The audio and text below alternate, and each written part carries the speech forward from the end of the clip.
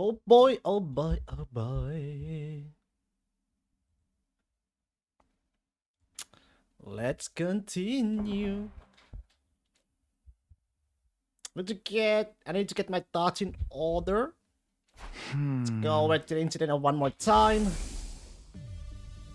He was killed in the bathroom. He was hanged and had his ankle slit open so he bleed out as well.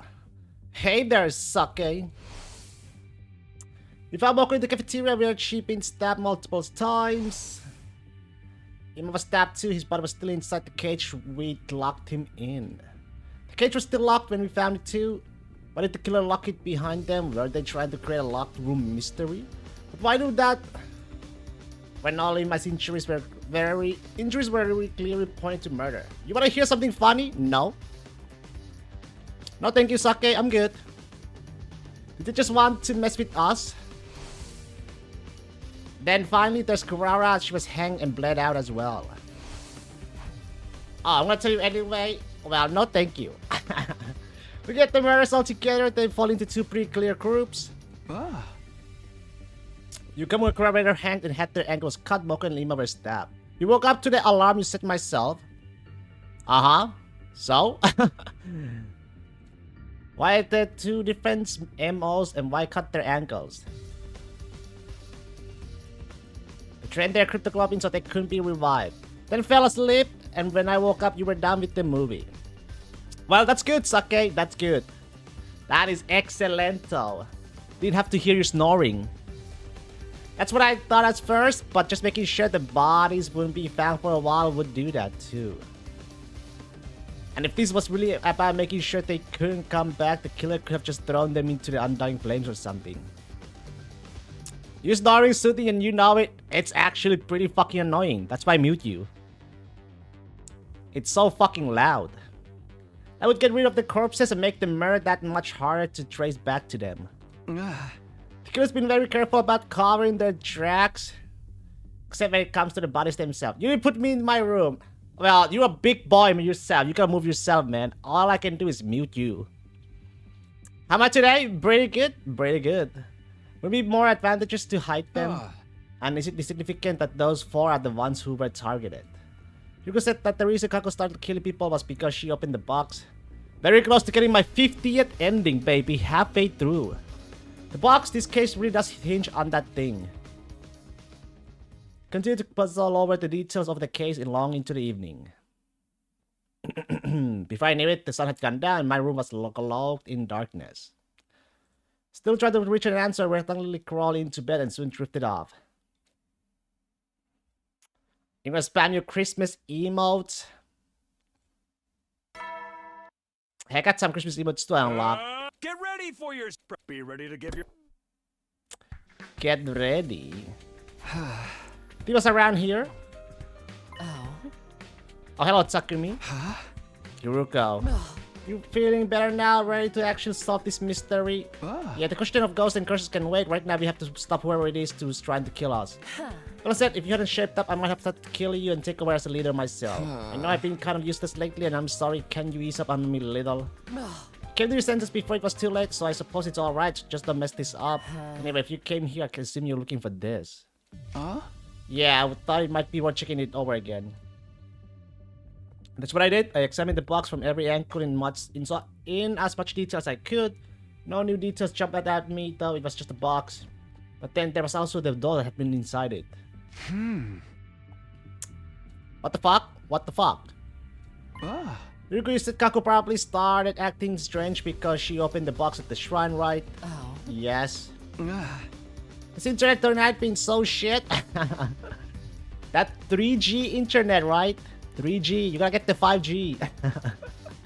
So she opened the box and something inside made her want to start killing people. Can't say for sure, I don't know very much about it myself. Just know that in other timelines she only became a murderer after opening it. Only guess is that the box was the cause of her behavior somehow. If you assume it was, then that means whoever it is behind all this also opened the box, right? I wouldn't be so sure. Ima opened it and he didn't turn into a serial killer. Well, that's true, and I'm curious about the doll. You'd think the other box had something like this in it too. Who knows? Perhaps Takemaru was on the right track when he said we needed to find another one to figure things out. And there's one more thing I don't understand. Why was this box there in the cafeteria when I found Moko's body?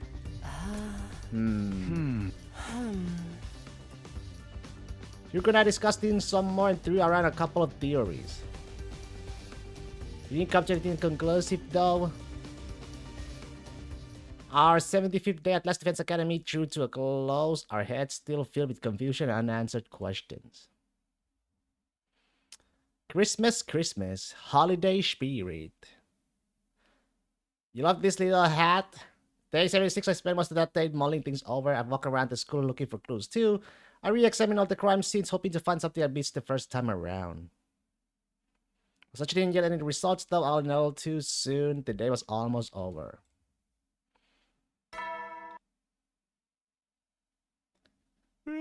Well then. Good fucking night. Nighttime announcement played like usual, and then he appeared.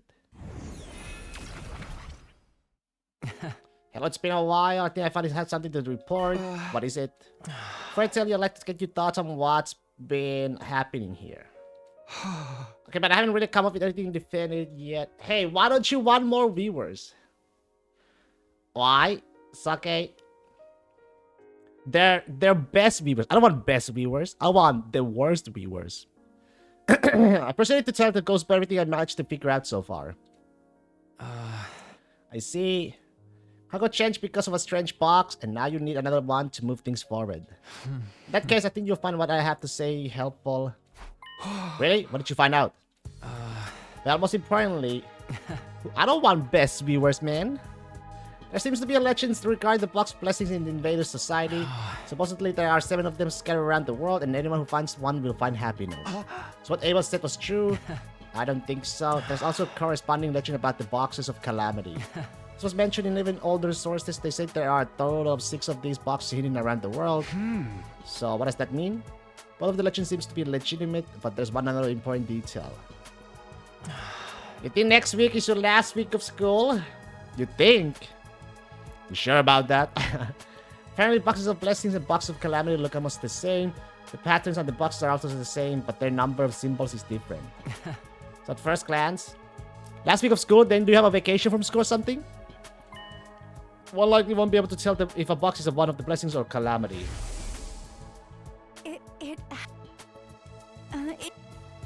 For a month? Yes, Hey, that's nice. I'm pretty sure everyone mentioned the box of blessings and had a moon design on it.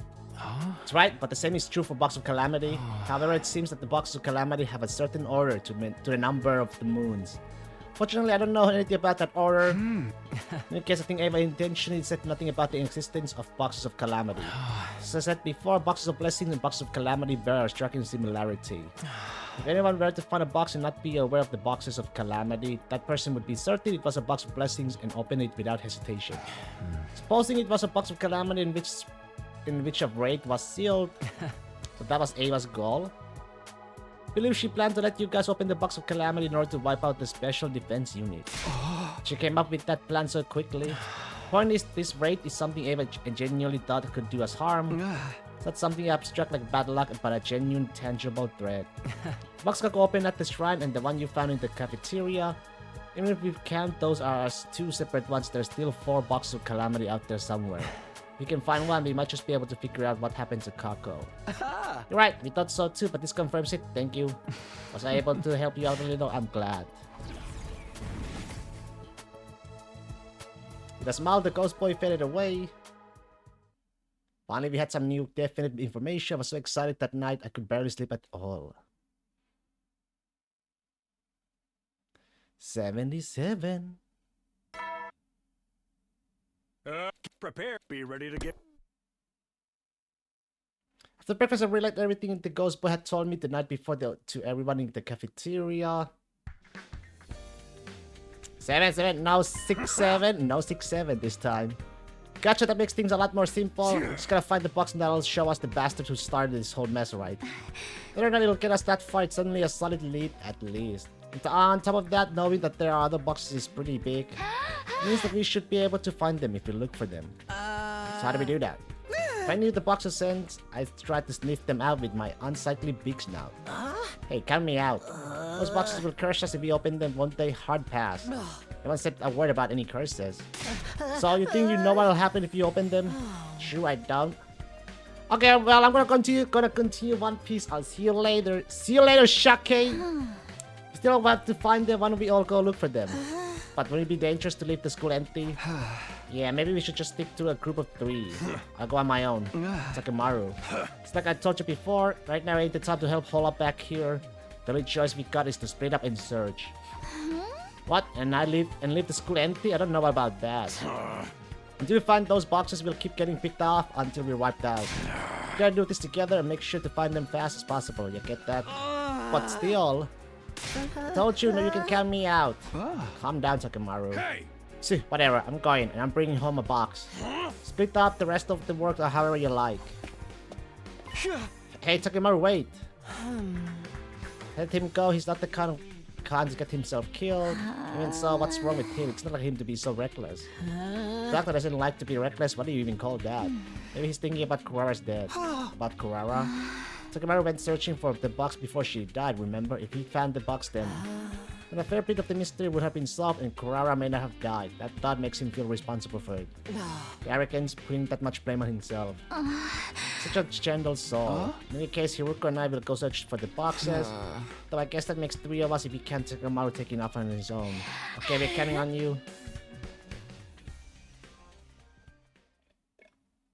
But no matter how many times we try over and over, our searches always came up empty. Hiruko and I sullenly made our way back to the school.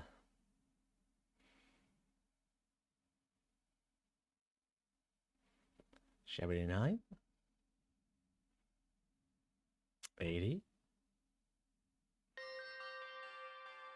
Start searching for the box with renewed vigor, but to no avail. Even after all this time, coming back empty-handed never got any less disappointing. Just like we were cursed, not literally of course. Unbeknownst to me, there was another misfortune waiting to befall us. I would hear about it from Nozomi the next morning.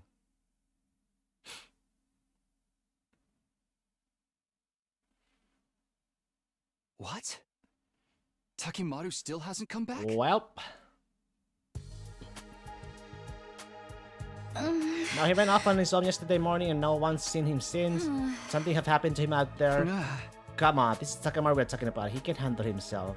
See, this is why I said we shouldn't act alone anymore. We're gonna get picked off like victims in a horror movie. If we were in a horror movie, I think you'd be the third one to be killed off. Shut up, you're gonna jinx it. You don't think the invaders got the job on him, do you? Or he could have fallen off a cliff and broken his leg and now he can't move. That sounds scarily plausible, so now we have to search for him as well. How exasperating. Nozomi, did Takemaru mention which direction he was going in when you saw him yesterday? I think he said he was going to explore the art gallery ruins. The art gallery, huh?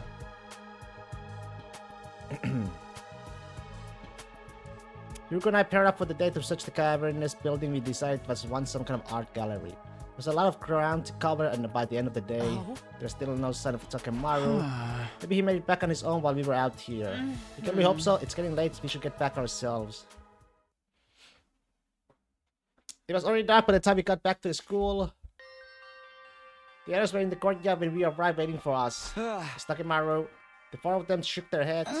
No, he's still not back. What could have happened to him? I tell you guys, it's the curse. It's the only explanation that makes sense.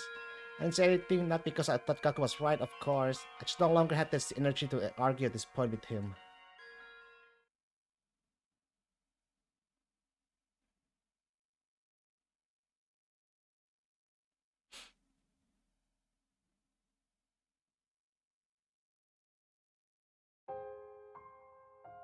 All through day 82 and day 33, Hiruko and I kept our search for Takemaru, the same for the event for day 84. No matter how hard we looked though, we never found a single clue to our friend's whereabouts. We staggered back to school and that night more disheartened than ever. As usual, we asked the others if there was any news when we returned, and one look at their faces was enough to answer that question. But then something new happened. I heard noise behind me, footsteps. I took a deep breath and turned around. Standing there before me was Takemaru. Takemaru. I don't believe it. No way. You actually made it back. Wow, Takemaru. Where have you been? We were so worried. I'm glad you're back though. Losing another fighter would have been inconvenient. Takemaru? Yeah, sup? It's the coffee! Takemaru, are you okay? Huh? Yeah, I'm fine. Don't I look fine? No, not even a little. You hurt somewhere? Anywhere? Do you need to go to the infirmary? Of course not. I'm telling you I'm fine. Takemaru walked past us heading towards their dorms, but when we turned to watch him go... Takimaru, what happened to your back? My back? Oh, this? It's nothing. I fell. I find it hard to believe a simple fall could cause injuries like that. You think so? Is that all you've got to say? You need to get those wounds treated. Doesn't it hurt? Nah, not really. Anyway, you guys mind giving me some space? I'm beat. I want to go get some rest. There's something wrong with him. Takemaru began moving again and disappeared into his room. What's that about? I'm glad he's back and all, but he's acting weird. Is he really okay? If he's just tired, he'll be fine once he gets some rest, right? No one spoke about the up to answer that question. It was something we'd have to find out for ourselves.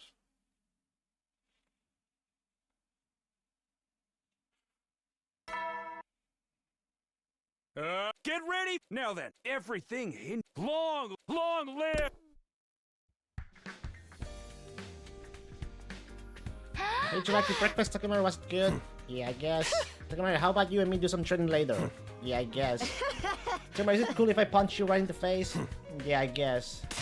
Okay, he's so not okay. Takemaru showed us his back earlier. His wounds were completely healed, but I was still worried.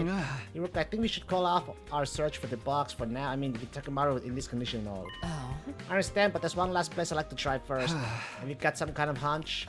Yeah, I just thought of it this morning. Want to at least check it out before we take any breaks. Will you come with me?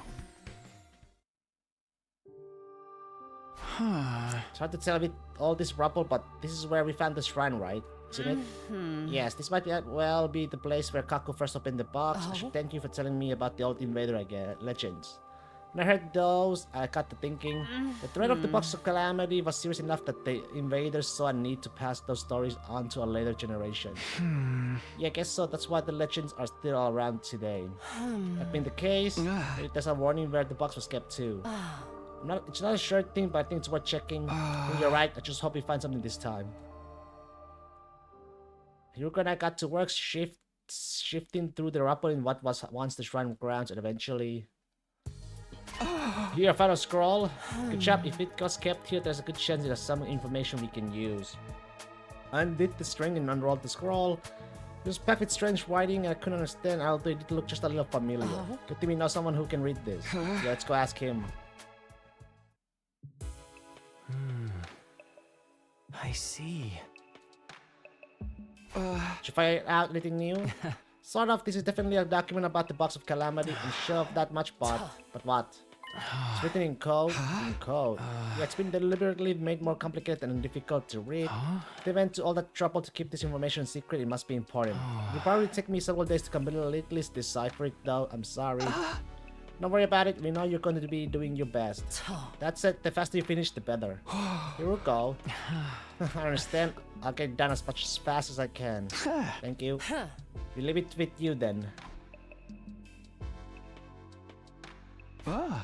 This is progress, right? You can't say for sure until the scroll's deciphered. At the very least, it does feel like we have a chance to move things forward now. All because of you. Thanks, Hiruko. I didn't really... Oh, it's the problem. So something streaked across the sky just now. Huh? Oh, was it one of those shooting stars things? Perhaps. It was gone before I really knew what was I looking at? So are you still taking a break from the looking for the box? I don't think searching blind will do us any good. Let's wait and see what the scroll says. Hiruka and I went our separate ways and returned to our rooms. I had a feeling I was going to sleep well tonight, for the first time in what felt like a very long time.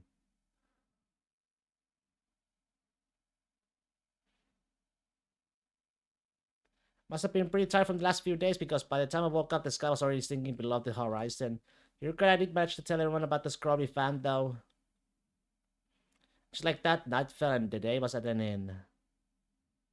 Just as I was settling to get an early night, I heard it. It's Kaku's voice. Flew out the door like a bullet from a gun. There was a scream I heard on the roof. I saw Hiruko, Shoma, Tsubasa, and Nozomi. Looked around and from the darkness it appeared. What is this? What's happening? Well... No way! Quiet. Don't talk. Just get your infusers and... You idiot! Shoma.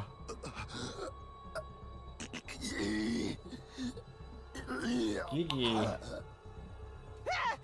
looking right at me! Shit.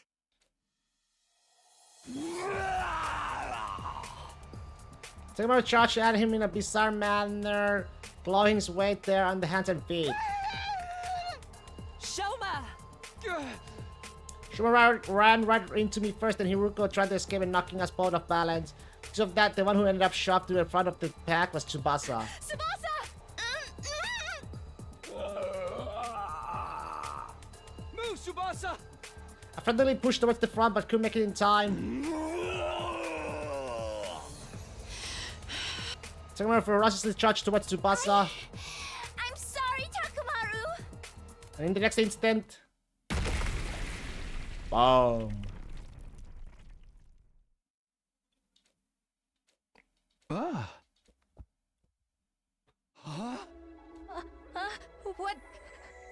was... Takemaru's body just... blew up? Tsubasa? Did you? Yeah, I blew him up. You? But... how? With this. A remote control? I made it from Sire and Nigo's disassembled bodies. This remote has a switch to activate the bombs implanted in our bodies. I made it without knowing if I'd ever need it. But I never imagined I'd have to use it. Like this. And you walk around with something like that on you? Then perhaps the most dangerous one among us is Tsubasa.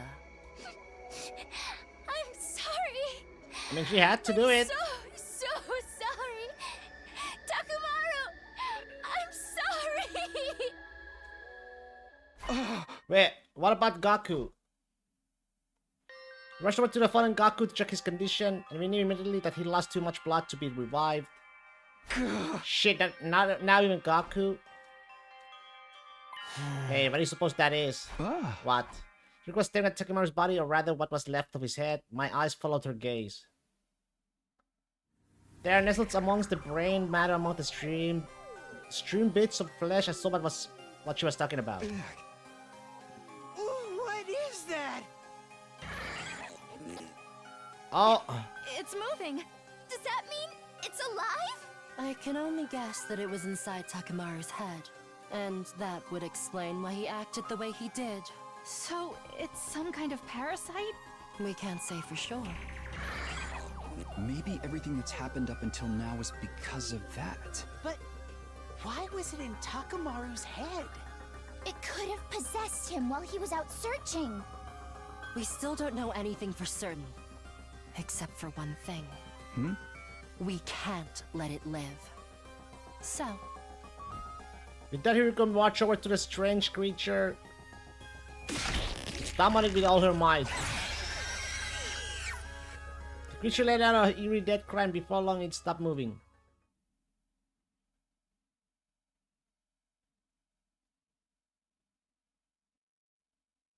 Damn. Get prepared. Be ready to get.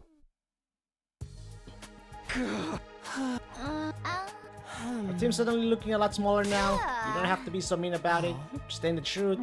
Honestly, I'm ashamed that I allowed the killer to run free for so long. We stopped Takemaru, or whatever was possessing him at least. Doesn't mean this is over. Takemaru started acting strangely on day 84. Before that, he never displayed any unusual behavior. We were behind the other murders. It wouldn't make sense for him to start breaking down all of a sudden. Furthermore, he used sheer brute force. It was nothing like the other methods of killing we have seen so far. You're saying what I think you're saying? I'm still not 100% certain, but we'll come back to this later. The Scrubby fans should give us some answer. There's no use speculating about it now.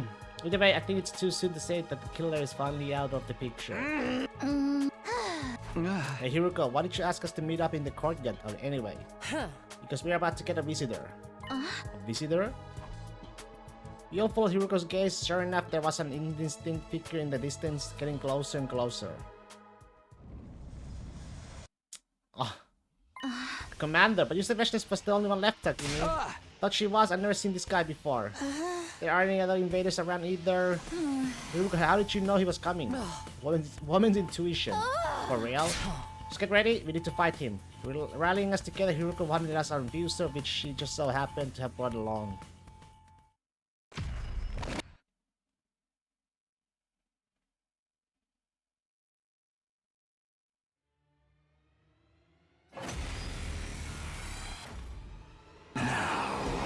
Let us begin. Keep up the good work.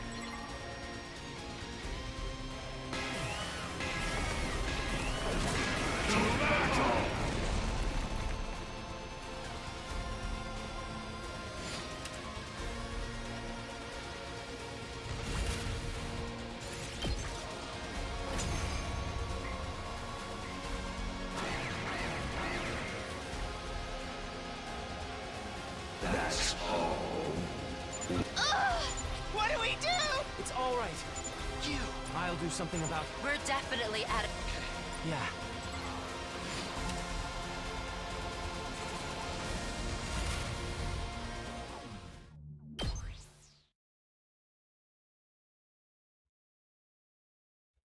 Oop.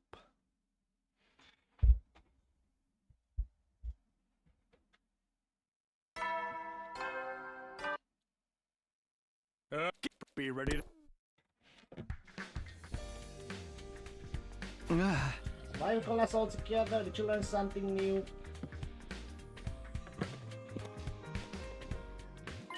Yes, I finished deciphering the scroll you brought me. Really? Wow, good job getting it done so fast. If you want to all of us present for this, I assume it has something to do with the other incidents as well. Think so, I'll do my best to explain everything. This could take a while, so I'd be grateful if you could hold any questions until the end. We won't get anywhere if we won't have to stop and discuss everything that seems strange. Also, it was quite an old document, but I wasn't able to preserve the archaic feel of the language in my translation. I appreciate the sentiment, but I don't think we really need that. Please just tell us what it says. Here I go. The scroll contained a legend passed down into this region about a certain life form. They arrived on this planet a long time ago inside a flaming meteor. Crashed near a small village and all the villagers came to investigate it. In the crash site, they found two gleaming opalescent orbs. The villagers considered these a gift from God. They took them back to the village and enshrined them. Sometime later, the priestess in charge of the shrine began acting strangely. It was as if she was possessed by something. Night after night, she would go into a violent rage, killing her fellow villagers. Not only that, her victims rose from the dead and joined her in her killing spree. The massacre went on until the village was almost completely wiped out. Only a single solitary child remained.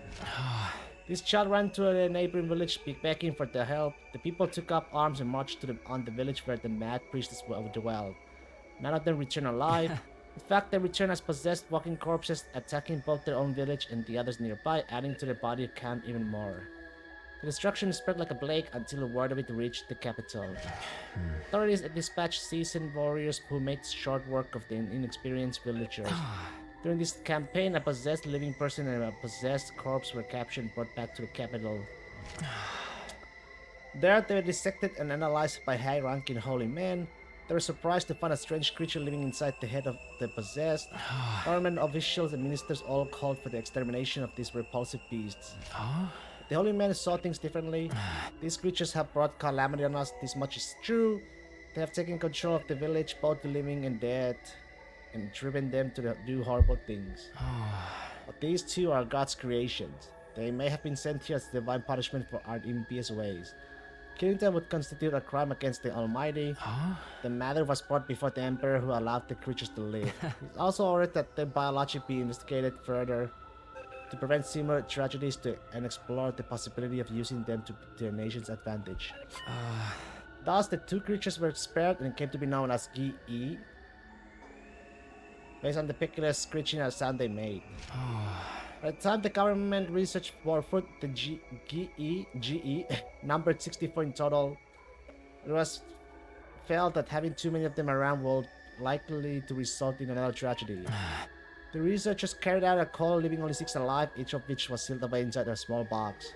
These boxes were enshrined in different locations all across the clan.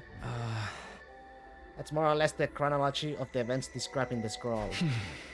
So what the thing we saw was something that possessed people and drives them to kill. It fits the description. Boxes made they were sealed in must be the boxes of Calamity, right? Do you have any other information about these creatures? Just a moment, apart from the initial episode with the GE, the scroll also recorded what the people of the time learned from the research. I'll take you through the main points. GE are parasitic creatures with a societal structure based around multiple males serving a small number of egg-laying queens. Both males and females can control our other organism. The females exclusively possess meat-eating creatures, never herbivores. The males can possess living animals at all, they only attach them to corpses. This next part pertains to the GE queens. When a queen finds a suitable host, it uses its tentacles to enter through the mouth. From there, it travels through the nasal cavity and into the brain. Once it settles in, it can no longer switch to another host. The queen extends its tentacles into the host's brain tissue, allowing it to influence their behavior. Giving access to the host's knowledge and memories to some extent. On their own, GE are simple creatures, but bonding with another creature lets them considerably augment their intelligence. The queen's goal is to provide our corpses for other queens to lay eggs in, producing more males. In other words, the killing spree that GE hosts go on is to create a suitable breeding ground. The more corpses, the more eggs the queens can lay, the more males they'll have to serve them. They can keep this up generation after generation in an endless cycle of killing. Now about the GE males, when the eggs laid in corpses hatch, the male larvae emerge. Each of them seeks out another corpse and attach themselves to its brain. Falling out where it allows them to stimulate the nervous system and reanimate their host. And of course, once they have a host, they make it kill other creatures to create more breeding grounds. In that sense, they're just like the queens, they kill endlessly and indiscriminately.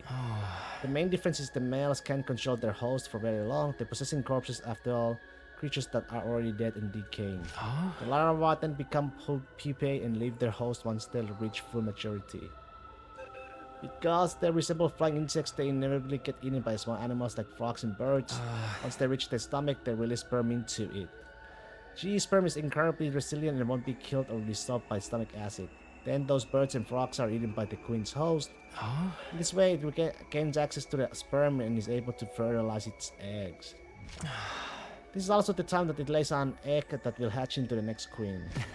Finally, the queen enters the spawning phase. It leaves its host's body, killing them.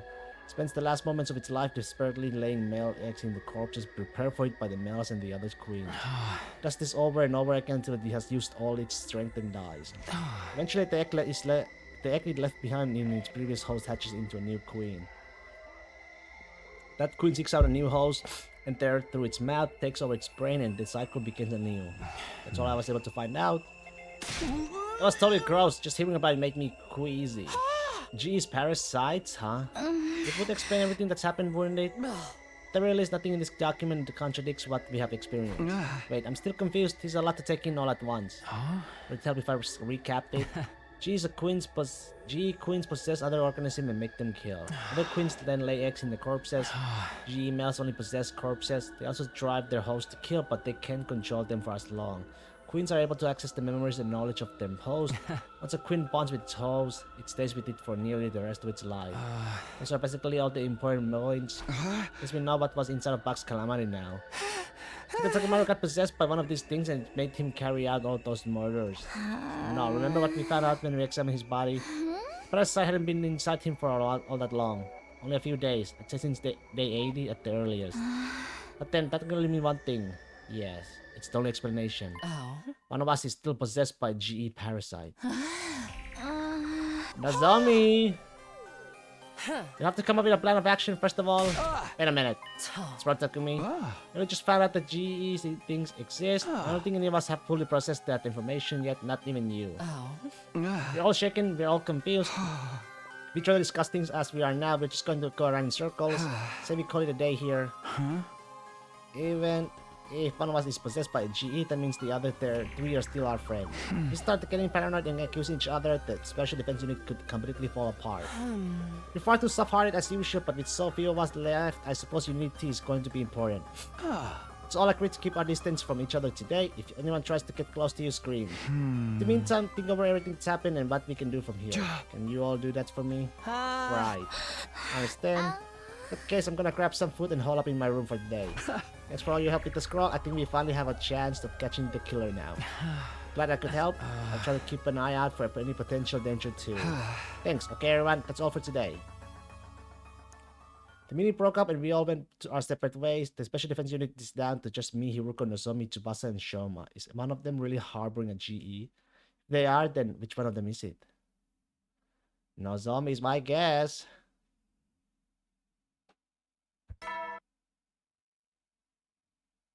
What the? Well then. Huh? I think sleeping on the problem has helped me come to terms with this some stuff. Let's assume one of us really does have a GE parasite and is killing everyone else. That's the case. What still needs to be explained? First of all, why was Eva caged locked up inside his body? And why have there been two distinct methods used in the murders? We learned about the GEs today's helps, but it still doesn't answer all of our questions. Also, whatever happened to that box I found in the courtyard? I never really found out whether it was another box of calamity. It could have been just some kind of hallucination. I hope that's all it was. Anyway, it's probably better to put that issue on the back burner for now. That really just leaves one last question. Huh? I put it over here, right? Yeah, this doesn't make sense to me. Why was there a doll inside the box of calamity? There's hardly mentioned anything about this. Not an old doll either, we can tell just by looking at it. Somebody put it in there more recently, and if that person's not already dead, then... Morning, Takumi. Hi, Tsubasa. Today's a new day, so it's cool if you talk now, right? Yeah, I think we have calmed down enough. So what are you doing here? I'm looking at this, actually. Hey, Tsubasa, a quick recap of my experience with the box. Now that I thought of it, I brought the thing here after what happened with Ima and mostly forgot about it. There's so much else going on, I never really brought it up with anyone afterward. Alright, I kind of remember you mentioning at the time this is that box, huh? But what we learned yet last night, the doll being in there seems even weird to me. Just coming here and staring at it isn't going to teach me anything new, though. Wait a minute, Takumi, maybe it will. What do you mean? Inside the box was covered with blood. Has anyone touched it since then apart from you, Hiruko and Ima? That's as far as I know. Still have Sirei and Nico's remains lying around and they're full of high-tech equipment. If I repurpose their eyes and stuff, I can probably rig together some kind of fingerprint recognition device. By analyzing the bloodstains that were out there to begin with, we can at least figure out if whoever put the doll in there left any traces behind. Can you do that? Someone tampered with this box before we got a hold of it. And if they left traces that can be used to identify them, it could tell us who the killer is. Right, come on, let's do it. You give me a hand, taking Sirei and Nico apart? Of course.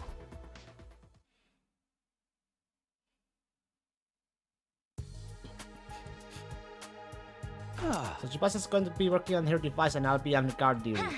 Fingerprint recognition device, that sounds cool. Once it's done, we should make considerable progress in our investigation. If I know Sirei's part could be so useful, I'd have destroyed him myself a lot earlier. I think that could have led to a whole different set of problems. Would have been fine if we had a spare. Don't say that, Nico was more than just a spare. Anyway, was it okay for you to tell us that's what she's working on? I mean, if the killer really is one of us, they know all about it now. Whoever Tsubasa agreed to it. I'll be keeping a watch here the whole time, so if the killer tries anything, they'll just risk exposing themselves unnecessarily. Yeah, I can just imagine Takumi being all, what are you doing sneaking around? You're the killer, aren't you? It should only take me a day or two, so everything should be fine. That said, I'd like you all to stay away from the garage until Tsubasa's finished. If I catch you trying to interfere, that's as good as a confession. Alright, we'll leave you two alone then. Wait, I actually came up with a good idea myself. Before we go, will you at least hear me out? Good idea. Yeah, one that's practically guaranteed to catch the killer. The fingerprint recognition device kind of makes this redundant, but I want to suggest it anyway. Guess there's a chance that the device won't turn up any useful results. Okay, let's hear it. Well, why don't you all just die?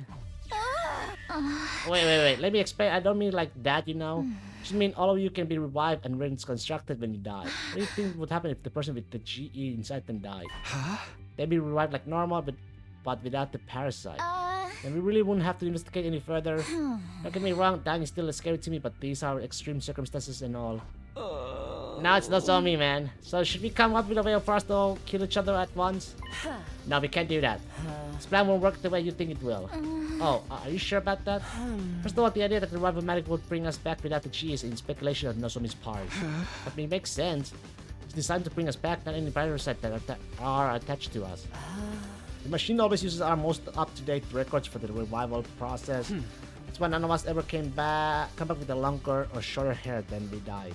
If it was changed our hairstyle, it would revive us with that new style too. If the most recent record included you having a G parasite, would revive the parasite as well? Is that what you're saying? I believe that's how it would work, yes. I wish we could check to make sure, but Zero was probably the only one who really knew how it worked.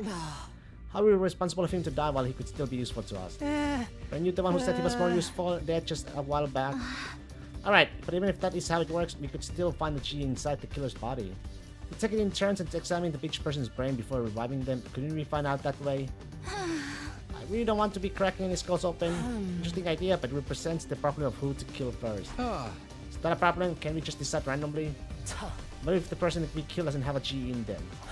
Till they're revived, that would leave 3 of us alone with a GE host. When we fought Takimaru, the parasite had made him abnormally strong. They probably ignored their host pain and pushed their bodies beyond their normal limits. If one of them attacked 3 of us, there's no guarantee we'd come out on top. And if we lose, that's it. It's all over. Exactly, we can't afford to take unnecessary risk at this point. There's a sound plan on me. If we hadn't lost so many people already, it might have been worth trying. Right, I guess we'll just have to wait for the finger recognition device then. You're counting on you, Tsubasa. Right, no pressure, huh? Anyway, I'll get it done as fast as I can, 2 days tops. Nozomi. Nozomi. I did it. I found whose fingerprints were inside the box. Oh, you finished the device and you figured it out already? I thought it was going to take you a couple of days. Why don't you tell me sooner? I'd have checked over the box with you. Well, you know, there's still a chance you might have been the one with the parasite. I inflated my estimate so I could finish and check on my own just in case. Then if it turned out it was only your fingerprints in the box, I had time to get away before you tried to take me out. You have frighteningly active imagination sometimes. Anyway, that's not important right now. You find fingerprints, right? Yeah, they were right in the blood itself. They must have been left there before it dried. That means the owner of those prints touched the box before you found it. So come on, who was it? It was... Shoma! You're the one possessed by the Gi parasite. No way, Shoma. You sure about this? You come to the garage and see the results for yourself if you want. The fingerprints inside the box are Shoma's, you can tell even with the naked eye. I'll look into that later. For now, I'll take your word for it. Shoma, what do you have to say about all this? Answer us, Shoma. Shoma.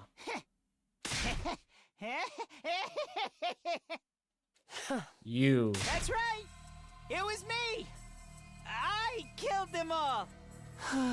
There's a voice inside my head telling me to kill. So you see, you got to forgive me. It wasn't my fault. So that voice, it must have been the GE. It made me do it. It's not my fault! It's not... You're kidding me? It's not maybe letting you off that easy. With the killer here, there's no doubt about it. We got proof and everything. Just how long have you been picking us off like this? Pretty much the whole time. I started on day 26. I went out exploring the ruins and found a strange little box. I opened it up and there was the GE. Brought it back to the school with me, boxing mode. Don't ask me why, I was probably already under its control by then. First of all, I killed Yugamu. It was so easy, everyone was nowhere near as careful as they are now. I hit him on the back of the head and that was that. Moko's murder went pretty much the same. I just had to tell her I think I found the box, but you come open it with me. She was happy to come along and protect me from whatever was inside. I already put the doll in there. It was something to surprise her and take her attention away from me. Once she dropped her guard, I stabbed her in the back. But then I messed up. I heard footsteps coming towards the cafeteria and panicked. Turns out that was you, Takumi. I was in such a hurry to get away that I left the box behind. Did that? Well, you know the rest. The other murders were more or less the same. No new tricks or gimmicks. So you might admit it was all you. Of course, why else would I be telling you all this? Hey! I see. You have to restrain you while we decide what to do with you. I recommend you come quietly. There, that should do it. You're all so mean! Did you have to tie me up so tight? It hurts! All I wanted was to kill each and every one of you. Shoma! Why? Shoma, do you mind answering a few questions? I've told you enough already. Just leave me alone. How did you kill Ima without unlocking his cage? Why did you hang some of your victims and stab the others?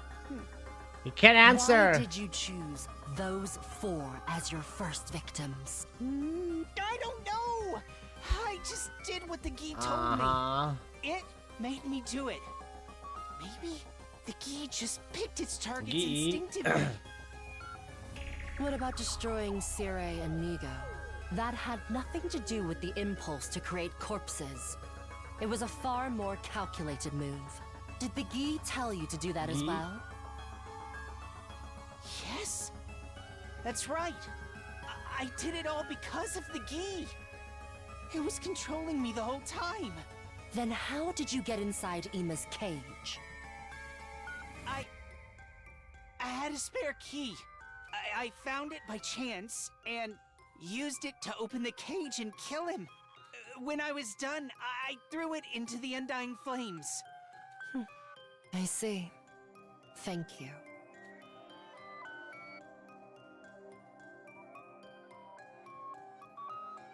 What you guys think about so much that just now? He is the one who did it, right? It's all over now. There's no doubting that Shoma was involved in some way. Restraining him will reduce the chances of further incidents for now. I don't think we should rest easy just yet, though. We left Shoma tied up in the parking lot. He couldn't possibly get out of his own. We caught the killer, so why did I still feel so uneasy?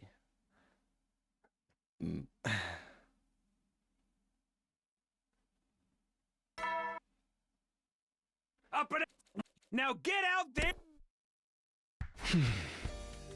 But the long face Takumi, before you caught the killer, you could act a little happier. There's no way I could be happy about this. You get that, don't you? Yeah, it doesn't feel as satisfying as I'd hoped. Worrying about where it won't help us now. We got more important things to think about. Right, we still need a strategy to deal with Dalsha. The words were barely out of my mouth when the alarm sounded. Defense mode initiated.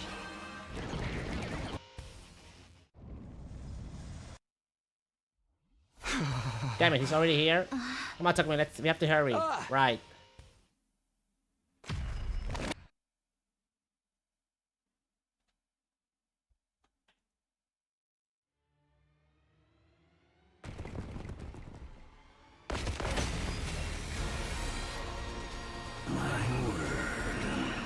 You're finally here. I was tired of waiting. You brought friends with you this time. I wanted to come alone. That woman? Okay.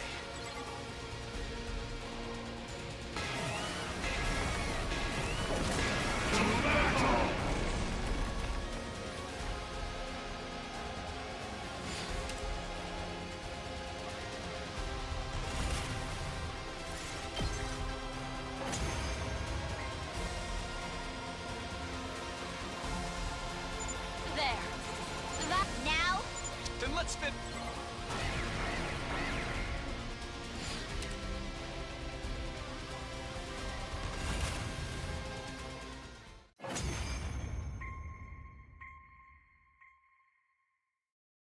How trifling and lukewarm. Is that all you've got? Hesitation. We're doing everything we can. You can't just insult us. How regretful that I was dragged into such a trifling battle. Just what is the value of a battle that ends without seeing the entirety of the opponent's might? Enough. I'll dispatch all of... Huh? Isn't this our... It's like someone is...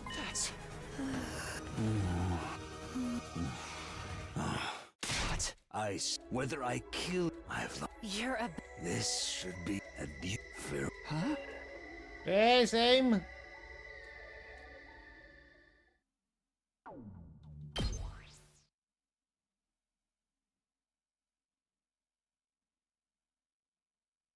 Huh? Morning. We made through this defensive battle in a sense. It felt more like Dalsha spared us again, and I still have no idea why. Now this makes sense. What made him give up and leave so suddenly? You shouldn't overthink it, Takumi. Here we go. It's true we didn't defeat the commander through strength or skill. Just think of it as a stroke of good luck instead. But Veshnes, she's even stronger than Elisha. Good luck won't help us against her. Surely is that much stronger than the training won't help either. There are some strategies that may be effective, but we can talk about that later. Something else I'd like to clear up first. Will you help me? Sure, I guess. What is it? Oh, things are still quiet. I want to see if Shoma's been lying to us. I'm all for checking Shoma's story, but how exactly are we supposed to do that? Simple enough, we're going to look around inside the wall of fire. Inside the wall. But the fire extinguishers can only put out a little of it at a time. It also means the ground around that area is exposed until the flames come back. Time enough to check the ground for any strange items. We're really doing this? It's our only choice if we want to know whether Shoma was telling the truth or not. The 9 flames are only burning organic matter. Shoma really tossed a spare key into them. They should still be here now, complete and undamaged. Okay, it'll be a lot of work, but I guess it's worth it.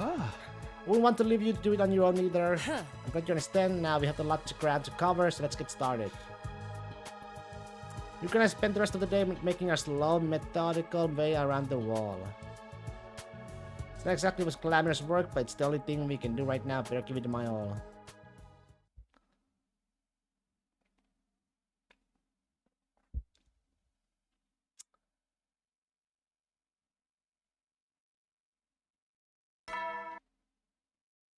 Stop. Fire extinguishers are broken. Not actually broken, it's more like they need some cooldown time. All that walking around putting out the flames yesterday really did a number on them. They were never intended to be used this frequently over such a short period. This is unfortunate. Sit down, we pretty much know that Shoma was the killer now. We said you guys were looking for the spare key to prove it, but is that really worth the risk at this point? Honestly, probably not. It still bothers me. I just gotta let this go. Alright then, I'll rule some maintenance on the extinguishers for you. I'll try to have them ready to use again by tomorrow. It's not another inflated estimate, is it? Got no reason to lie to you now. Okay guys, take this back to the garage for me.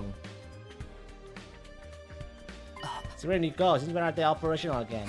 So we just tear out the shells. I think I could fix them up enough for them to be useful again, so I give it a try. The personalities are gone, but they can follow simple instructions. It makes locking stuff around a lot easier. And really just picks up crazy advanced technology like that.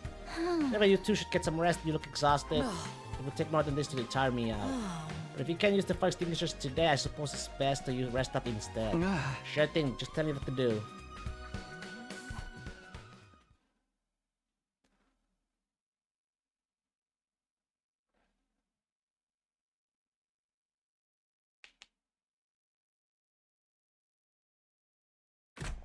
I woke from a light sleep away from the noise of somewhere nearby. Time is it? I checked my clock. It was already day 99, although the morning announcement hadn't played yet. I hadn't slept very well that night. Why did I wake up so suddenly? That's why I heard a noise. It sounded like a door opening.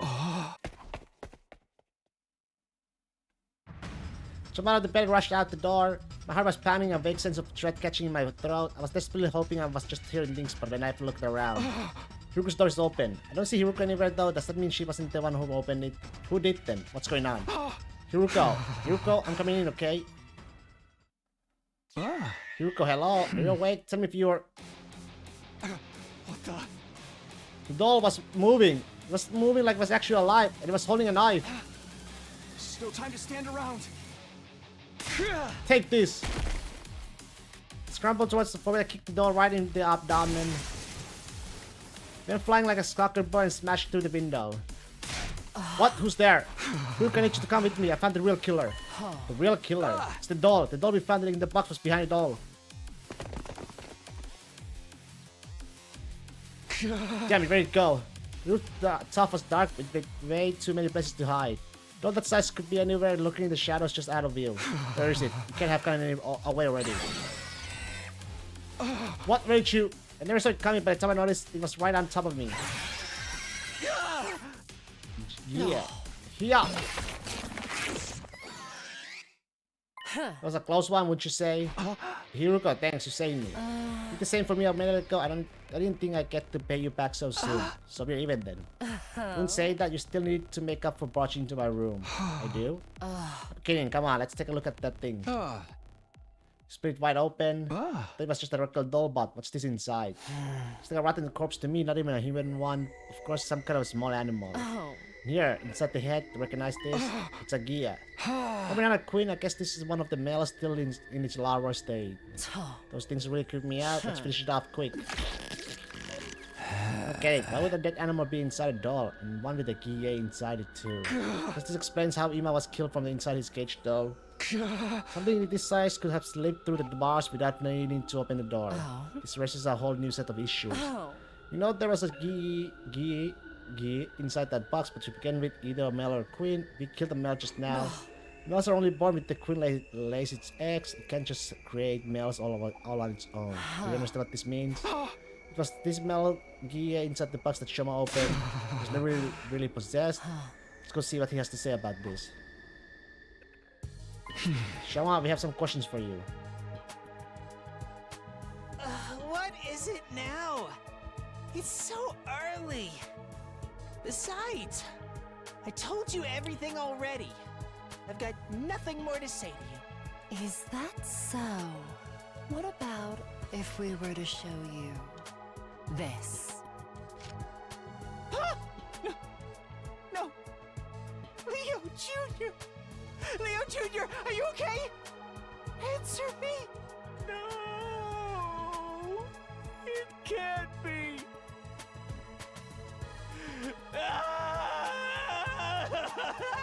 Leo Jr.! He's gone! He's dead! Leo Jr.? Who in the world are you talking about? Whoa, just calm down, Shoma. We found a knife on this thing. This is what actually stabbed Moko and Ima, right? What was it you called it? Leo Jr.? It's really true? Leo Jr.'s dead? In that case, I might as well come clean. That's right. This little guy is Leo Jr. You've been keeping a Gi larva as a pet? You even named it? I didn't know he was a Gi at first. When I met him, he just looked like a regular old dead animal. Tell us everything. The truth this time. Okay. It Day all 30. began on day 30. As I was searching the ruins of my own that day, ever since Kako disappeared, Ima had been in such an awful mood. Right, I think I spotted you heading out alone around that time. While also walking around out there, I found him. They named him Leo Jr. until later, but that's when I found him. He was almost dead. He could barely move, and parts of his body were already decaying. Something about him reminded me of Leo, my dog back home. Couldn't just leave him out to die alone. This random piece of meat reminded you of your dog? What? Just because it has 4 legs?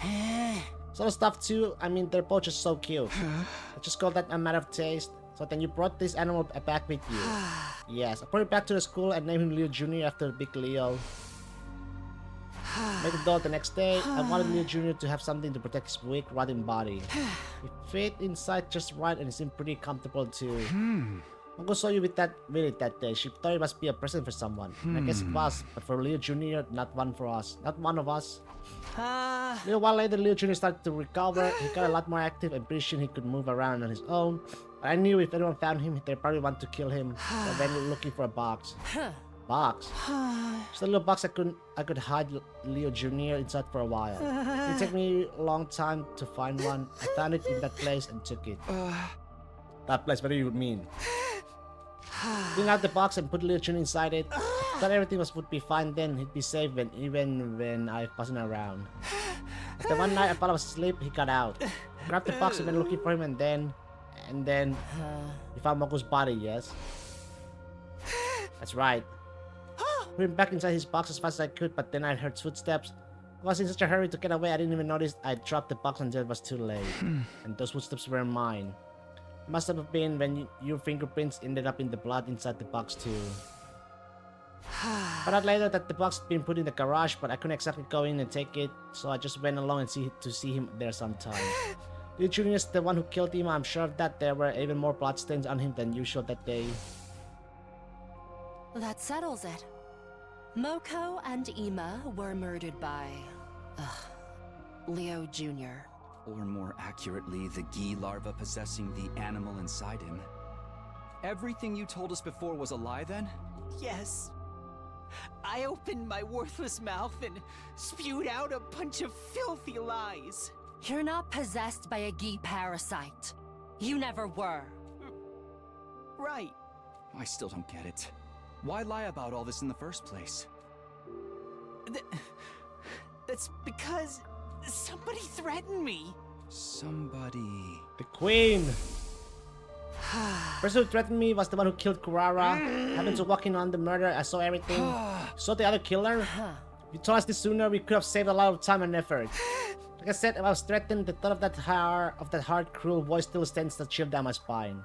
Could kill you too if I wanted to. You might be useful to me. I'll let you live for now. Just stay quiet about what you saw today. Otherwise, I'll have to tell everyone about the little creature you've been keeping a secret from them. So the real killer also knew about Leo Jr.? Yes. I wanted to protect him, so I had no choice but to keep quiet. I see. You still don't have any right to act like a victim, though. You've been protecting that doll that killed people. If you hadn't picked up that strange creature in the first place... You don't understand. Leo is more important to me than anything. And Leo Jr., he was the same. From the moment I found him, he's been my rock. He's given me the strength to keep going when everything seemed hopeless. I don't care. Tell us who the other killer is. Well... Whoever it is, they must be possessed by a Gi Queen, right? I think so. You remember how I told you I took the box from somewhere? It was in somebody's room. The room of the mastermind behind all of this. Enough dramatic build-up. Tell us who it is. All right. The killer's name is... Oh, come on! Now? You've got to be kidding. In defense mode initiation. No. Is it? It's gonna be Vashnes. Come on, we need to hurry. What about him? Make sure his chains are still securely fastened. We'll get back to questioning him later.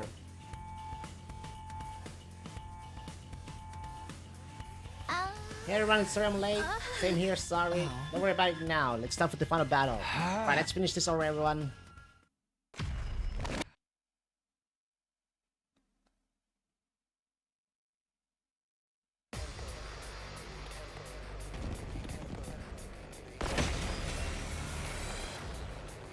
Let's get this started.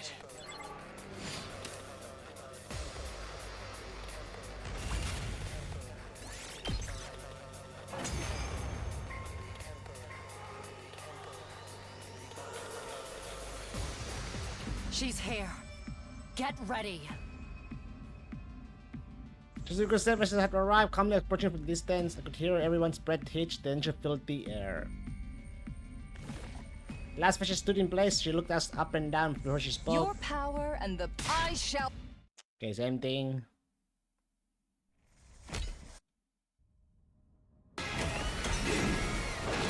Bow down!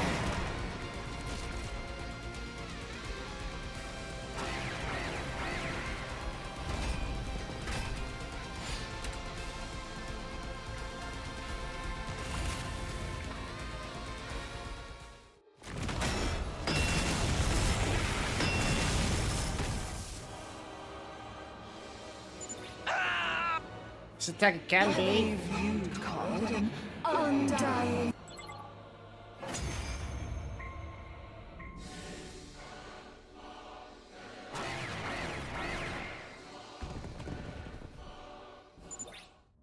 If we keep fighting like this, I can't see us winning against Vashnes. If only we could create some kind of opening. Use my power. That's right. She's using Undying Flames attack, so we should fight fire with fire. Okay, everyone, here we go.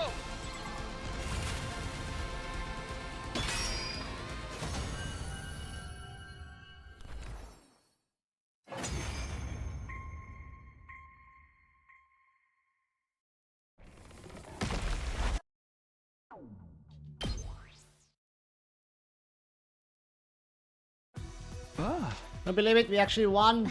Thank you, we couldn't have made it through this without you. I mentioned it now, excuse me, I need to rest. Good job everyone. Hey, didn't you two say you made some progress with your investigation too? Yes, it's better that you hear it from Shoma though. Shoma, we're coming in. Shoma? What the? Shoma's dead? No. This can't be happening. Shoma was the killer. Catching him was supposed to fix everything. He's had his ankle slit. That means this was the work of the other killer. Yeah, there's one other thing this tells us too. Shoma died before he could tell us who the other killer was. That person was still on the loose. This still wasn't over.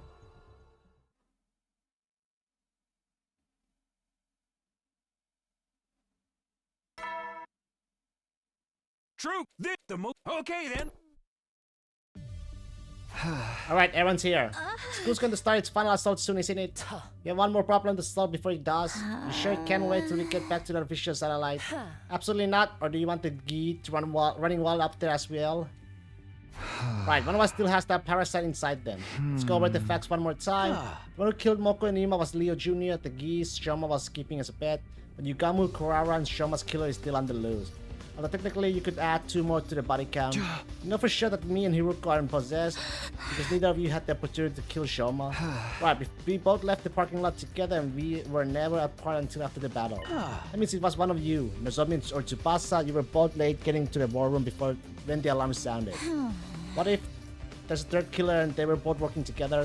Not possible. If that were the case, the victims would have come back from the dead. Remember, it's other queens that provide the queens with the corpses to lay its eggs in.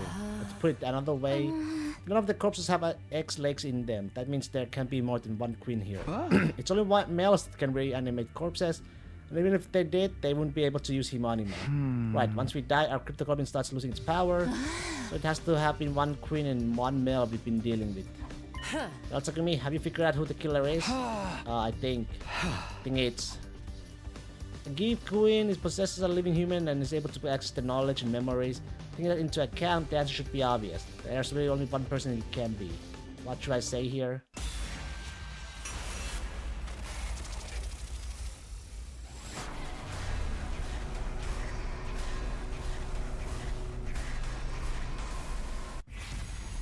Reveal the culprit? Yes.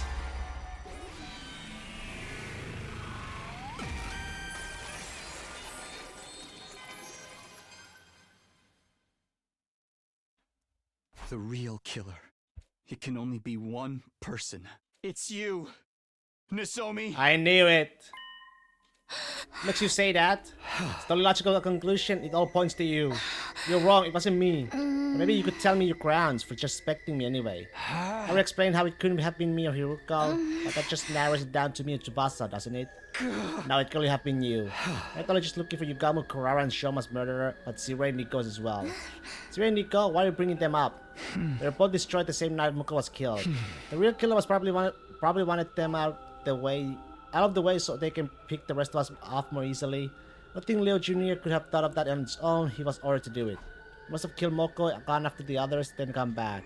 I'll explain why what the box moved. There's nothing inside of the box when I first arrived. Leo Jr. must have slipped back in while I was checking on Zirei and Nico. Alright, but why would that mean I was the killer? Please, Takumi, stop being so mean to me. We're friends, aren't we? The Gi Queen can access its host's knowledge. I know that, but Tsubasa knows how to operate Zirei and Nico's bodies.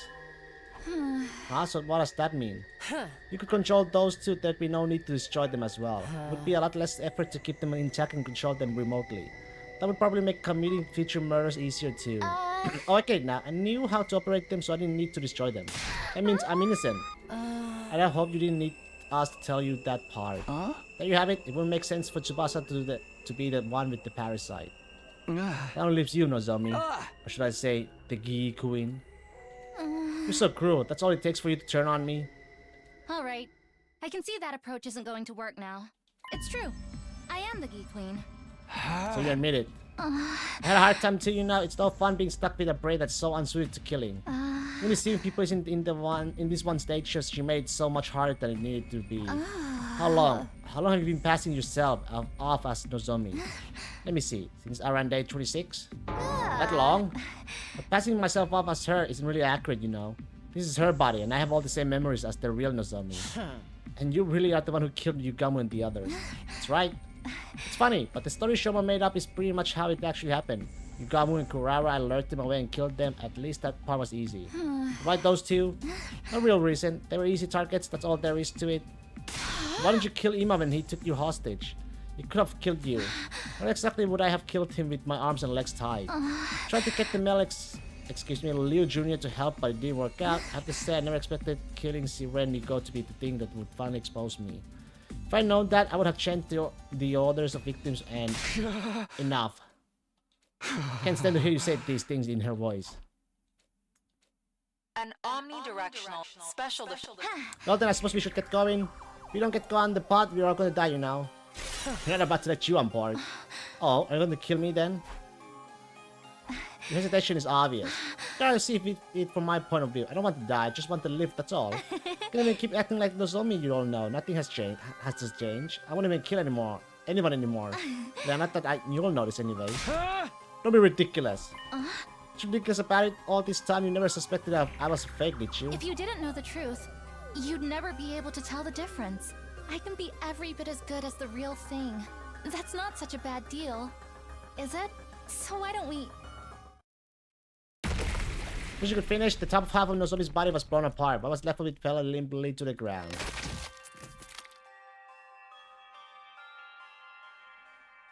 This is... I'm sorry.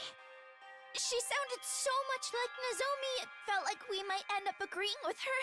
And I couldn't let that happen. I'm sorry. It's okay, Tsubasa, it had to be done. You must have to stop her. I'm just sorry you had to be the one to do it. Hey, Takumi, the key is Queen still alive. But now, you'll die in the final attack anyway, even if you don't do anything. Now, we can't take any chances. I'm going to finish this. It's over, Your Majesty. 60 seconds. Okay, quick, we need to get to the pot.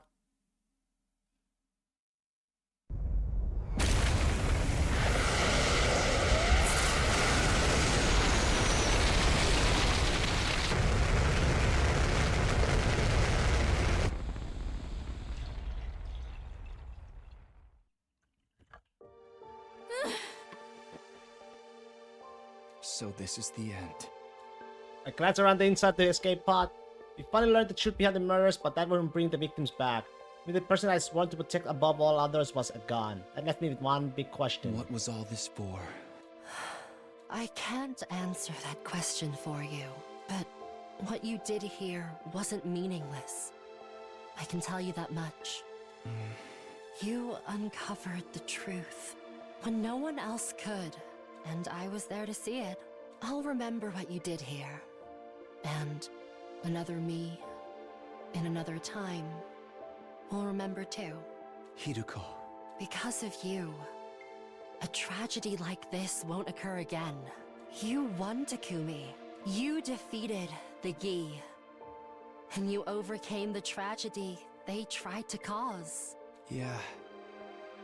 Maybe you're right.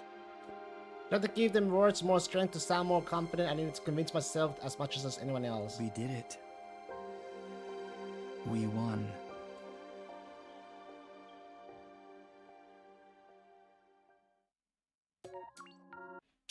Wait. Hollow victory.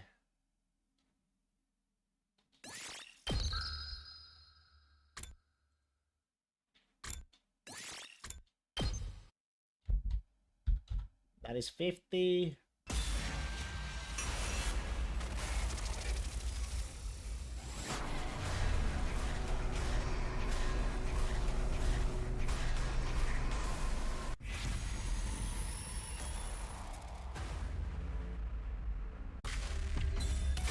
Nope.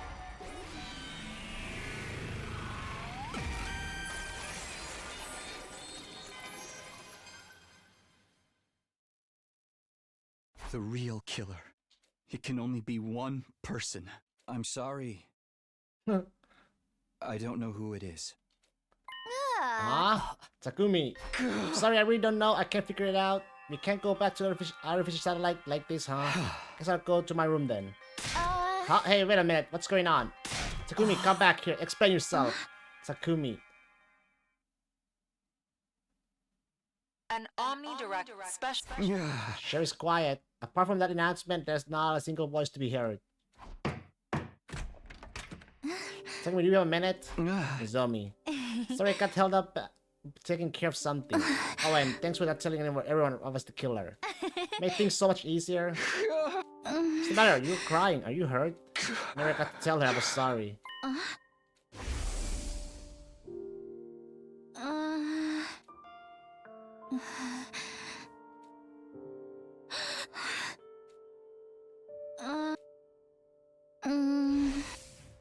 The day you became the you are now was the day before you killed Yugamu, right? That was right after I got into a fight with you. You said you needed some time alone and I tried to respect that. The whole time all I wanted to do was apologize and make things right between us. So happy when you started talking to me again during the search, but by then you were already this new you. So the old you basically died still mad at me, never knowing how I felt. It's not true, Takumi. I know me better than anyone, so I know. Right up at the end, I wanted to make up with you too. I regret saying those harsh things to you, and to apologize to the whole time. Why? Why are you saying all this, looking and sounding just like her? Just because this is who I am? I know all too well what I would say in this situation. Now close your eyes, Takumi. Don't worry, you don't have to be scared anymore. I'm right here with you. Just know that I was always grateful to you and that I wanted us to be together.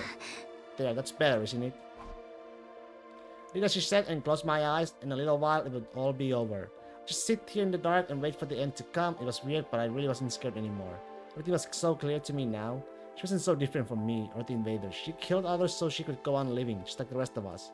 There was neither malice or nobility in that. It was just what all living things did to survive. My life would be over soon. But at least at the very end, I got to hear her voice one last time. Thank you for not killing me. Nah. This is bad ending. Misguided pity. 51.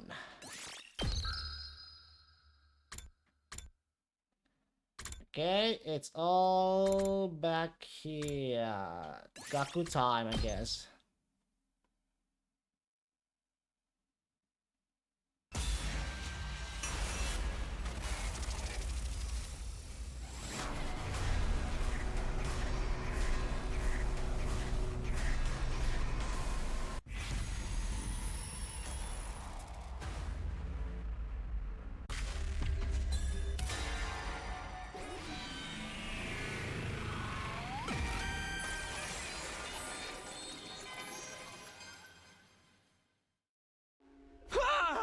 Maybe we really are cursed? No, we definitely are. There's too much that doesn't make sense otherwise. Right, I knew you'd come around, Takumi. This time you're not serious. Of course I am. Everyone's been killed in such a bizarre, malicious way. It makes sense that some kind of bizarre, malicious presence is behind it. You really come off the deep end, huh? I thought you'd be the kind of guy who to buy into all that BS. You guys have a better explanation for who the killer is then? That's what we're trying to figure out. How many people have died while we've been doing that? How many more of us could still die before we find an answer? We don't need to know what this is happening. We just have to find a way to stop it. If this is really is a curse, then there's got to be a way to break it. You tell him, Takumi, we've been way too reactive this whole time. Finding the killer won't do us any good if he can prevent the next murder. Stop getting through to them now. For once I agree with Yahiruko. Please, everyone, just calm down. That's right, Korra's still hanging there. It's no time to be fighting among ourselves. Yeah, we should get her down at least. Can't stand the idea of leaving her like that. Is she alright? She might come back and haunt us if we don't. Hold on a minute. This is a crime scene. We need to preserve it until we have a chance to investigate it. No, we gotta treat her body with respect. Have some decency. That's your concern here? It must be so nice to have a head as empty as yours. I just don't understand people's feelings. Can't you see you're making this worse? I think we should leave things here for today. That has already happened already. I don't want us to fight on top of that.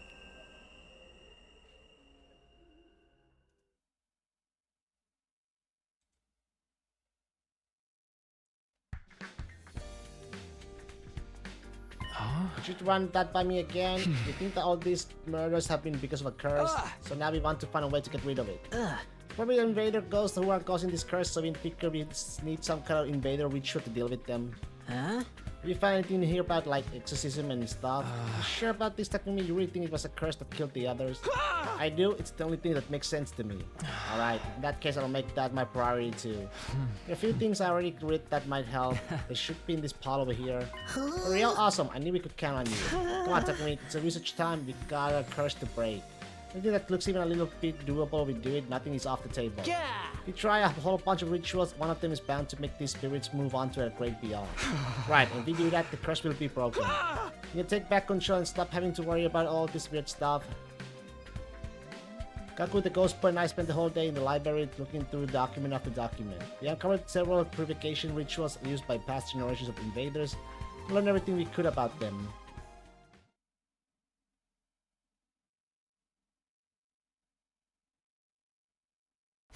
It's music. It's a very funeral song I recreated from the stuff in the library.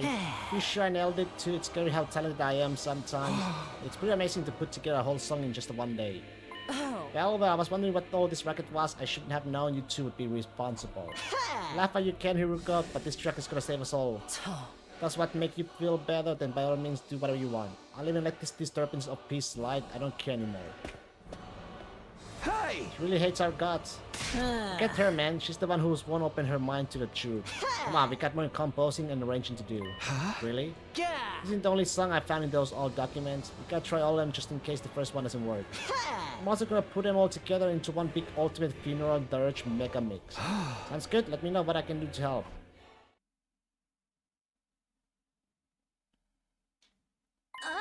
What's that smell? It's like a ditch water or a cesspool or the inside of my room. It's the smell of salvation. It's special ultra strength purifying incense. Practically guaranteed to keep away evil spirits. It's going to keep me away too. You're planning to burn that all over the school, are you?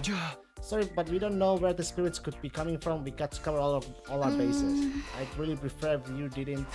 It's enough like my BO that I can probably get used to it, but I feel bad for everyone else.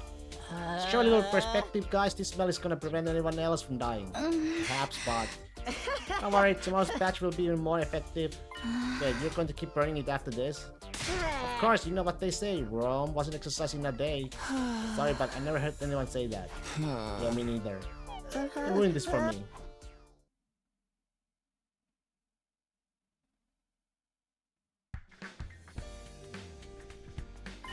A higher order exorcism? Yes, you can think of it like a special ritual to get rid of raids. Takes 3 days in total, but all the sources say it's incredibly effective against any and all malicious presence. It's really that powerful. This is it. This will solve all our problems, baby. Perhaps, but considering how strong it is, it needs a lot of preparation. Need a holy water thrown from the particular spring and coals from the sacred fire. Also a medicinal herb that only grows on the highest mountains in this region. Unless you can get those things, we can't even start the ritual, let alone see it through to the end. It sounds like that'll be hard to get our hands on, but if it can really break this curse, it'll be worth the trouble. Yeah, that's the spirit. We'll psych ourselves up today and start looking for the stuff tomorrow. Project exercise the raid and save the days on.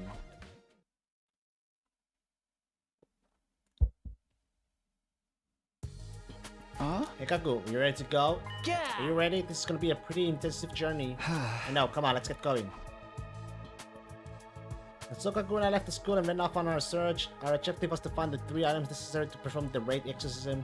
Those items were holy water, coals from the sacred fire, and special medicinal herbs. We wandered far outside the wall of fire in search of them, but we didn't find anything of the sort. Sun descended as we searched and soon night fell. We gave up the search for the day and trudged back to the school.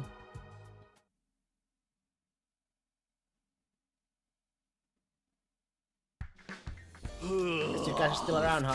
You didn't care about how potentially screwed we all are right now? Sucking Mario. Of course we do. Everything we've been doing is to get us unscrewed, you know. Yeah, you seriously think playing that messed up music and burning that weird smelling crap and just wandering around the outside is gonna do us any good? If you want to help, take a shift keeping watch or something. We tried that and it didn't work. The murders just kept on coming. Now we are attacking the root of the problem. Just give me a headache. Fine, whatever. Do what you want. Not like you'd be any help anyway. Sorry, Takimaru, but I had made my choice. This is how I'm going to fix things. Let's go, Gaku. We need to get the stuff for the ritual. Little Kaku and I went searching once more. The outside world was vast. Finding the 3 items we sought won't be a simple matter. Our attempts were as fruitless as the day before, and it soon grew dark. So that day's search came to the same unfortunate ending.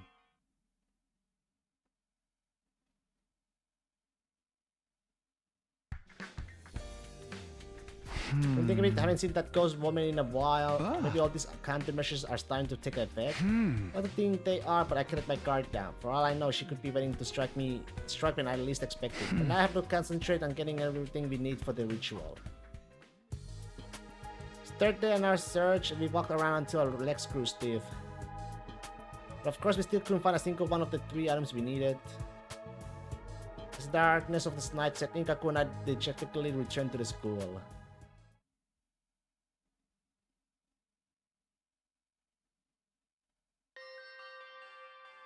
We were met with a good luck that day. We were halfway up the mountainside, shrouded in greenery. There we found a pure spring flowing with pristine water. After all of our long searching, we finally arrived at the right place. But this is the spring of purity we've been looking for. Woohoo, I knew we could find it. So clean and sparkly, it almost feels sacred in a way I guess it would need to be for a ritual like. Quit being so uptight. Springs like this don't come along every night. We might as well have some fun with it. Take this. Oh, now you've done it. You think the second one is here for you to play around in? You're doing the same thing, aren't you? You started it. Man, I wish we had some girls here. Let's just get the water and get going. Right, better take enough so we won't have to come back later.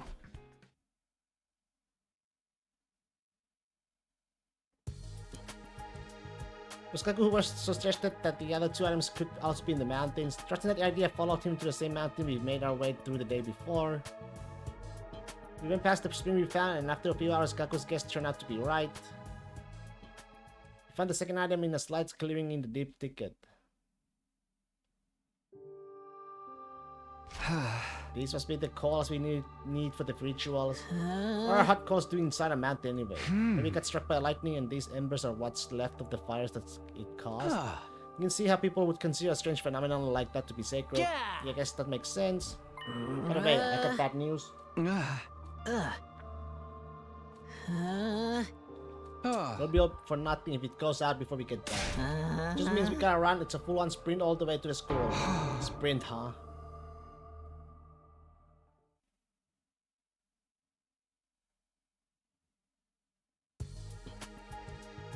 It was our 6th day of searching and we spent it climbing that same mountain as if something was guiding us. We've been blessed with the good fortune day after day, and as we've neared the summit, our luck held steady as we successfully found the last item.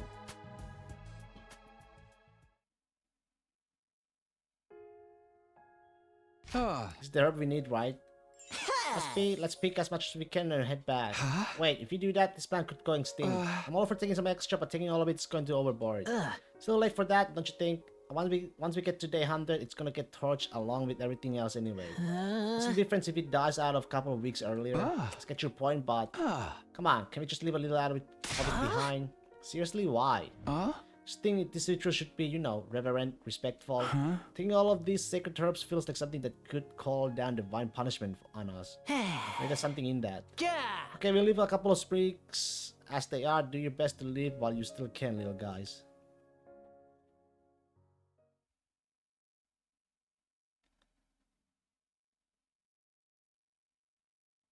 Alright, we got everything we need. Are you ready? We just have to chant these sacred verses right. That sounds easy enough. Keeping it going for 3 whole days might be a strain, but it's not so bad compared to what we've been through already. Better get started. You never know when the curse might strike now. Let's do this. What the fuck?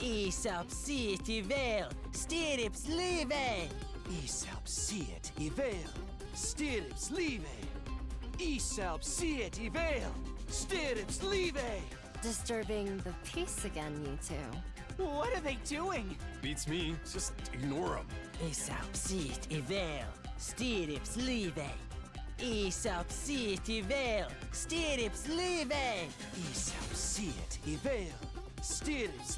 Yikes.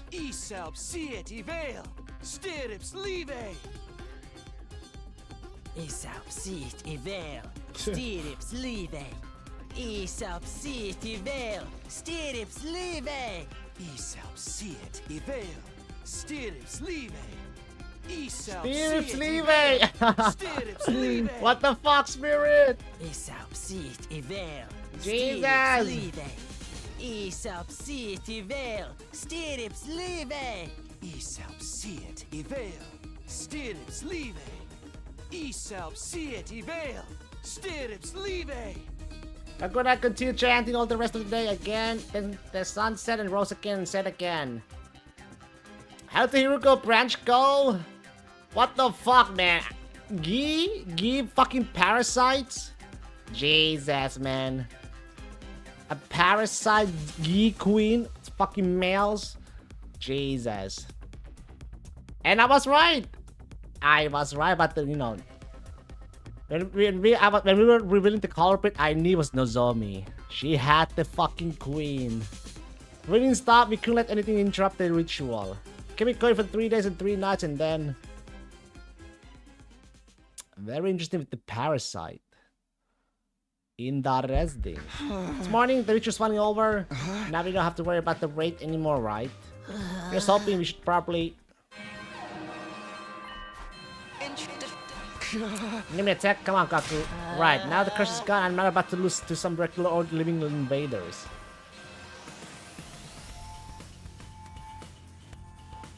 You chumps actually decide to show, huh? Thought you'd be too busy chanting your magic words. It would be so much easier if that worked to get rid of the invaders too. Come on Hiruko, don't be too hard on them. Can't help it, I'm so tired of all that ridiculous hocus pocus they've been doing. So what you want, they did what needed to be done. Anyway, the invaders are almost all here. And Shoma with the Leo Jr. Right, let's focus on the battle for now. Everything, I know everything now. Everything.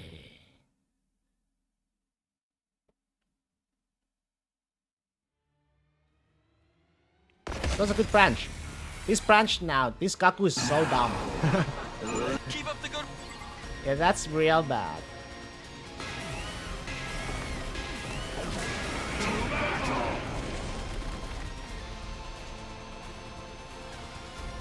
How could you, Shoma? How could you?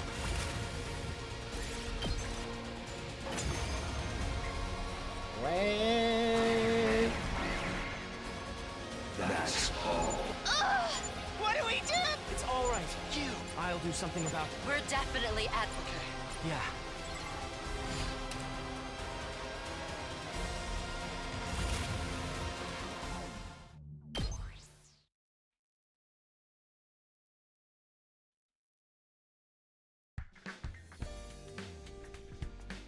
So I've been wondering, did we really get rid of that raid in the end? Don't tell me you're having second thoughts, holding all these rituals and stuff was your idea. No, don't get me wrong, I haven't changed my mind about the curse being to blame for all this. But like, we only did what we could figure out from those old documents, you know? What if there's some kind of detail or nuance we missed? Can we tell if we actually did the whole thing right? I got thinking that last night and now I can't get it out of my head. Maybe you're right, there's only so much we know about the invader language and culture. And so there's not really anything we can do about it. Of course there is. It's easy, we just have to carry out the ritual again. Except we'll do it a little different to account for anything we missed or got wrong the first time. Still have some of the materials left over, so we should be good to go. If we keep doing it over and over, it's bound to take effect eventually, don't you think? Hey, you're right. In a situation like this, we can't be too careful. Then it's on. We'll rest up tomorrow and make a fresh start the day after. Sounds good. If this is what it takes to keep everyone safe, you can count me in. Oh, God. Oh, my God. Don't tell me.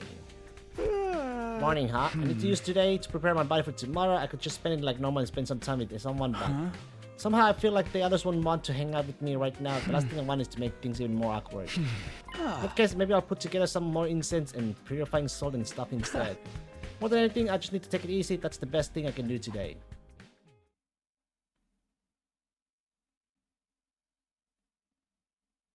Okay, time to get the ritual started. This version is gonna be more severe than the last one. I hope you're ready. Who do you think you're talking to? I was born ready. That's the spirit, let's do this. Aesop City Vale, Stirrups Live. Aesop City Vale, Stirrups Live. Isab siet ivel, stirps live. Isab siet ivel, stirps live. They're at it again.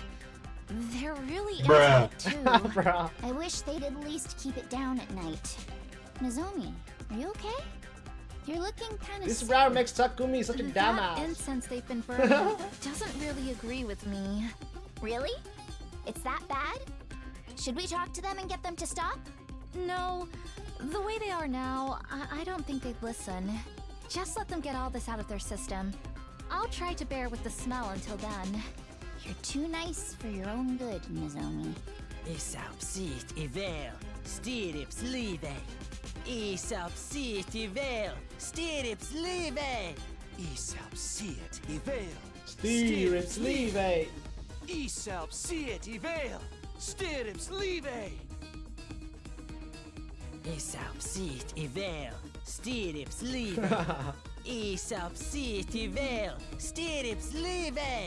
Isab siet ivel, stirps live.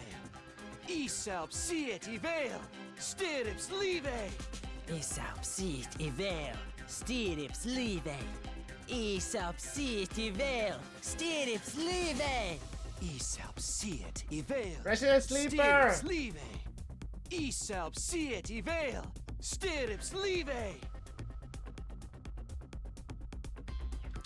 Kaguna continues chanting all the rest of the day again. The sun set and rose again and set again. We kept it up for 3 days and 3 nights and then. Jesus. You're finally done? Yeah, what is it today? Day 93? What do you want to do now, Takumi? I knew what Kakuru really meant by that question. Even taking any further future battles into account, we should have enough time for one more attempt. Say we do it, we can't risk letting this rate survive. Nice had a feeling you'd say. Stall shot hits back. Now I'll teach him to mess up other people's schedule. D stirrups leave. Ass up.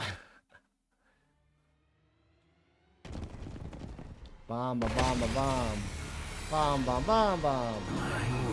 You brought friends? I wanted to. Okay. Same thing.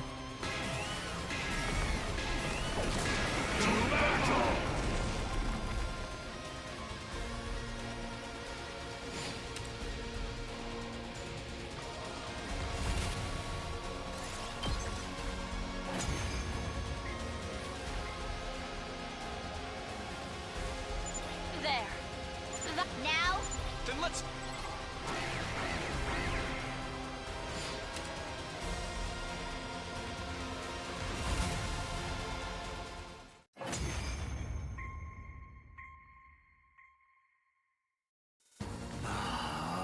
Hesitation. We're doing everything.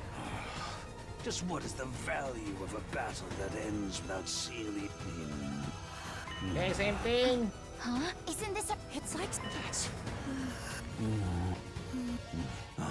What? Whether I've You're... this and the fair. Huh?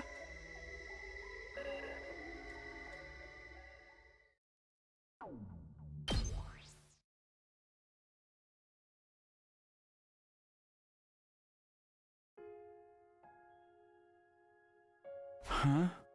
We have a bathroom break.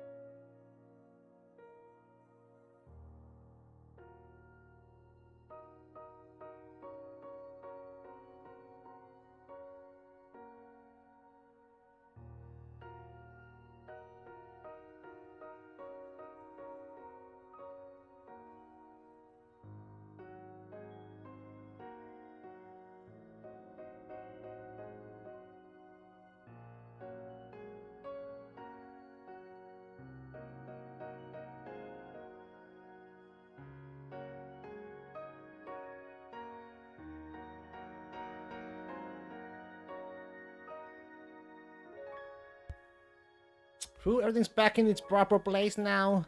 Thought putting this stuff away would be easy, but I guess I underestimated how messy it all was. Trying to make you help me with this. My attack is coming soon, so I have to stay put and save my strength. It's fine, I'm glad to help after all the research and translation you did for us. We're still finding new ways to set up cleansing charms all around the school. I don't know whether that will help, but you seem happier than at least. And if you're happy, I'm happy. We plan to try that 3-day ritual one more time, so this will be my last chance to clean everything up. So tell you what will happen when the final attack begins, so it's all just a matter of settling our nerves now. Spent most of the day cleaning up the library and chatting with the ghost bud. Just a nice quiet day.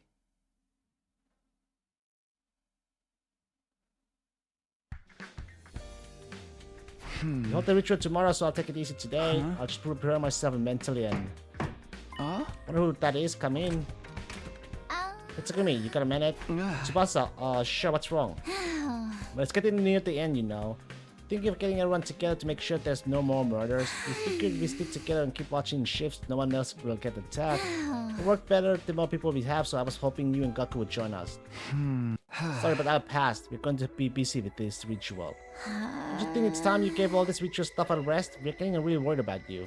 It's better for you, everyone if we act like a real team for whatever the final battle brings, right? It would mean a lot to me if you could join us.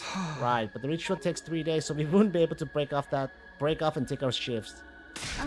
What? So your weird ceremony is more important than the rest of us getting out of this alive? Of course not. We're doing this because we want everyone to survive. Alright, forget it then.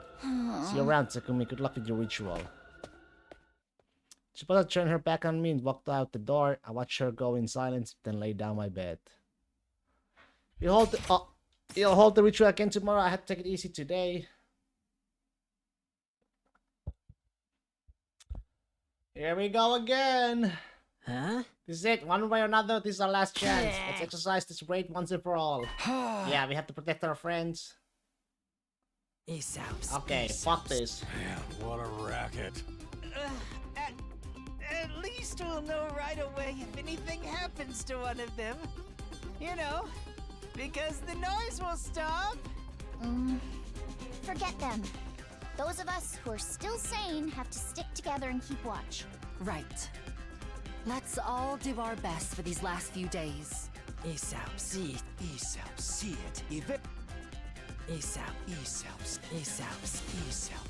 Gaku and I are chanting harder and more passionately than we ever had before. Eventually we reached a state of hyper-focus where we weren't even aware of the passage of time anymore. Next 3 days went in by a flash.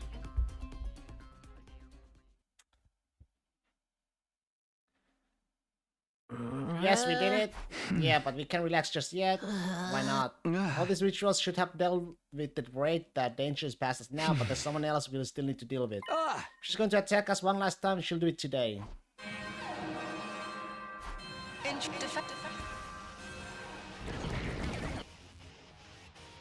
See, it's Veshnes. She's here.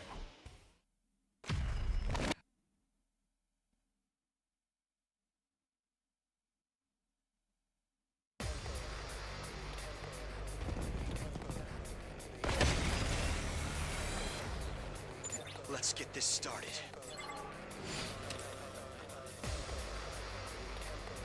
At least in this run, Shoma's not dead.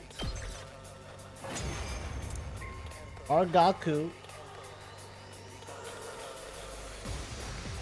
She's here. Get ready.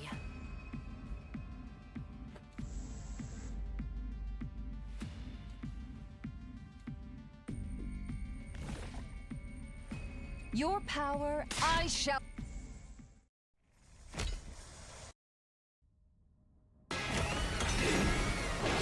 Bow down!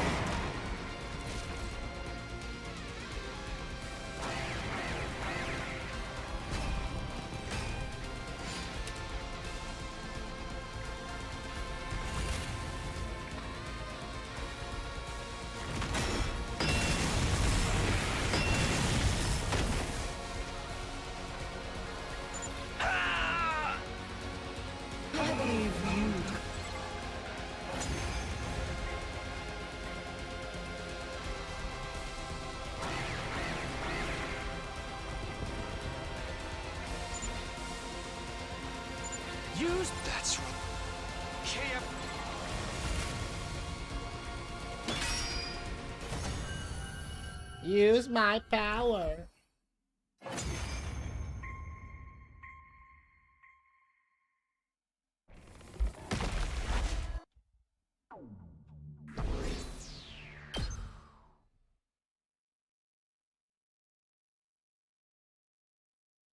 An omnidirectional special Final Rasmus played just like the last time. Scrambled to my feet and ran out the door. Oh man, if I don't make it in time, it'll all be for nothing.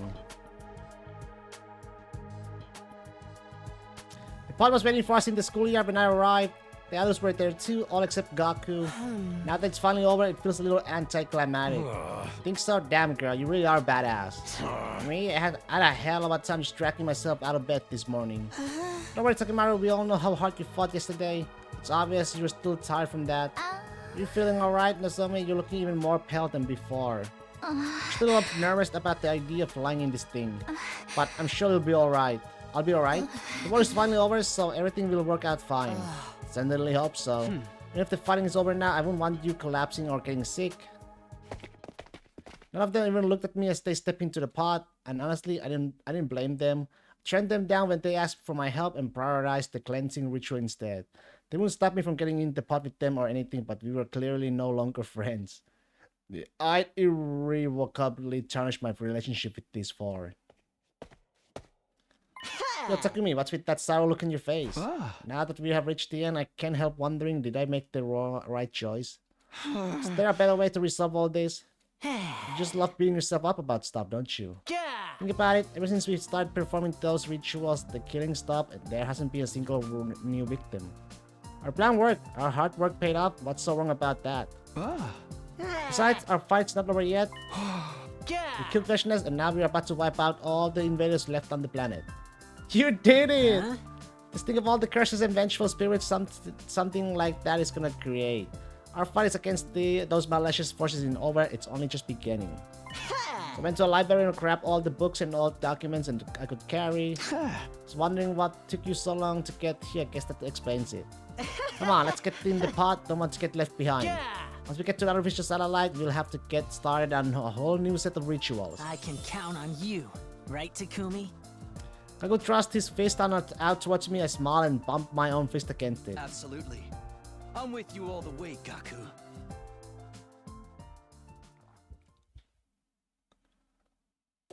That was it? Exercise plan? Jesus. 52! There's no choice there too? It's only one ending, huh? I think that's the box of Calamity route for me. I don't think there's any more.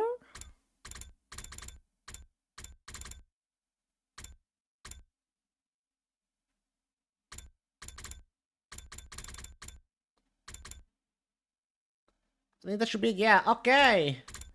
Guess it's time to start, let's see.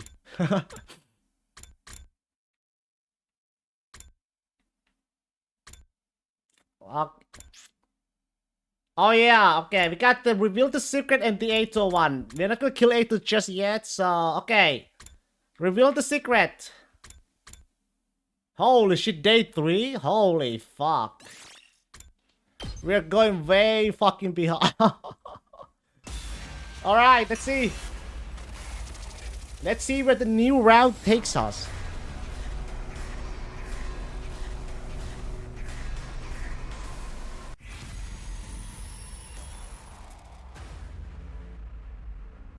So, do not reveal, huh? Let's see. Nope, you guys won't know shit.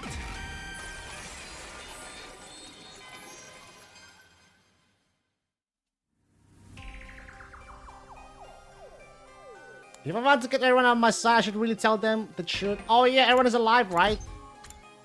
For now, at least. But it's not like they'll all believe I'm a time traveler right away. Even if they did, that could come up with its own problems. Yes, for now. If they learn about the future, history will change again. If you change to... You... Of course. Being able to predict what will happen next is a huge advantage. I didn't want to lose that, especially not if it could help me guide everyone towards a brighter future. With that in mind, I did the only thing I could. Why did you clam up all of a sudden and answer us? How did you know Eito was a traitor? Well, I lied to them. Last night I went to Eito's room to talk to him about what we were going to do here. I just happened to see his diary left open on his desk. He'd written out his whole plan in it. That's not what you told. I gave Sirei a sharp look. I hoped that he would see the message in my eyes. I'll explain later. Anyway, that's how I found out what Eito was up to. Everyone exchanged dubious glances. They clearly weren't sure whether to believe me or not. But it's not important how you got this information. What we really need to do is figure out if he really is a traitor or not. Hey, you're right. Let's go hear what Eito had to say about it. I agree with my dear sister. The others nodded in agreement and they all started filing out of the war room. Filing out? What? Don't you guys believe me? Zero ran off after them, leaving just me and Hiruko. For some reason, she was looking at me with an odd, confused expression. Why? She muttered that single solitary word to herself, then left. Why? Did she say why? Why what? Then whatever, I better go after the others myself. She's a time looper. They said they were going to talk to Eito. That means they're heading for the courtyard. Oh, I can't fucking... I found Sirei waiting for me in the hallway. I thought about it and realized there was no need for me to get involved. It's no skin of mine off my nose if the others want to get Aotsuki's side of the story. What's this gonna tell them? You're being tricked, Sirei and Takumi are lying to you. And if he did say something like that, he's got no evidence to back it up.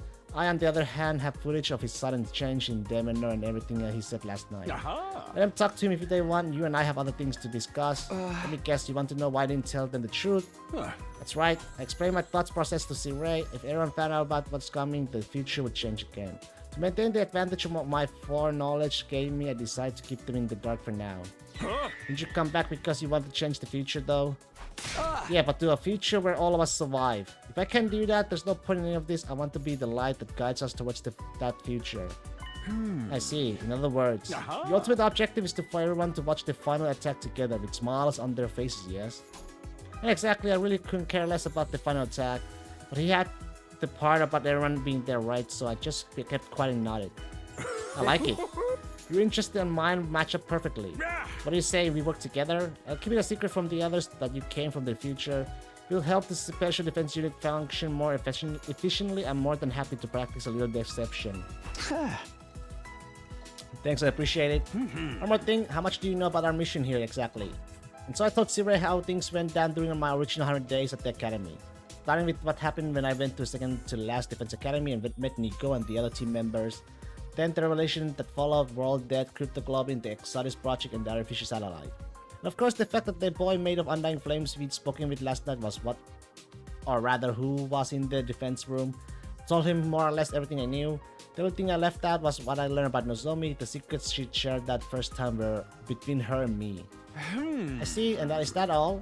Is that all? You mean there's more? What? No, of course not. There is more, bitch. You already learned a crazy amount of stuff. That's enough, isn't it? Actually, there was still something that was bothering me. Right.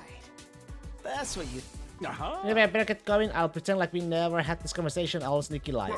Sneaky, incognito, reliable, ethical, inside man. That's me. She never hurried away looking more suspicious than sneaky. You really not know the whole truth yet. Was Eito right? Well, even if he was, it's no use asking him now. This version of him has only been here for 3 days. He doesn't know all the things he told me in the defense room back then. Still though. Maybe I'll go talk to him anyway. Everyone else is probably there already.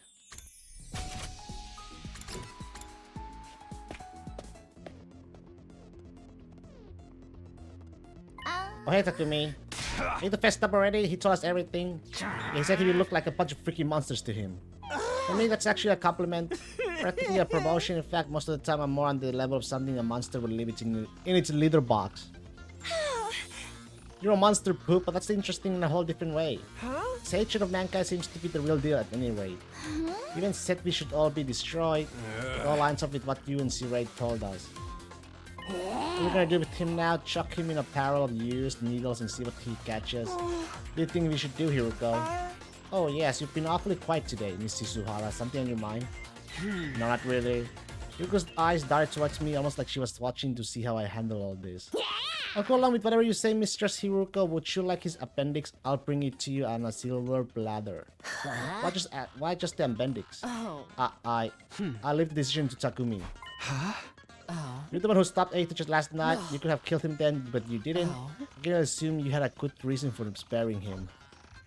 Honestly, I don't think I did. I just didn't feel alright to kill another human being in a cold blood. I don't know though. Was that really all there was to it? No insignificant pile of monster poop like me has no right to weigh in on this. I think we should let Eito live too. Seems really smart, so if we play our cards right, he might be useful to us. You gotta respect life too. Even soup stock carries the soul of the veggies used to make it. I have no idea what you're talking about. We are agreeing on letting Eito live then. It shouldn't be a threat so long as he stays in his cage. It's got some kind of weird tech to negate his powers. Oh, so I don't get to rip out his appendix. If this were a killing game, he'd be a perfect candidate for the first murder victim. The matter was decided Eito would be kept in his cage in the courtyard from now on. As the others left, no one spared a word for the prisoner himself. All they gave him was a brief glare of contempt. Sakumi, you did come here from the future, didn't you? Seem intent on hiding it now, but that's what's going on here, isn't it? You're keeping it secret from the others? It's okay, you don't have to explain why. Oh god, he's gonna use that somehow now. I can figure that part out for myself. Unlike the rest of them, I'm not an idiot. I'll tell you my story about reading your plan in your diary. Oh yes, I could tell right away that you made up some excuse. So I went along with it. I told them I really did keep a diary and that I'd written down my plan to kill Sirei in it. I played that part perfectly, if I do say so myself. Why, though? What's your angle? What indeed? Maybe I just didn't want to let them in on the truth. What really happened that night is a secret between you and me now. Technically, Sirei and the creature were in flames now too, but still. In other words, he saw an opportunity and took it. He's holding on to this information until he can use it to his advantage. Speaking of the thing we're made of undying flames. Stop right there, I don't have to tell you anything, I'm asking the questions here. The you I fought in the future said that you learned the truth about this war. A truth not even I knew. You have any idea what that could have meant? Not the same person you knew in that timeline. I'm as clueless as you are. Not that I wouldn't like to know my humanities for forging such an abhorrent war. Of course you could tell me that yourself, couldn't you? Left without saying any more. Look back just once, Eito was watching me intently, his eyes alight with intelligence and malice.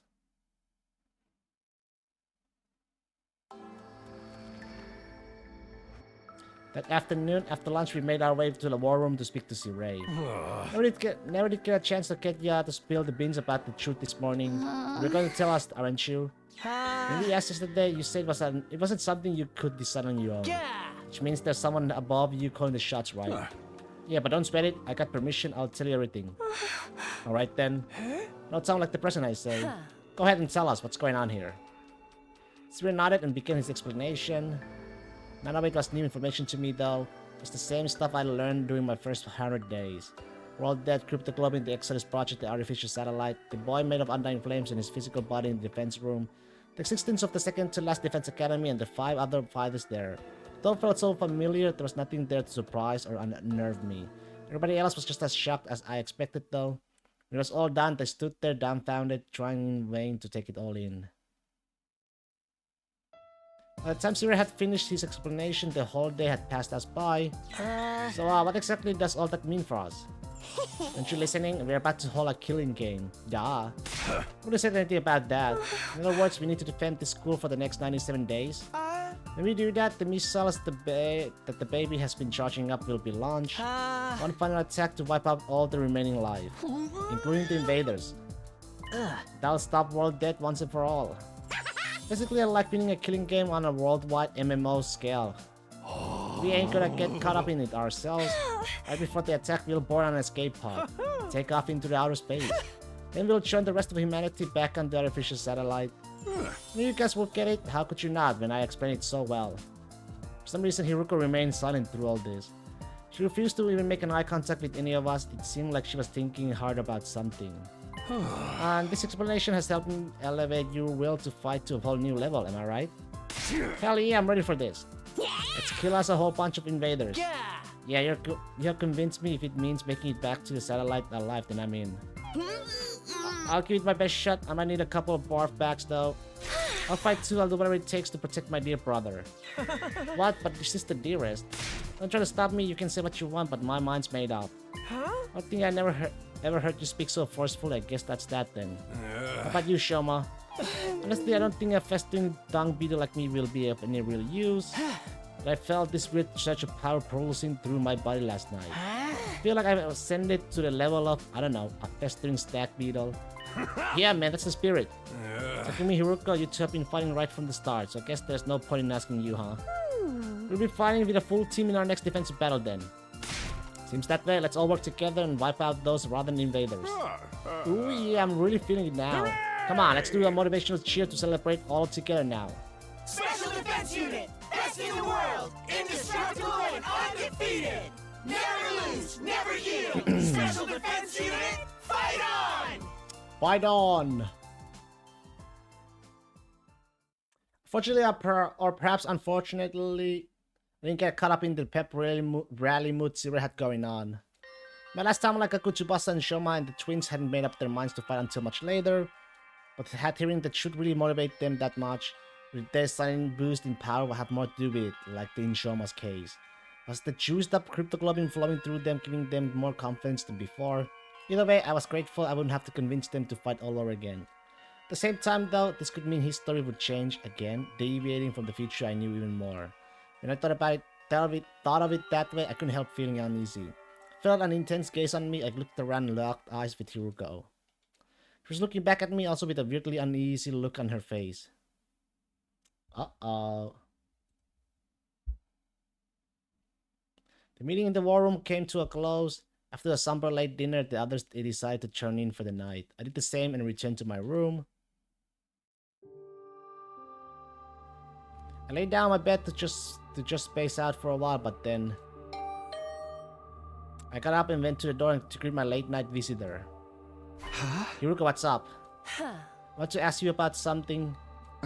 Oh, what is it? Oh. After we spoke to 8 in the courtyard, I went back to his room. Oh. I searched it from the end to end, but I didn't find any diary. You've been lying to us, haven't you? What? Me? Lie? I don't know what you're talking about. You're from the future, you traveled back in time somehow and ended up here. That's how you really knew what 8 was up to, am I wrong? Sauce? Being confronted with the truth so abruptly threw me up for a loop. My face tensed up and my palms began to sweat. How do you possibly know that? I realized that too late that I shouldn't have said that. It was practically admitting she was right. Yugo must have realized it too, although in her case, she seemed to relax a little. I thought so. Well, that's all I want to know. I'll be going now. Hey, come back. Tell me what this is all about. Knew you were acting weird today ever since yesterday when I lied to the others, actually. When they all left, you stayed behind. You asked why. You didn't look happy either. What do you mean by that? Just how much do you know anyway? You didn't answer. She just looked away. Her brows were furrowed and she was biting her lip in thought. We stood there in silence for a while and until she gave a sigh and spoke up again. Let me sleep on it. I'll tell you everything tomorrow if I don't change my mind before then. You will? Yes. I'll tell you one thing right now. 2, in fact. Keeping your time travel secret from the others was probably the right choice. Same goes for not killing anything. Until tomorrow then. With that, Hiruko left the room, leaving me alone with my confusion and angst.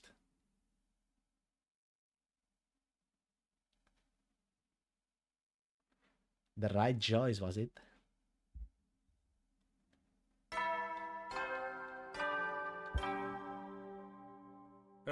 Get prepared. Be ready to give your... After you have your breakfast, I have 2 very important announcements to make. First of all, I decided to give you to the run of the school. Every classroom is now unlocked. I already plan to open them little by little, but I was really touched by your show of determination yesterday. Consider this your reward. Awesome, dips on first try in the guillotine room. Whatever that is, we don't have one here. What about the second announcement? In order to make you a more efficient fighting unit, you need a team leader. The invaders have commanders, so we should have one too, and the position goes to... Seriously, you want me to be the leader? Nobody said anything yet. Aha! Yeah, besides it's Sumino. Me. You exposed the traitor in our midst and saved your commanding officer from a terrible fate. You've also demonstrated your ability to rally the others behind you. Your personality makes you a perfect candidate too. What do you guys think? Any objections? Think it's a good idea? Yeah, I'm fine with it. I'll cast my vote for Takumi too. Although in my case, it's probably only worth of 0.00000 of a normal vote. It's always the Red Ranger that leads the team in those hero shows. Takumi's got red hair, so he should do fine. My dear sister and I dressed in red too, but Mr. Sumino is probably the better choice. I had a vision that this would happen. Takumi will lead us all towards a brighter future. Fine, if that's how you all feel, I'll step down and let Takumi take over. I'm more the cool outsider type anyway. How about you, Shizuhara? Ryuko took a moment to think about it before answering. I have no reason to oppose this decision. Good enough for me? Takumi Sumino, I hereby confer upon you the position of Captain of the Special Defense Unit. I expect you to help your team members grow and lead them all towards a spectacular victory. Was I supposed to say thanks but no thanks? I don't think anyone would have let me be so out of it like that. Instead, I resigned myself to the inevitable and nodded. Yeah, okay, I'll do my best. Mumbled a half-assed acceptance. Everyone said things like, nice to meet you, Captain, or don't let us down, Captain. I think they were just teasing me though. After a few slaps on the back, they filed out of the cafeteria. Last to leave was Hiruko. I hurried over to her before she could get out of the door. Hiruko, wait. What is it? What do you think it is? You're supposed to talk. You told me what you've been hiding today. I don't remember making any such promise. What? Said I'd tell you everything if I didn't change my mind. Thought about it all last night, and unfortunately for you, I did change my mind. You gotta be kidding me. I have never killed anyone in my entire life. Hiruko pushed her glasses up the bridge of her nose for emphasis. She looked tired out somehow. But you were on my side. Your side? Being an object when Syria make me captain. That doesn't mean I approve of you. Just thought that if you were leading the team, it would make things easier for me. Much better to have a figurehead in place so no one will bother me. Figurehead? In other words, you're a puppet leader. You could have just taken the position yourself. I'm really not the type to take the lead. Besides, I've seen this play out before. What are you talking about? Forget about what I said last night. Just move forward and do whatever you believe is best. With that, Hiruko turned and left. The clacking of her heels echoed throughout the cafeteria, down the halls, and eventually faded away completely.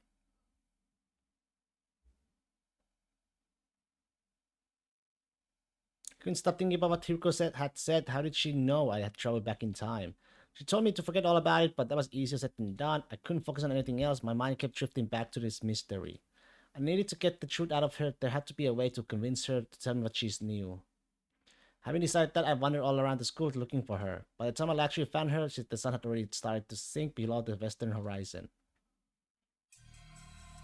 I found Hiruko in the war room. Sierra was there too. Then I noticed me but seemed to be talking about something serious. I hid behind a nearby pillar, hoping I could listen in on them. In the end, I couldn't hear a thing. Those two were talking in secret. It must be something about important. Or were they keeping from me? I was getting more and more curious. I cupped my hand around my ear, but all I could hear was my pulse and the electronic pausing out of nearby machinery. Damn it.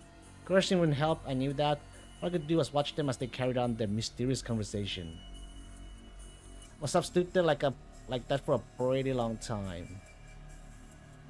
Eventually, Zira handed Hiruko something. It was a small and fit in the palm of her hand. Couldn't make it out what it was from where I was standing. Did she get some kind of allowance from him? Or it couldn't be. Whatever it was, Hiruko slipped into her clothes and she left the war room. Zira followed suit a little while late after.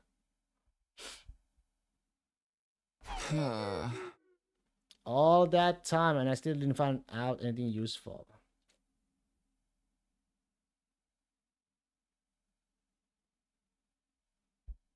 What could Hiruko have been talking to Siri about, and what was that thing she gave her? Should go after her. I still have so many questions that need answering. It was past 11 p.m. by the time I headed back to her room. Still was reluctant to give up and go to bed though, so I decided to knock on Hiruko's door instead. But when I got there... There's no one there. It was like Hiruko had disappeared completely. Huh? This is ridiculous. Just where did she go? As I stood there wondering to myself, I heard a noise. It sounded like propellers. Looked over at the railing and down into the schoolyard. There, hovering near the wall of fire, was a drone with a fire extinguisher mounted to it. Instead, next to it, Hiruko. Hiruko activated the extinguisher and created a hole in the wall. She stepped through it and out into the night. Where she's running off to now? I scrambled down to the stairs, hoping it wasn't too late to catch her. Interesting.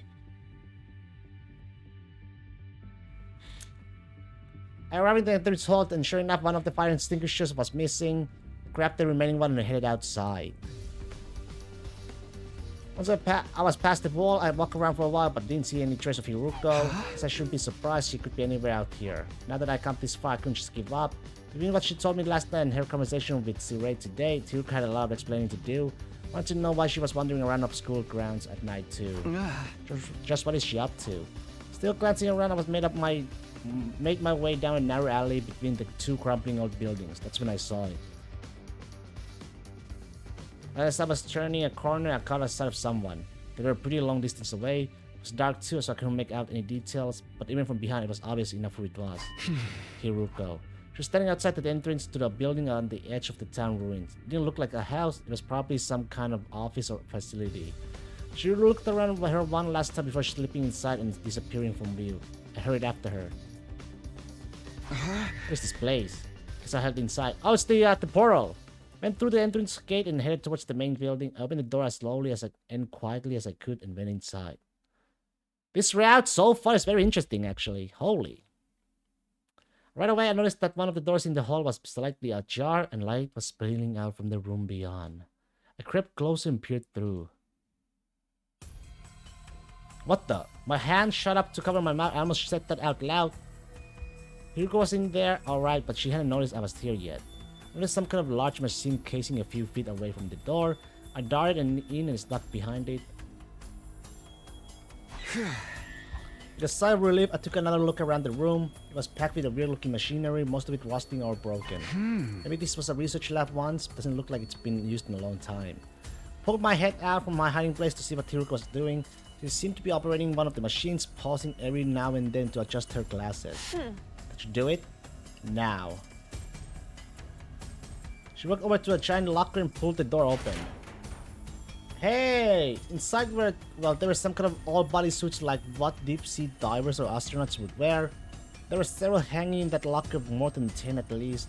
There were helmets too, old-timey, heavy-looking ones. Hiruko grabbed a suit and a helmet and took them out of the locker.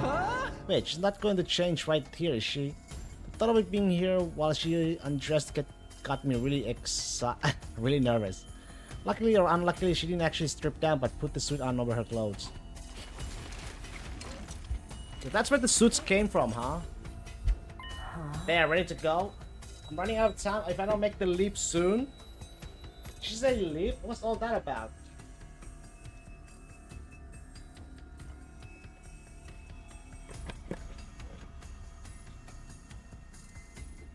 At the back of the room was a control console of some kind. Hiruko walked up to it and brought her fist down on a big red button. That done, she stepped up to a circular platform next to a machine. She got to the center of it and stood there. Then particles of light started to fill the space around her. Huh? Wait a minute. What the heck? I had no idea what was going on, but my pulse was racing. My mind was drawing a complete blank with just one thought in my head. One thought and a rising sense of panic. Hiruko was going to disappear. I'd never see her again. I couldn't let that happen. Hiruko! Oh! Huh? Well, shit. Well, shit. Cheat. Ooh! Nani? Now this is interesting. Now this is getting good. It's getting good now. Ooh! We're going to a different time. Or parallel. I'm not really sure what happened after that, but when I came to. What? I was on the floor and Hiruko was holding me in her arms. At least I think it was Hiruko. She had a helmet on, so I couldn't tell for sure. Next moment though, that question was answered. Takumi, are you alright? Oh god. Take hold of yourself. It was muffled, but it was unmistakably Hiruko's voice. Then a wave of relief was washed over me, followed by a sharp pain. What were you thinking? Jumping in without a leap suit. A leap suit? Leap Is suit? that what the thing you're wearing is called? Yes. If you perform a parallel leap without one of these, it puts an incredible amount of strain on your body. What's a parallel leap? She didn't answer, and because of the helmet, I couldn't see what kind of expression she had on her face. What are you doing here? I followed you. I had some questions for you, about 100 of them at least. Although now it's more like 200. At least your head wasn't seriously damaged. How's the rest of your body? It feels numb. I don't think I can move. I feel really cold and nauseous too. If you're going to throw up, do it after I leave. Leave? Where are you going? Back to the academy. You're going back already? Why? I don't have time to explain. It's already past midnight. Midnight? What day is it now then? Day 5, technically. Late night, day 4, or early morning, day 5? So yeah, that suit is familiar, huh? Yes, it is. What does it matter? Are you trying to waste my time? Was it Hiruko all this time? Ugh, I have to go. You stay here and rest. I mean it. Don't you dare move from this spot. Hiruko stepped away from me and made her way to a nearby locker, not the locker she'd taken the leap suit from, a different one. She opened the door, revealing 2 drones, both filled with fire extinguishers. Hot too, that didn't seem right. Hiruko used one of them to leave the school. Where did the other one come from? I left the extinguisher I used outside, leaning against a wall. I couldn't have ended up in here somehow, could it? While I was still trying to make sense of everything, Hiruko grabbed one of the machines and crashed out the door, still wearing her leap suit. After lying there for a while, the feeling started coming back to my legs. Pretty soon I was able to move around again and not got to my feet. Still in the same place I was before, right? It looks the same anyway. What happened when I dove into that circle of light after Hiruko? How long did I black out for? It didn't feel like a very long, a minute at most. What could have happened during that minute? No use thinking about it now, I should go after Hiruko. Went to the locker and took out the other extinguisher drone. The pain hadn't completely faded yet, but I pushed through it and made my way outside. Knew where Hiruko was going. She told me herself back to the academy. I still didn't get why though. Hiruko had left the school in the dead of night, went to a weird research lab, and then went right back to school again. What was she doing? What was it all for? I kept pondering these questions as I made my way through the ruins. Eventually I came inside a familiar territory, Last Defense Academy, standing there just like I'd left it.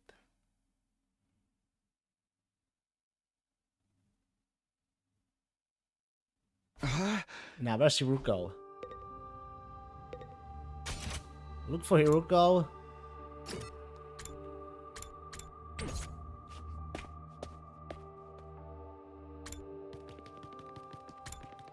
Looks like it was on the 2nd floor.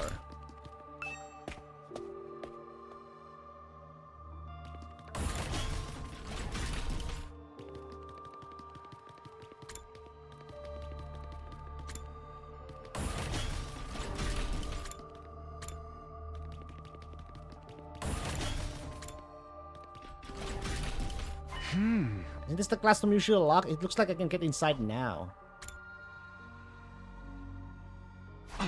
What is that? So desks were lined up in the strange classroom, and there was something lying on top of one of them. Something vaguely human-shaped under a white sheet. I slowly walked to it, grabbed the white sheet, and pulled it off. What the fuck?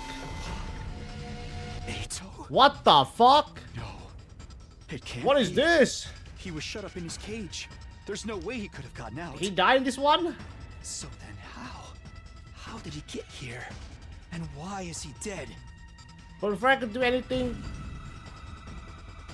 a loud noise erupted from somewhere else in the school. It sounded like it came from above me. Shra! Confused and bewildered, I rushed into the hall and up to the stairs. Smile! Fucking hell, spirit. When I got to the 3rd floor, I heard the noise again. It's coming from the infirmary.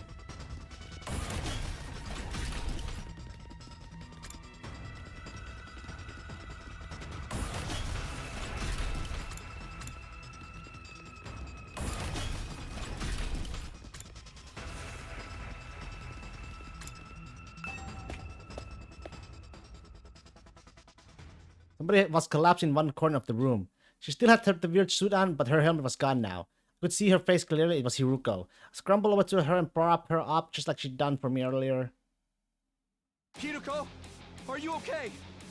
Come on, hang in there. I shook her shoulders and her eyelids fluttered open. Then she saw me, her eyes went wide with shock. And then for some reason she kicked me in the stomach. Ow. I went flying like a ragdoll. I smacked into a corpse recovery drone and fell to the ground with a clatter. Oh god. And that wasn't the end of it either. When I looked up, Hiruko was standing right in front of me. What the? She reached down and began squeezing my neck hard. It felt like she was trying to wrench my head clean off. Hiruko! What the fuck? What are you doing? Please, stop it! I tried to pry her hands off me, but I wasn't strong enough. Whatever happened in the research facility had taken too much of a toll on me. Please, Hiruko!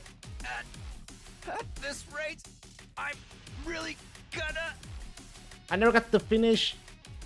The next moment, I blacked out completely. Well, shit. Well, shit.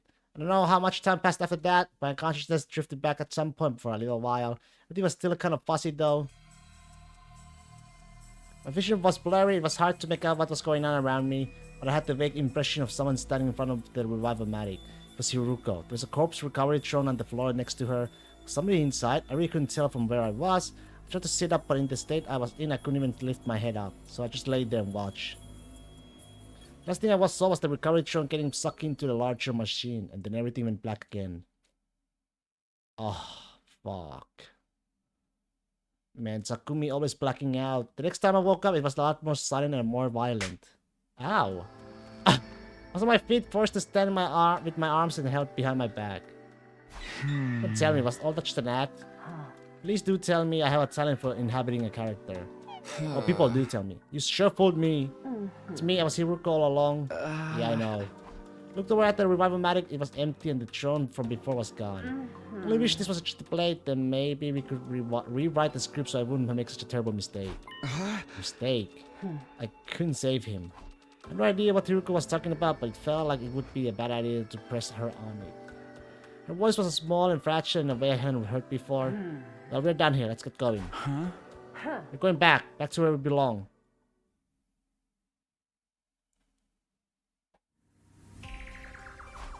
Wait, Hiruko, tell me what's going on. Why are we going back there? You mean the lab?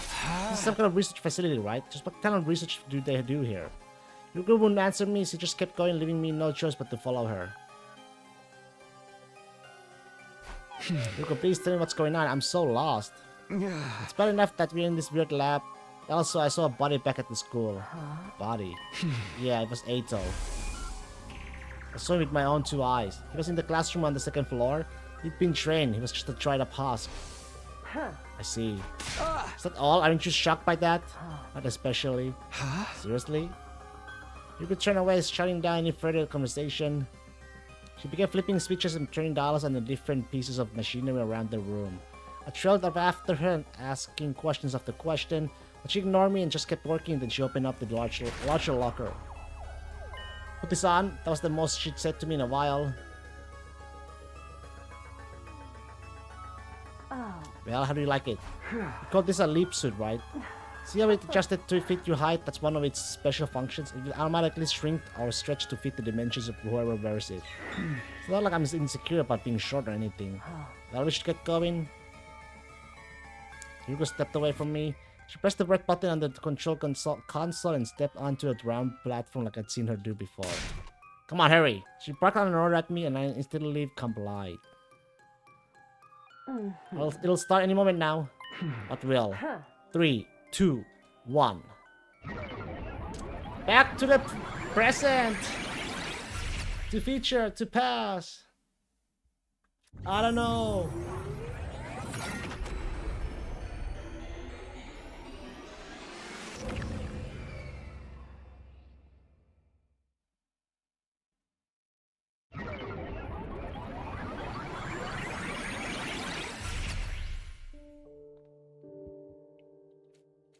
It's done. Set back. What back where? Are we going to go through this every time? Where else would we be going back to? Yuko stepped off the platform, hung up her leap suit in the locker, and did the same, still told you at a loss about what was going on. I'm telling you what you've seen here today, you understand what will happen if you do, don't you? Behind her glasses, her eyes were filled with murderous intent. I gulped nervously and nodded. It was around 4 a.m. when we got back to the school and still dark. My list of questions I wanted to ask Hiruko was fast approaching 300, but I didn't have the energy to bring any of them up. My body got put through the ringer at the lab, then kicked and strangled shortly after. It was no wonder I was exhausted. She still hasn't apologized for any of that. Oh well, only one thing to do now. Went back to my room and fell onto my bed. All of a sudden I felt more tired than I had in a long time. I allowed myself to relax and soon fell into a deep, deep sleep.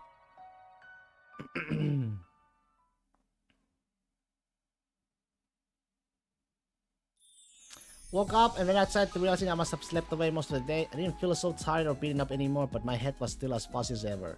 Not so much from fatigue as the 300 or so questions swirling around my mind. For now, I decided to focus on just one of them, and I knew which one. Eito.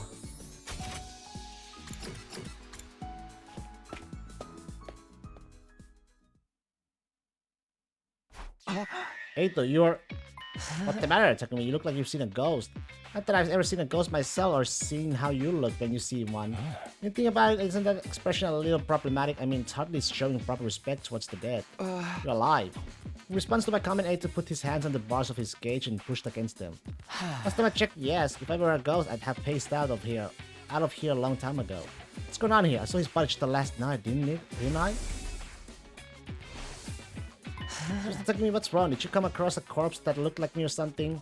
He's quick on the uptake, or as always, I barely said anything and he's figured it out already.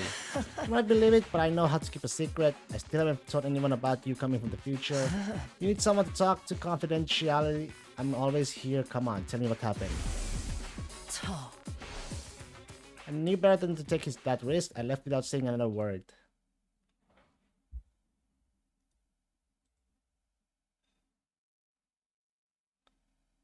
That night, the others ate a sumptuous dinner in the cafeteria before heading back to their rooms.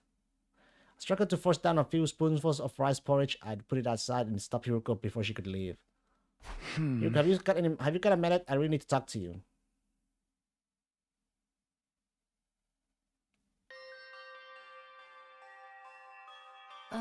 This is that classroom that's always locked. Yeah, I asked Zero to unlock it for us. Why did you bring me here? This is where I found it. This is where I saw Eito's body last night. He had all the blood drained out of him. Someone must have absorbed his cryptoglobin. But then when I checked again today, the body wasn't here, but that's not the weirdest part. He was still alive. He's in his cage like normal. I even spoke to him. And got thinking, and this has something to do with that weird lab, doesn't it? Mentioned something called a parallel leap before. It's what we did when we used the machine, right? Still don't really get it, but I get the feeling that that's why so much just doesn't seem to add up. Yuko was silent. It wasn't all that surprising the way she'd been acting. I didn't expect her to tell me everything just like that. But I wasn't giving up. Instead, I ushered her into another room.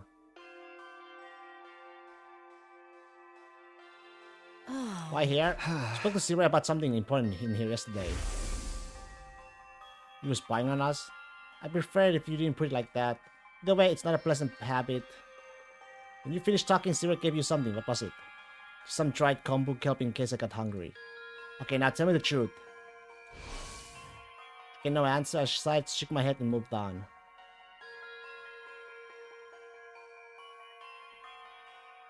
Quite the little tour of the school you're taking me on. This will be our last stop. Last night, I rushed in here and found you passed out in the corner. I had no idea what happened, and things only got more confusing from there. When you woke up, you kicked me in the stomach and tried to strangle me. Maybe you can explain that?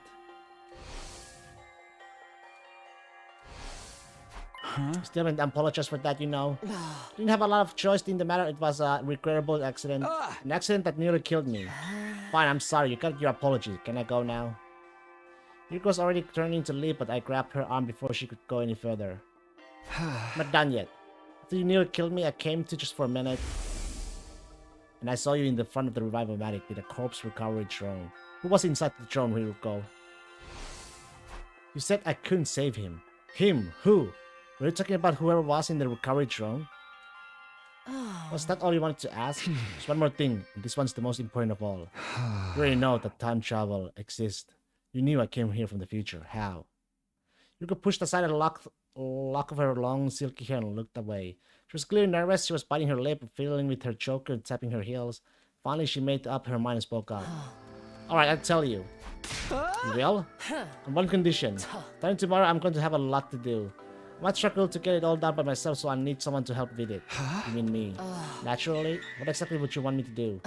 Just do as you're told, follow my instructions, and don't ask questions. I need to be able to work in peace without stopping to explain things to you. Provided the work gets done, I'll answer all your questions on the evening of day 9. You really will till it's time, right? You're not going to change your mind again. Give you my word, just so long as you hold up your end of the bargain. Yuko looked me dead in the eye and met her gaze without flinching. Okay, you got yourself a deal.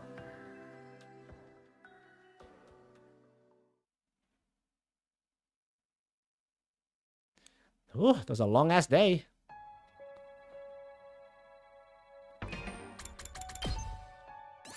Let me have a bathroom break.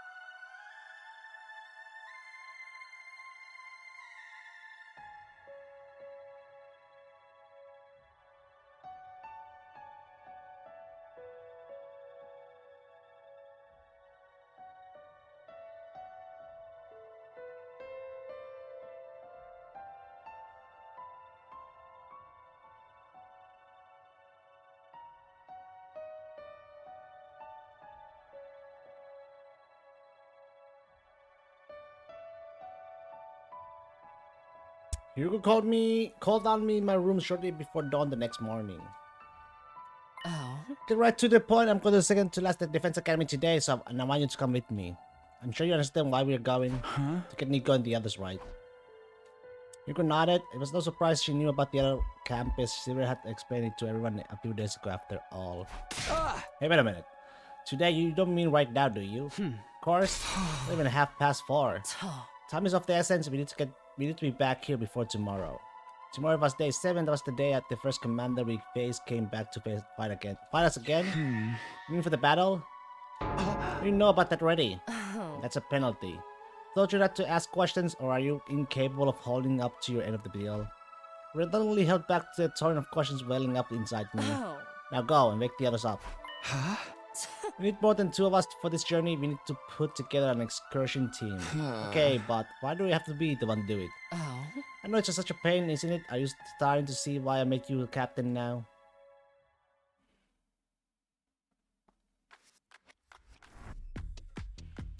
We had to run things by Zero before getting the others involved. In my future, the other academy was attacked on day 10.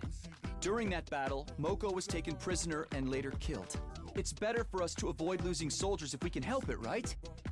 So I was thinking of going there and bringing them back here. Why so early in the day though? Because there will be an invader attack here tomorrow. We'll have to leave soon if we want to make it back in time for that. You spend a few minutes thinking the matter over. Alright, allow it. Thanks. There's just one thing worrying me though. When the attack does come, everyone is probably going to ask how I knew about it. I already decided not to tell them about the time travel, so... Hydrate! Don't sweat it, I'll come up with something.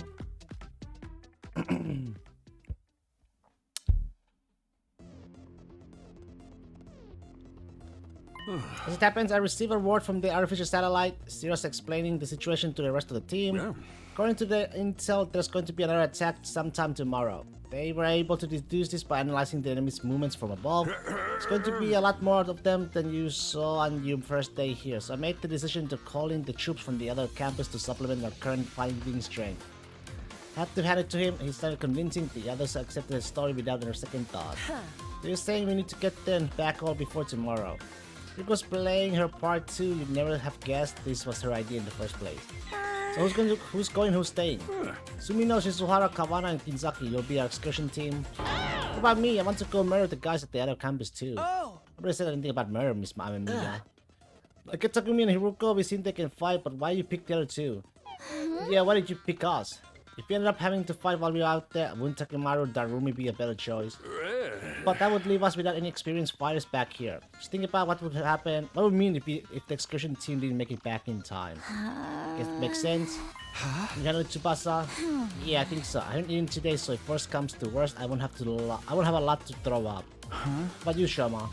It'll be fine. I've been giving some intensive training the last couple of days. Right, that's why I look like this now.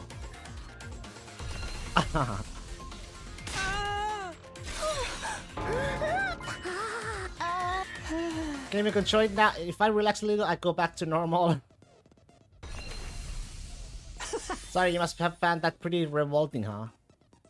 Nobody spoke, we were all still in shock. Well, not all of us. Shoma himself was fine, and Takemaru since he's been the one training him, and also... For some reason, Hiruko wasn't faced by Shoma's transformation either, almost as if she had seen it before. Anyway, you don't have to worry about me. I'll do my best to be useful in my own trashy way. You guys remember when I mentioned feeling a surge of power before? You all felt that too, right? We all nodded. Get the feeling we can do great things with this power. The flow... breaking that rule. By going back in time, I've broken that absolute law, and the resonance effect made everyone stronger was already having consequences I hadn't counted on. Spin our way, we can't afford to waste time. Alright, good luck out there. Y'all take care now.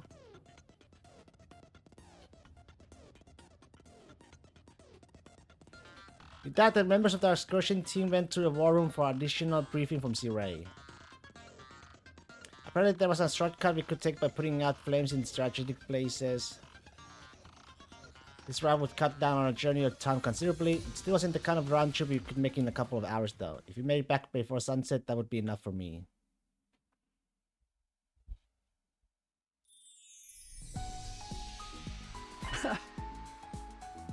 Everybody ready? Yes, ready. Right now, you take good care of the place while you're gone. Okay, let's go. Hey, I still need to go to the bathroom. Bum bum bum. Bum bum bum. Got an email. Going to the map, the shortcut is right over there. You know that? Zero told us so, didn't he? Oh yeah, guess. And just stand there mumbling, get moving.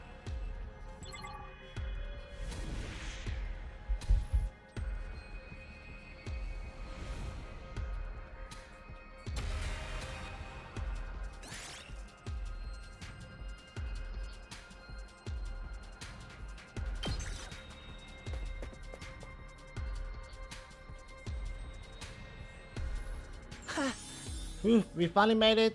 Let's second to Last Defense Academy. There's no doubt about it. You're talking like you've been here before. Thought I told you not to ask questions. Do you want another penalty?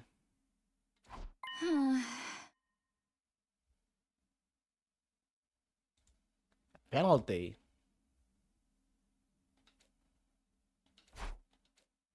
Don't they have bathrooms? I'm ready to burst.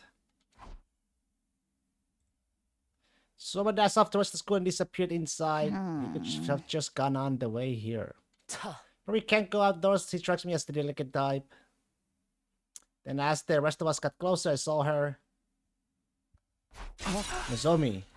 My pulse started racing. My breathing got heavier. I felt an uncontrollable burning in my chest. Nozomi was alive. She was alive again and right here in front of me. Without thinking, I almost reached out to touch her. But I fought that impulse and pulled it back. Right, that's right. This was the moment I've been waiting for. The whole reason I made this trip wasn't because Hiruko told me to. Even if she hadn't, I had insisted on coming anyway. It was all to see Nozomi again. This time I'd do whatever it took to protect her. Must be Takumi, right? Huh? You two are Hiruko and Tsubasa? I don't understand. How do you know our names? Hiruko, Tsubasa and I shared a confused glance, but then... Oh dear, I'm most terribly sorry we have been here to greet you. Greet us. You have to help Kyoshika get her sword out of her, you know where. Technically, it was her sword sheath. It was stuck in there pretty tight. It took us a while to pull it out.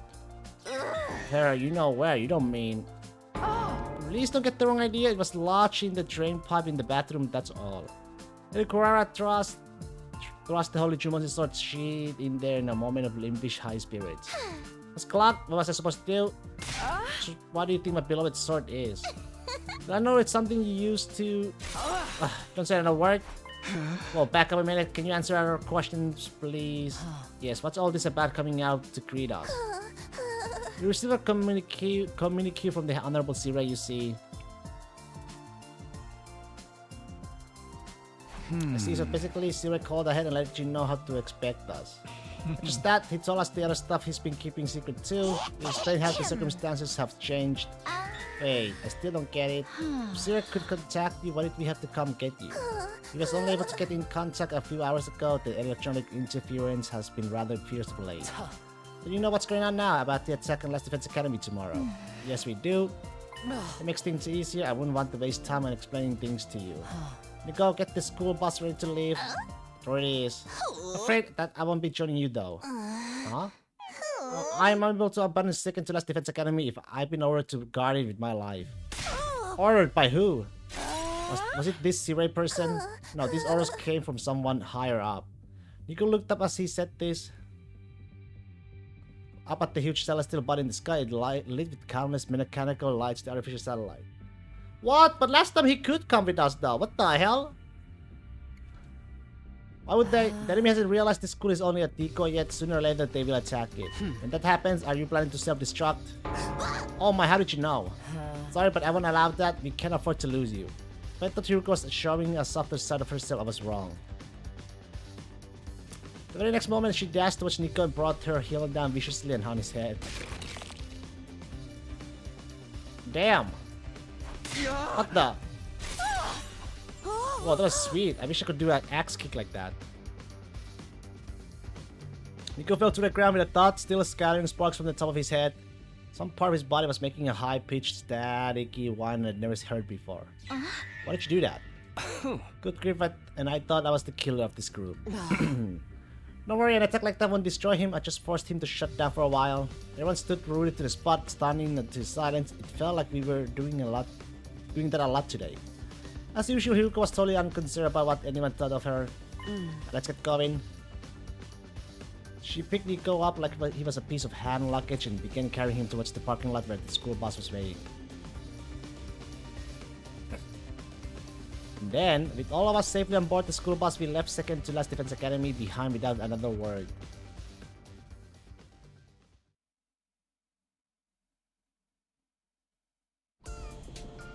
This whole episode had to add another 100 questions to the list of things I want to ask Hiruko about. I just have to keep them to myself until the end of day 9. I start squirming in my seat, reminding myself to be patient, no matter how difficult that might be. By the way, does it feel like we're forgetting something important? Something important?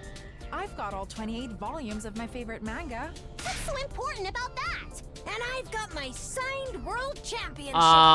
Where the fuck is Shoma? They fucking left Shoma! You fucking idiots!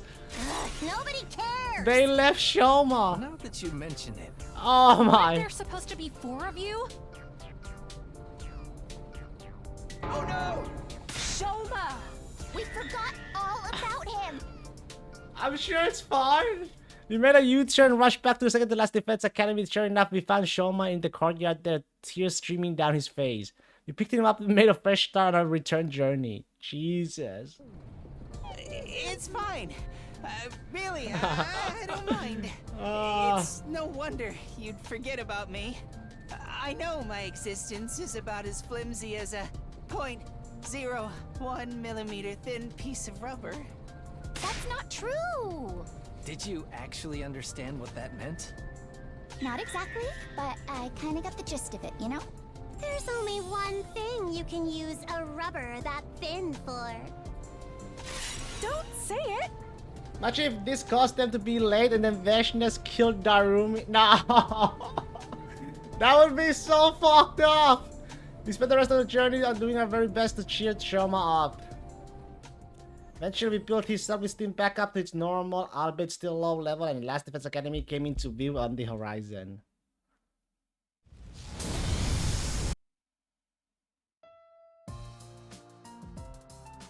You're not back, that's a relief. Oh, are you worried about us? That was just, never mind, it ain't important. He's been pacing around the school in a TC the whole day. That's just part of my training routine. Today's leg day, that's all. Those guys with you are the faceless NPC squad. Hello there, my name is Nozomi Kirifuji. I'm Moko Mojiro, the apocalyptic maiden of destruction. Kyoshika Makadori at your service. Bow your heads, peasants. I am Kurara Osuzuki, the great and powerful. And I'm Yugamu Omogage, teenage assassin, hopeless romantic, and all-around nice guy. They're all totally distinct characters. Maybe a little too distinct. Can introduce ourselves too, or we'll look boring next to them. It's alright, Miko already told us all about you. Miko is that little critter in the red beret, yes? I am a second to last Defense Academies. You're basically a serious underling, right? You filled us in on your guys from the second campus already. Anyway, let's get started. What are the rules for this killing game, Siray? There's no killing game. We have a battle coming up tomorrow. Now that the introductions are over, we should rest up until then. So you guys are really gonna fight with us? You know it. With scars come all this way just to deny, you know. No killing game! People leave! Gotta wait for Danganronpa 2x2! The team from the other academy had discussed the result on the way over. After Nico told them all about World Death, Cryptoglobin, the Exodus Project, and our artificial satellite, they were in no doubt about what they had to do. From here on, we just protect the baby in the defense room until day 100, right? Then the missiles he's been charging up will be launched in all directions. All the invaders will be wiped out, and that'll be the end of World Death. Right before we shoot off in the escape pod to meet back up with the rest of humanity on the artificial satellite. What possible reason could we have for refusing to help? We make it through these 100 days, and everyone's stories end happily. We're with you all the way. Thanks, guys. Glad to have you on board. Our team welcomed the new arrivals with open arms. It just melts my cold metal heart to see you all getting along. Those invaders won't know what hit them now. What do you guys say to another cheer? All together now. Special Defense Unit, best in the world, indestructible and Fight on! Yippee! I can't put my finger on it, but something feels off. Maybe we have a lot more team troubles getting everyone to work as one big team last time. But it's not like everyone fighting among themselves, so I guess this is fine. Honestly, kinda cringe, but I like it. It is what it is. With night drawing on, everyone went back to their rooms, including the new members who had new rooms assigned to them. For some reason, Nozomi stayed back after the others had gone. Something wrong? I just want to thank you for going to all the trouble of coming to collect us. That school was only a decoy, so if we stayed there, sooner or later we'd... Anyway, I really appreciate it. Look it up. I haven't really done anything to deserve your thanks. You want to thank me? Do it after we make it through this, right here on day 100. I never expected you to say something like that. Sorry, too corny. Not at all. I agree. We'll pick this up again on day 100. That's right. This is what I'm here for. This is why I came back to the past. To protect Nozomi. To make sure everyone else survives. This time I won't make the same mistakes. Well then, Takumi, good night. Those parting words, Nozomi left and went to her room for the night. I thought I was alone, but then I heard a noise. I turned around, but there was nobody there. Must be my imagination.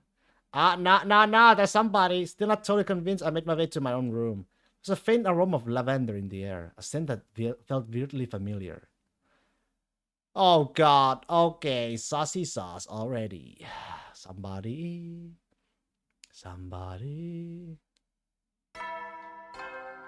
Why can't I skip this ding dong now, man? What the hell? Get prepared. Be ready to get... Alright, so when are those disgusting freaks gonna show up? I'm already here. Wasn't talking about you. You meant the invaders, right? Sorry, do you know when they'll be coming? Well, soon. Yuko seemed to know everything already. I was on the verge of asking her about it, but she silenced me with a sharp glare. You know, Hiruko. Shiro and Nico told me already. Yeah, that's it. Indeed, she asked us shortly before you all got here. We'll be fighting the same commander that escaped on day 1, isn't that right? Exactly, gosh, you're such a good listener, Shizuhara. Since you already have experience fighting him, we have a strategic advantage. Not to mention we got a much bigger team this time. Yes, quite. It should be no challenge at all. Intrude.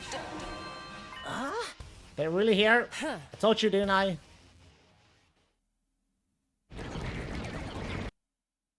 Alright, Takumi, go ahead. You are captain, aren't you? Did you have anything to say to your team before they head out into battle? Alright, is everyone ready? You bet? Yeah, let's do this. What's up, Kaku? Why are you shaking so much? Shut up, I'm just cold. That's all I decided to go commando today. What the?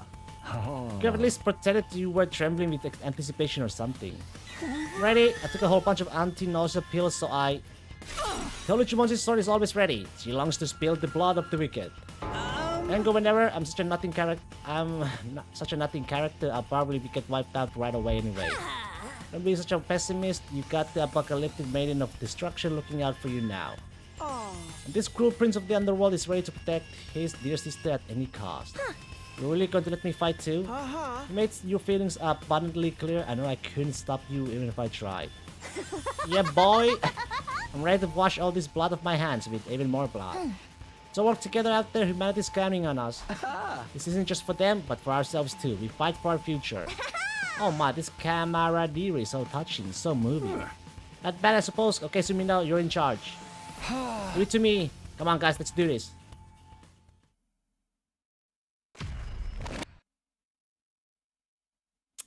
Here we go with the whole gang this time. No Ato, but that's good.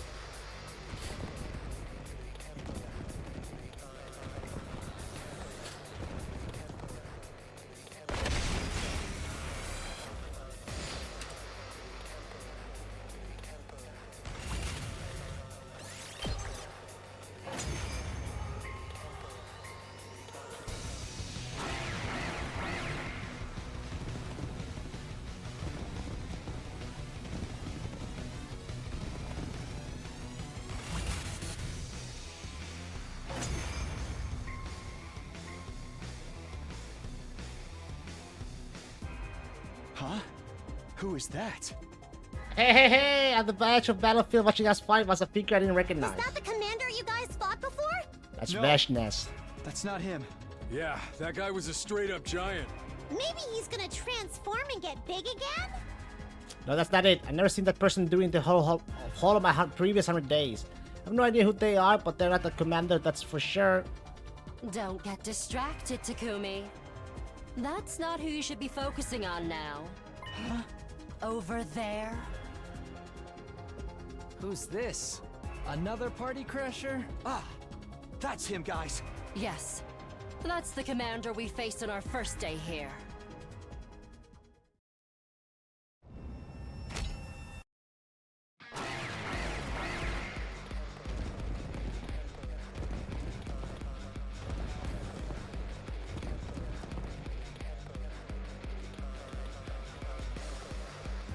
See? He transformed and got big! Told you so! You were talking about someone else when you said that. Hoodie over there hasn't done anything, though. Hoodie? The person in the hood, duh. Who is that? Why is someone I've never seen before showing up all of a sudden? Did timeline change again? Oh, leave them, Takumi. You're the captain now. Leave them? We need you to lead. I know.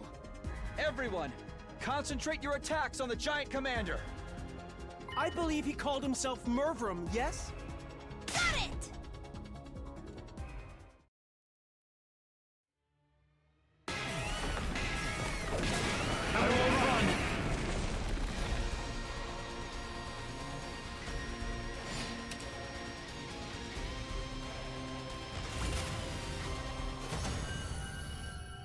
Mervrum.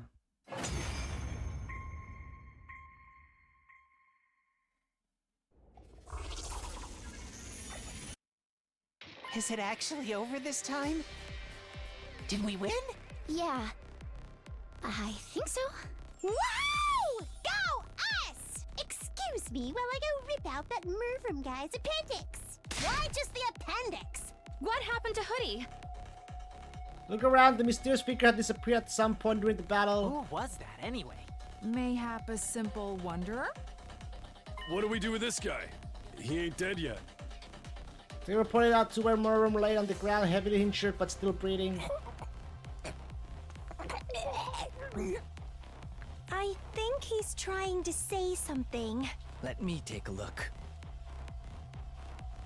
Rigobert knelt over the fallen commander. After quick but surprisingly thorough examination, he spoke up again. His vocal cords have been crushed. Someone must have hit him right in the throat. Oh yeah, those throat chops can really do a number on you. Believe me, I know. He's not going to be able to talk then? No, sorry.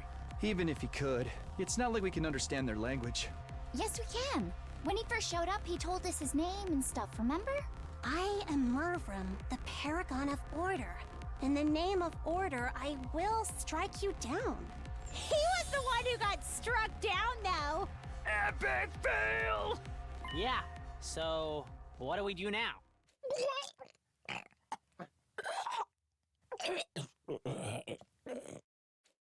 Did you call me? Nobody even mentioned you. But you're all in need of guidance, right?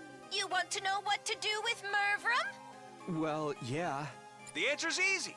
Just put him out of his misery. Do what? Finish him off and take his hemoanima for yourself. If you guys want to win this war, you'll need to do everything you can to increase your power. This is for your own good, not to mention the good of humanity. Go on, you know it makes sense. Give him what for, Mr. Sumino? I'm for finishing him off too. I'll let you decide who does it, Takumi. Just do as you're Make your choice. As our captain, this is your responsibility. Didn't know it was an option. I nodded and prepared myself for what came next.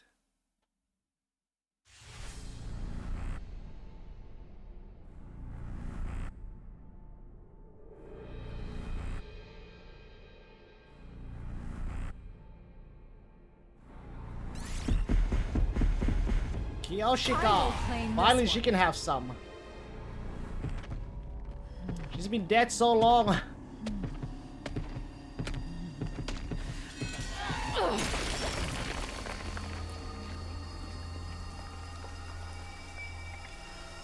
This is it. It is done.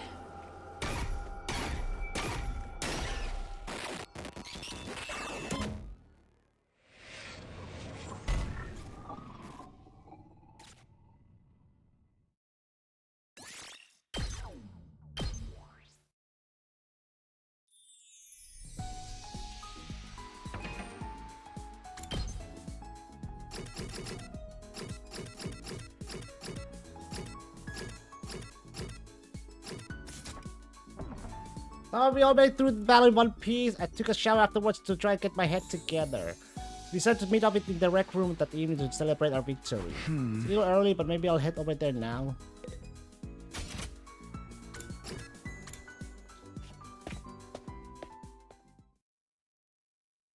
Only 3 other people were in the rec room when I got there: Hiruko, Sirei, and Nigo. They were deep in conversation, but they stopped abruptly the moment I came into the room. Oh, hey Tezumi, now kind of early, aren't you? Quite so, nobody else is here yet. Couldn't have handled that less smoothly. I could see them spreading all over. What were you guys talking about just now? Just some light small talk. Yeah, you know, discussing our latest golf scores, sharing tips for the best way to cover a totem ball. Before I could press them, the others arrived and the mood was suddenly a lot more lively. Oh, Takumi, Hiruko, you're here already? Sirei and Nigo too. I've been thinking about this for a while, but Sirei and the Nigo are pretty cute, aren't they? Yeah, they look like big old fennel bulbs. I could just eat them up. Fennel bulbs are cute. Not cute exactly, but still pretty fennel-tastic. Everyone's laughter echoed through the room. The conversation hadn't been completely derailed, but it didn't look like I'd be able to get back to it anytime soon. I stayed quiet and looked over at Hiruko. She was watching everything with a strangely sorrowful look on her face. From there, the little party got started. Everyone seemed to have a good time, although for me, I was just trying to not get caught up on all the doubts and questions running through my mind. Still got a general idea of what everyone was talking about though. Who killed the most enemies in the battle, who pulled off cool moves and ran stuff like that. Basically complimenting each other on a job well done. I wish I could get in the mood and join in with them, but I just couldn't. My head was still filled with that uncomfortable, fuzzy feelings, smothering any words of joy or celebration I might have had.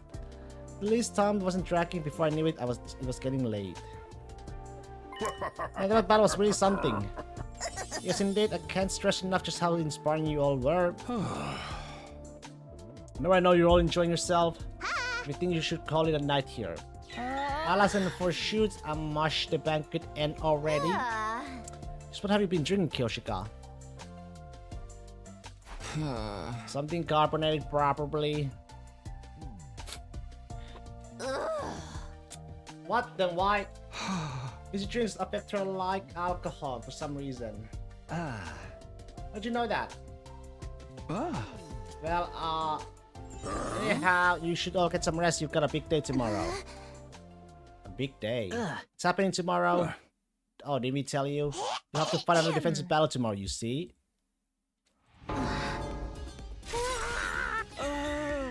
Why the hell did you pick that up sooner? Yeah, that can't be right. It doesn't make sense. Really, why not? Isn't it obvious tomorrow's the only day, not 8? And but last time nothing happened on day 8. There was no attack here at Last Defense Academy or over at Second to Last Defense Academy. You should have to fight another battle until day 17, so why? Sirei, Nico, are you sure this information is accurate? No doubt about it. We had another tip off from the eggheads on the artificial satellite. That could be so bad keeping secrets. He is. Area observation and all that, don't you know? He should, you know, learn from Hiruko. You're lying. You're making it up. You're making it up. Nothing like this happened the last time. The last time? Calm down, Takumi. I think all the fatigue is getting to you. Hiruko been talking to those two when I came in. Was she in on this too, or maybe something stand? Just do tomorrow like you did today, and you'll be fine. That's right. I know you all do an admirable job. Well, I guess it wasn't too bad today. We'll probably do okay tomorrow. Damn right we will. Heck, I feel like I could take him all on by myself. Cut me in. I'm always down for killing stuff. We work together. I know we can do this. Let's show those jobbers who the real main event is around here. Guess we had no choice. If this party's over, then on to the after party.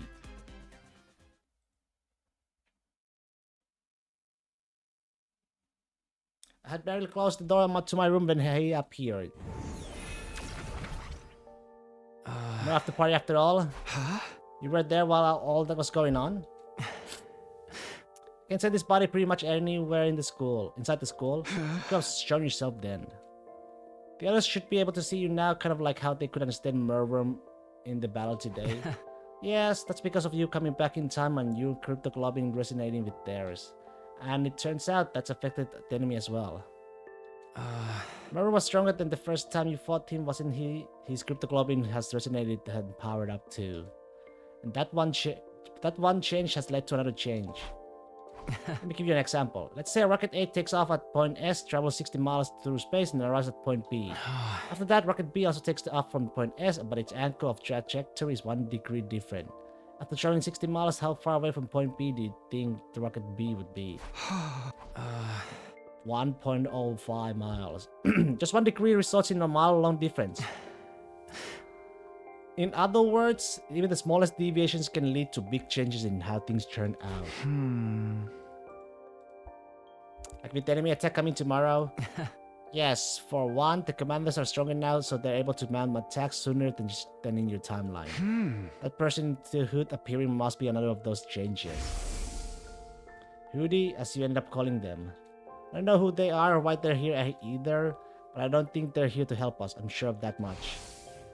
Their presence is proof that history has begun to change significantly. Your knowledge of the future might not be as useful as you think anymore. It's okay, I came back because I wanted to change history after all. And why don't you tell the others about it? Do you want things to change or not? Well, how can I put this? It's like your example, I want to keep the difference in Rocket B's trajectory as close to zero as possible. It's never going to be exactly the same, and there's sure to be some unexpected changes along the way. Whenever I can, I want to stay in the control, keep us on an even keel. Will you help me with that? Will you keep the time travel stuff and secret from the others? It's a moot point. I'll probably never talk to them anyway. Why not? Not like you. With your 100 days worth of experience, I don't really know any of them yet. Guess there's something in that. No, we can rush things, but I would like you to get along with them. Oh, why is that? Because one of my goals here is to change your future as well. My future. The version of you in my last timeline told me... Next time, I want to... Said that, huh? Is that the right choice, though? If I befriend all of you, it will make things harder for you later. My happiness and yours can exist at the same time. Come on, don't say that. You should be going. Even appearing like this uses up energy. Sirius told me not to waste my strength on anything that isn't important. And our conversation is not important. That question finally got a smile out of him. They are to me. I wouldn't trade them for the world. Still gently smiling, the ghost body disappeared. Even after he gone, his flames remain a little longer, faintly shimmering in the dark before fading away.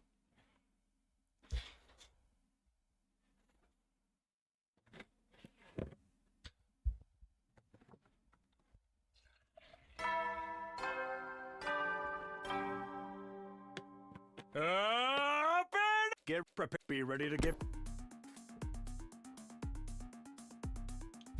I figure waking me one good reason we should agree to this.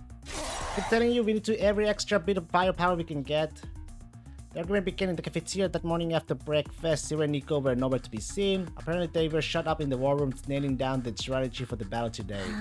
Releasing Aito though, isn't that going too far? You guys are now new around here, so I don't think you realize just how much Mr. Otsuki despises humanity. Yeah, we should not release him at all. You understand if you heard it from him yourself. Actually, we spoke to him already. We all went to talk to him in his cage early this morning. It's our first time meeting Sir Aito, so until now we'd only heard about him. What can I say? We were curious about what kind of guy he really was. Yeah, so what happened? Yeah, he did say we looked like hideous monsters. Seriously, that's no way to speak to a lady. Back in my federation, I was considered one of the more attractive wrestlers. I still have all on my own teeth and everything. He also spoke passionately of his disdain for the evil lurking in the hearts of mankind. And he said humanity deserved to be totally wiped out. Don't even think about working with someone like that. Because he also said he wanted to fight alongside us. Say what? It's true. I find you all absolutely repulsive. But that doesn't change the fact that you're the only friends I've got. I want all of us to survive more than I want to destroy humanity. So please, allow me on the battlefield again. You believed him? That's all it took to get you on his side? Exactly, but it doesn't seem right to keep him locked up like that. He never actually committed any serious crimes, right? Of course he did. He tried to destroy Seray. Tried and failed. You can bet he would have if he could have. If we hadn't stopped him, he'd have succeeded. Besides, attempted murder is still a crime. Is it really a murder in this case, or more like the destruction of the property? Either way, the punishment feels a little harsh. It'd be a different story if he'd, say, torn the team apart from the inside and killed a bunch of people. That's exactly what he did, and without any of us ever knowing until it was too late. Just that no one here knows that, not the new guys or the ones who started out here. The fact that they're even thinking about giving him another chance shows they have no idea what he's really capable of. If they experienced what I have, if they'd seen what he did, I was seriously considering telling everyone the whole truth. But if I could, I'll kill him. When Hiroko said that, everyone turned to look at her. You let Eito out, I will kill him, and then I'll kill myself. The air in the room immediately got a lot more tense. I heard someone gulp, and it echoed like a gunshot in the silence. You're not being serious, are you? Dead serious. If Eito is allowed to go free, it's all over for us. We'd be better off resetting the whole thing. Resetting? My point is, we won't get anything by freeing Eito. Quite the contrary, we'll actually lose at least one member of the team. Because you'll kill yourself if you let him out. No one dared to say anything. Hiroko was exuding an ice-cold pressure that engulfed us into silence. Of course, it's not my decision to make. We should really leave this to the captain. Hey, yeah, you haven't said anything in a while, Takumi. Something the matter? Let me have a bathroom break?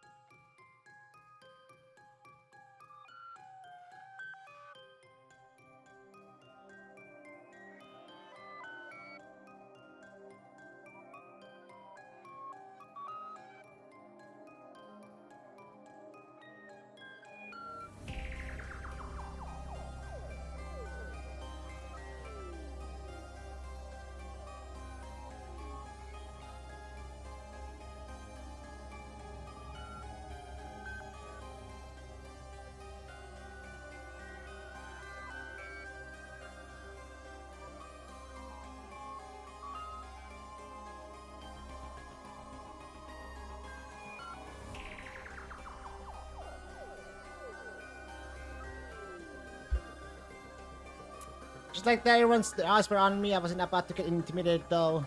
Even if Hiroko hadn't spoken up, my mind was already made up a long time ago. The answer is no, we're not letting Eito out. You can all say what you want, but I won't allow it, not now or not ever. Members of the team who started out here all looked relieved when they heard me say that. The ones who came from the other academy looked a little disappointed, but didn't argue. If you feel that strongly about it, guess that's that.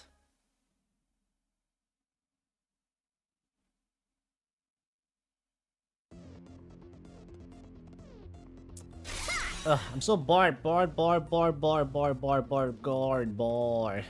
long are they going to make us wait? Did you say Gord at one point? Will it be night soon? Jeez, aren't they ever gonna get here? For real, I'm starting to get sleepy. Don't be so harsh, guys. I'm sure the enemy has a good reason for taking so long. Perhaps they missed their train and had to wait for the next one. How about we all do that? to kill some time. Do what? A killing game, of course. Who wants to die first? Sorry, Narumi, looks like the killing game will have to wait. Well, that stinks. I'll just have to kill a bunch of invaders until I feel better.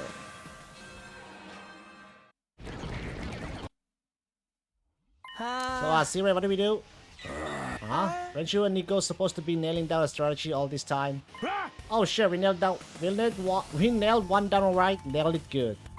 Yes, indeed, we could have started a carpentry business with the amount of nailing we did. Great, what is it? Okay, what's the plan? It's... what else could it be? To let Sumino here figure it out. That's your big strategy? Our school likes to encourage the independent thinking and student autonomy. You got to learn things for yourself sometimes. The best teacher is the first-hand experience after all. You just didn't think of anything yourself, did you? My dear boy, we thought of plenty. Yeah, we even had a plan that involves stealing the Supreme Commander's panties. You three, this is no time to stand around running your mouths. It's quite right. It's okay, Sumino. Let's see. I sigh, it was no use arguing with them now. Is everybody ready? Let's do this. Special Defense Unit, move out.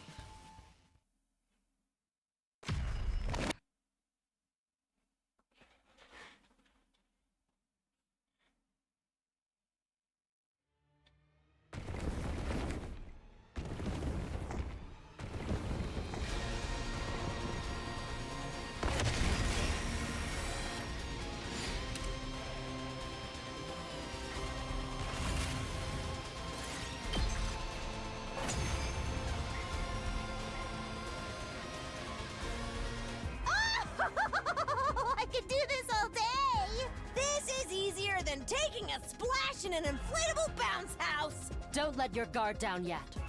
Look over there.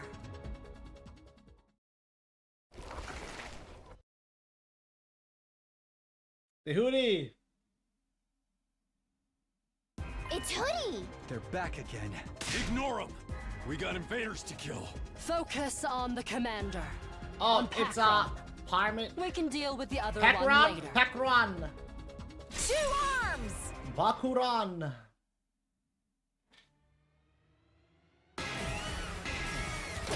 This Parmit is the mind control one? Maybe? I don't remember myself.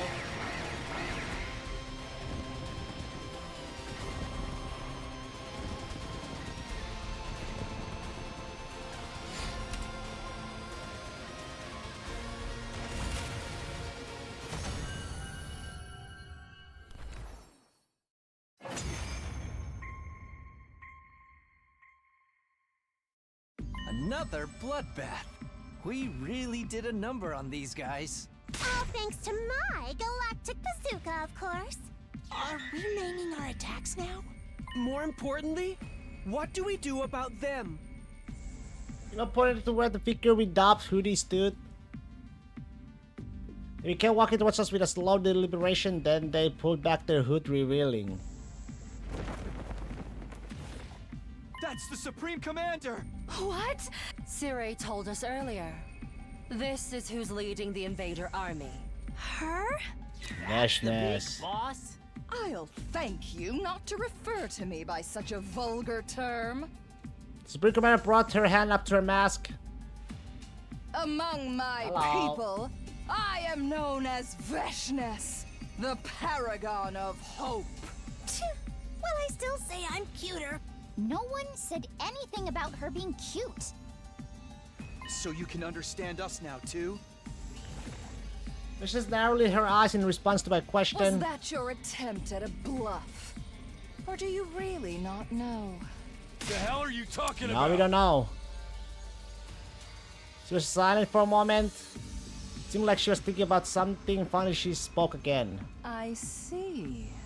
Some days ago, my warriors and I experienced a sudden surge of power. Uh-huh. That was also when we became able to understand your language. I came here to find out what caused it, but it seems you don't know either. Hero cast troubled glances at each other. Only Hero could react differently. It was supple, but for a moment, it looked like her mouth twisted into a satisfied smile. All this is going over my head. We gonna kill this girl or what? That's right. If we can defeat their leader, it will end the war here and now. Don't bother. If you fought me now, I'd only She would, though. massacre you in one fell swoop. She would. And where's the fun in that? I'd rather take my time and make it really hurt. I'll pick you off one at a time to make it clear just how powerless you are, and inflict true despair on the rest of you. She pointed upwards as she said this right at their artificial satellite. Now, if you'll excuse me, I need to take back Pakron's remains. Pakron? That's the commander we just defeated, isn't it? In the last battle, one of you absorbed Mervrum's cryptoglobin. Yes. You saw that? Yes. I wanted to see your vile, barbaric nature in action. But I won't let the same thing happen today. Huh? Let's just move before we had a chance to react. In a flash, she leapt over us to where Pakron corpse lay, scattered in her arms, and was gone. Oh, she didn't suck her up, did she? Wow. Pretty mortifying how easy that was for her. Damn it! How enraging! If you have to get a rager, do it in your own time. Well, even if she got away, it's not all bad. Yeah, we still won the battle. We can be happy about that, can't we? Can I we? guess you're right. All right then, here we go. Oh god. Special Defense Unit, best in the world, indestructible and undefeated. Never lose, never yield. Special Defense Unit, fight on! We made through our second defense battle, or our third if you can count it, the one on the very first day. And so far none of us had died. I just hope we could keep this up. But I didn't want to bring the others down thinking like that after everything we've been through the last couple of days. They deserve to enjoy their victory.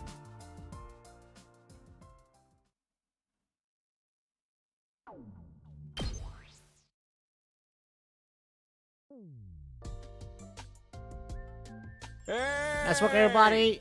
Another spectacular victory. Keep this up and you'll have the war won no time. The victory party, that's what last night was for. We can't have you cutting loose every time. It's a military academy, not a rowdy college dorm. Last was looking forward to more revelry. What's the next attack due anyway? Oh, I believe day 15. At least that's what Sire and Nico told me before. Right, of course we did. Thanks for the reminder, Shizuhara. Just so we received a report from their artificial satellite to that effect. Surprised, but I didn't panic. I was past that now. There's no attack on day 15 the last time around. The same went for today and day 8. At least that gives us some time to rest. From day 8 to day 15, that's rounded up to the nearest 10. Carry the 1 6 days from now. 7 days, 15 minus 8. What's so hard about that? That means after today, we got 6 whole days to take it easy. Guess what? Tightrope, walk across the steel corridors, and take bets on who falls first while we wait. So to break it to you, but you won't have time for any of that. You need you all to start training in preparation for the next battle. Of the love of murder, I guess we should have seen that coming.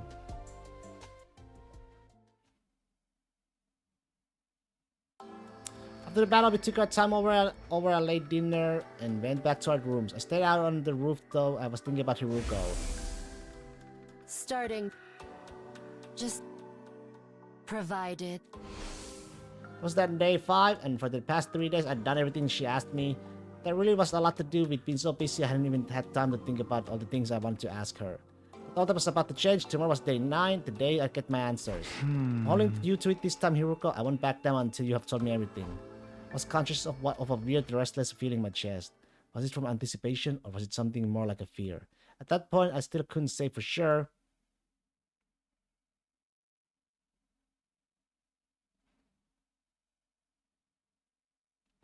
Day 9. Bomb, bomb. Get prepared. Be ready to get. What the? It's gonna become quick. It's 8 though. A little after breakfast, Shoma came charging into my room in a panic. 8, so what did he do now? He's in his cage. He's gone. He escaped. What? Oh my. I was on my feet before I knew it. I followed Shoma and we both rushed outside together. Well, shit. There's everyone else? You're the first one I told. Takemaru knows too, though.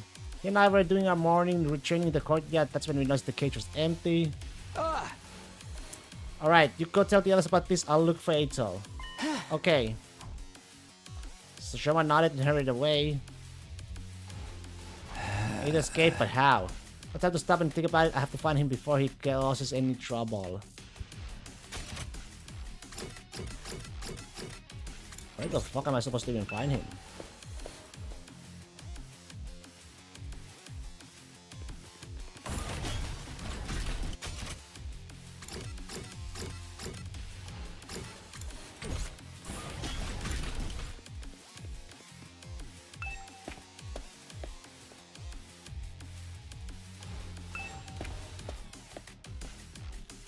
What the hell?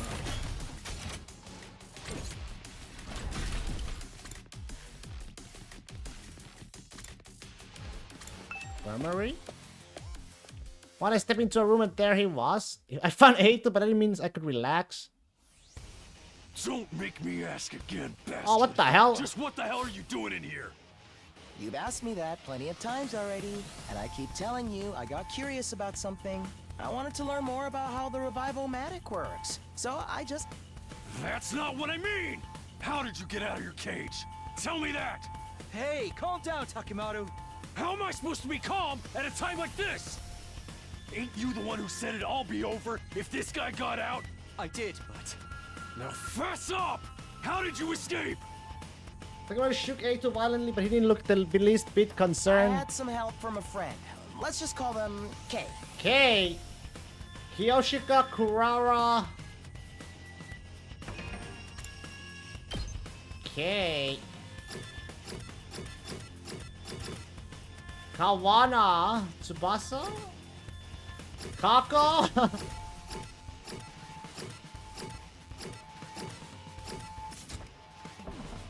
They unlocked my cage for me. What? Well, who was Yuri it? Fuji? Who's K? Oh, true. No, I'm afraid I can't tell Karuma. I could never betray a friend's confidence like that. Aye. Then I'll just have to force it out of you. Takemaru, no! That's not good. Takemaru already had his fist raised high. I tried to grab his arm and pull him away from Eito. Didn't exactly work out.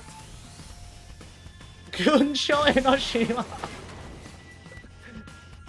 A chill pain shot up my spine. I've been knocked back so hard and so fast, my guts were still doing somersaults even after I came to a stop.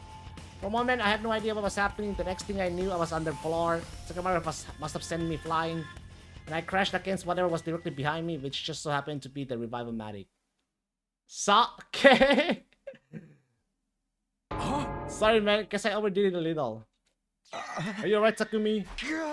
Yeah, I think so. Fighting through the pain, I got to my feet, then I turned around to look at the machine.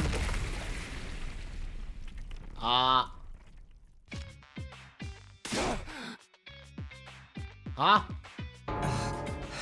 It's K from Virtue's last reward! Oh, it's broken.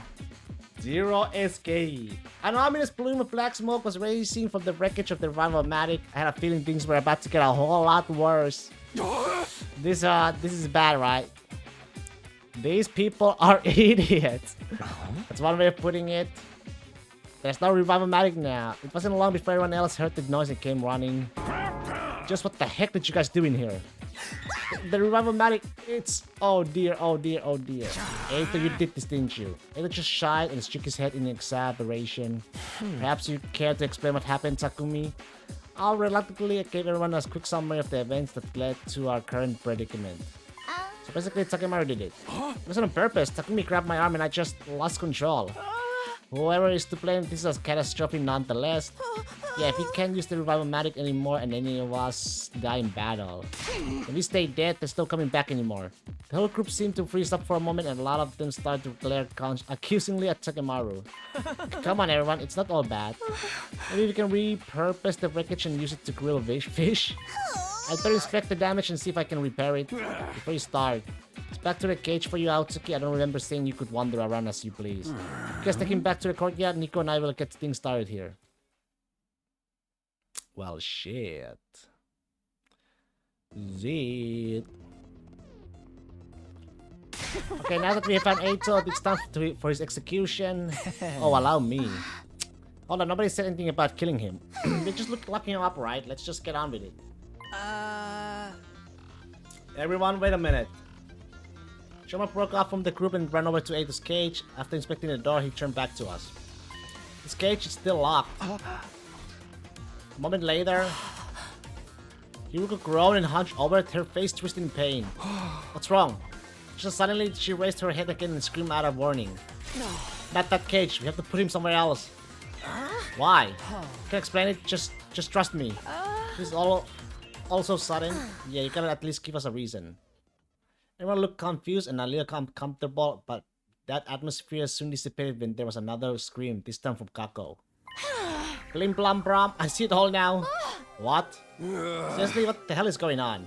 That was the sound of Kako's detective senses going off. I assume you made another brilliant deduction, sister dearest. Eito, you said that Kay opened your cage for you, right? That's right. So then why is the door still locked? Well, did Kay lock it again? No, that wouldn't make sense. The cage would have been empty. There'd be no point in locking it. So one key to this cage anyway, and that key is... I got it. Sierra gave it to me when we left the infirmary. So how did Kay open the cage in the first place? If Sierra had the key up until now, there's no way anyone else could have opened it. In other words, there never was any Kay to escape from the cage all on his own. Everyone gasped and looked at Eito. In response, he just smiled. I see, it's an impressive theory, but even assuming it's true, how exactly did I get out all on my own? Well, you must have... I don't have a clue. What a pity. Should I tell you the answer then? Your first guess was actually the right one. After I left the cage, Kay locked it up again. I'm calling B, yes. That does sound pretty illogical, perhaps, but consider the alternative. What's so logical about the idea of me breaking out on my own without even damaging the cage? I mean, that's not the first time he would do it. Okay, then tell us who Kay is. I already told you I can. How about we torture it out of him? Ooh, sounds fun. There's no point in doing that. When this theory is correct, there's no case, so obviously he can't tell us who they are. Alright. Party pooper. Either way, we should assume Kaku is right. In that case, we'll have to find somewhere else to lock Eito up. He can just break out of these cages on his own, anything could happen. Where are we gonna put him then? Oh, I have an idea.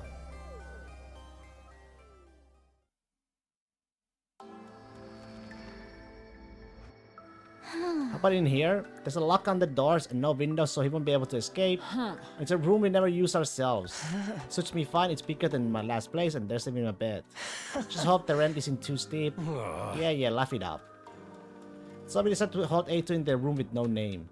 It's got these weird capsule-like machines. I guess we'll call it the capsule room for now. Leaving our prisoner inside, the rest of us stepped out of the capsule room. I got the key from Z-Ray when we told him our plan. I made sure the door was locked up tight. Once I was satisfied there was no way Eito could get it open, we all left. There's no point hanging around there anymore.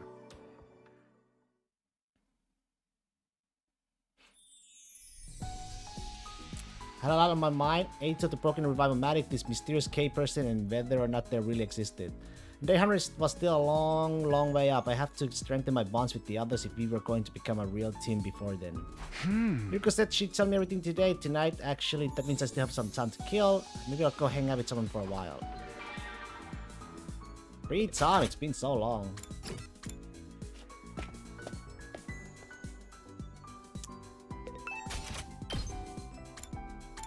So I got only Kurara and Moko left. And that's pretty much all, I guess. Good thing. I'm almost done with them. Okay, so let's start with Kurara, or continue with Kurara. Hopefully nobody dies. Kurara or Moko. So I can max them out.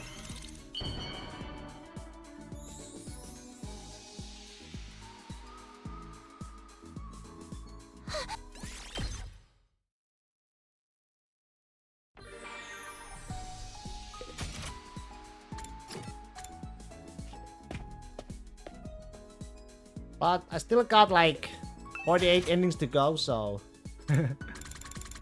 there's a lot of chances I can still get them to max.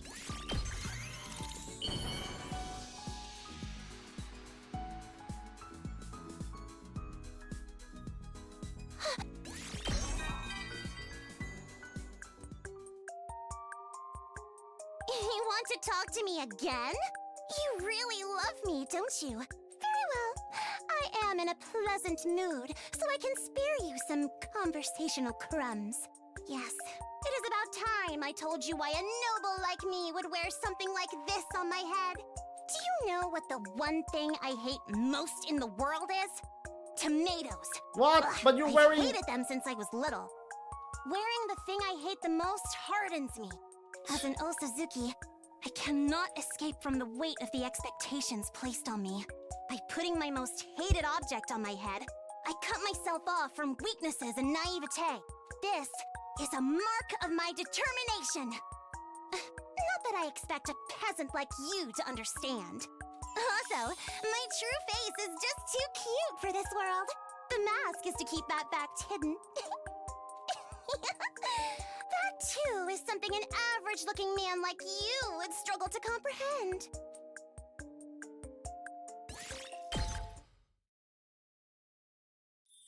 Before I knew it, the sun was sinking beneath the western horizon the night of day 9. This is when Hiruko promised to answer all my questions. Better go find her. I didn't have to look for very long. I happened to glance around the roof and spotted someone sitting on the other side of the fence. It was Hiruko. What she's doing over there. I hopped over the fence and sat down next to her. Why is she crying? This was something I hadn't expected. Hiruko looked different. Was her eyes? They were usually so sharp and cold, never betraying the slightest hint of weakness. But now they were filled with tears, big wet tears that ran all the way down her face. I didn't understand why the sudden change. What was going on? This was so far removed from what I'd come to expect from her. My brain just could not process it. I felt like I should say something, but I couldn't find the words. What do I do? What do I say? What can I say? The normal thing to do in this situation would be to say something comforting, something considerate. But in my confused state of mind, all I could come out with was something totally meaningless. Are you crying? Yuko took off her glasses and wiped her eyes. She took several deep breaths before answering. No, I'm not. You definitely are. She looks so majestic though. Utsukushi desu. Did something happen? Something?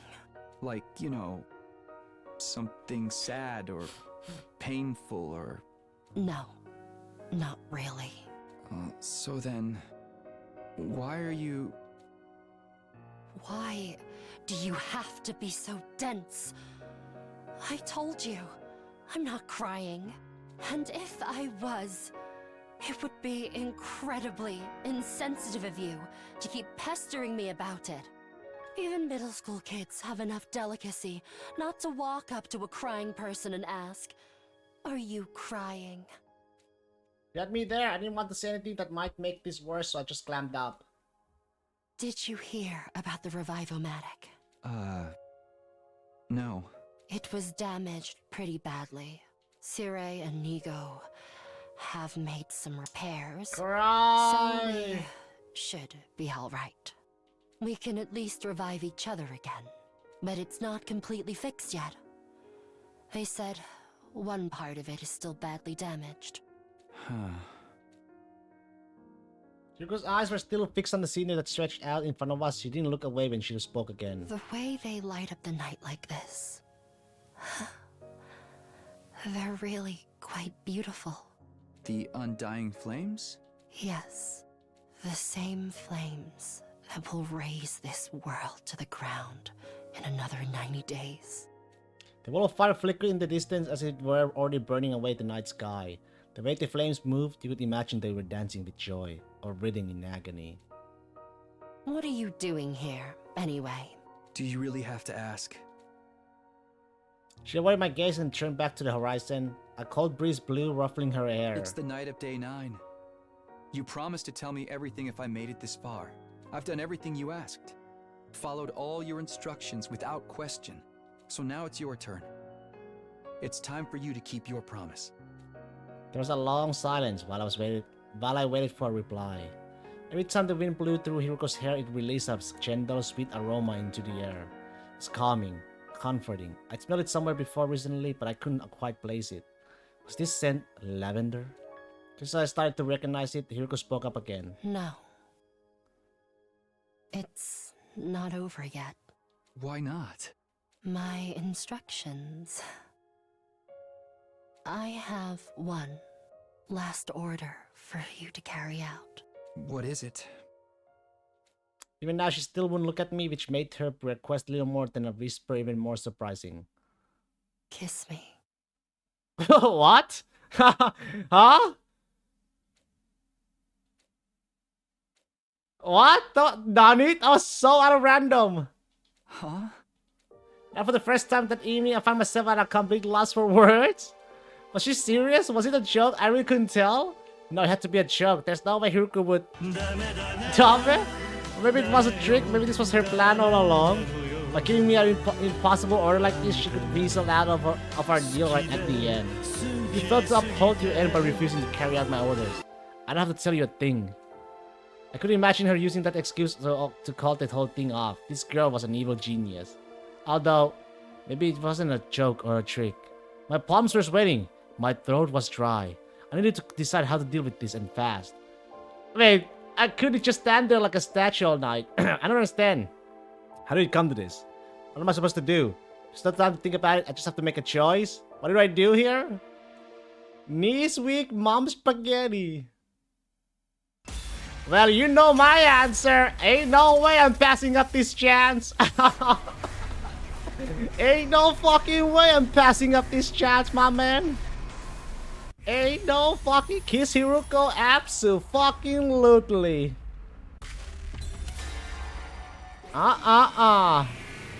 No way, Jose. I'm passing up this chance, baby.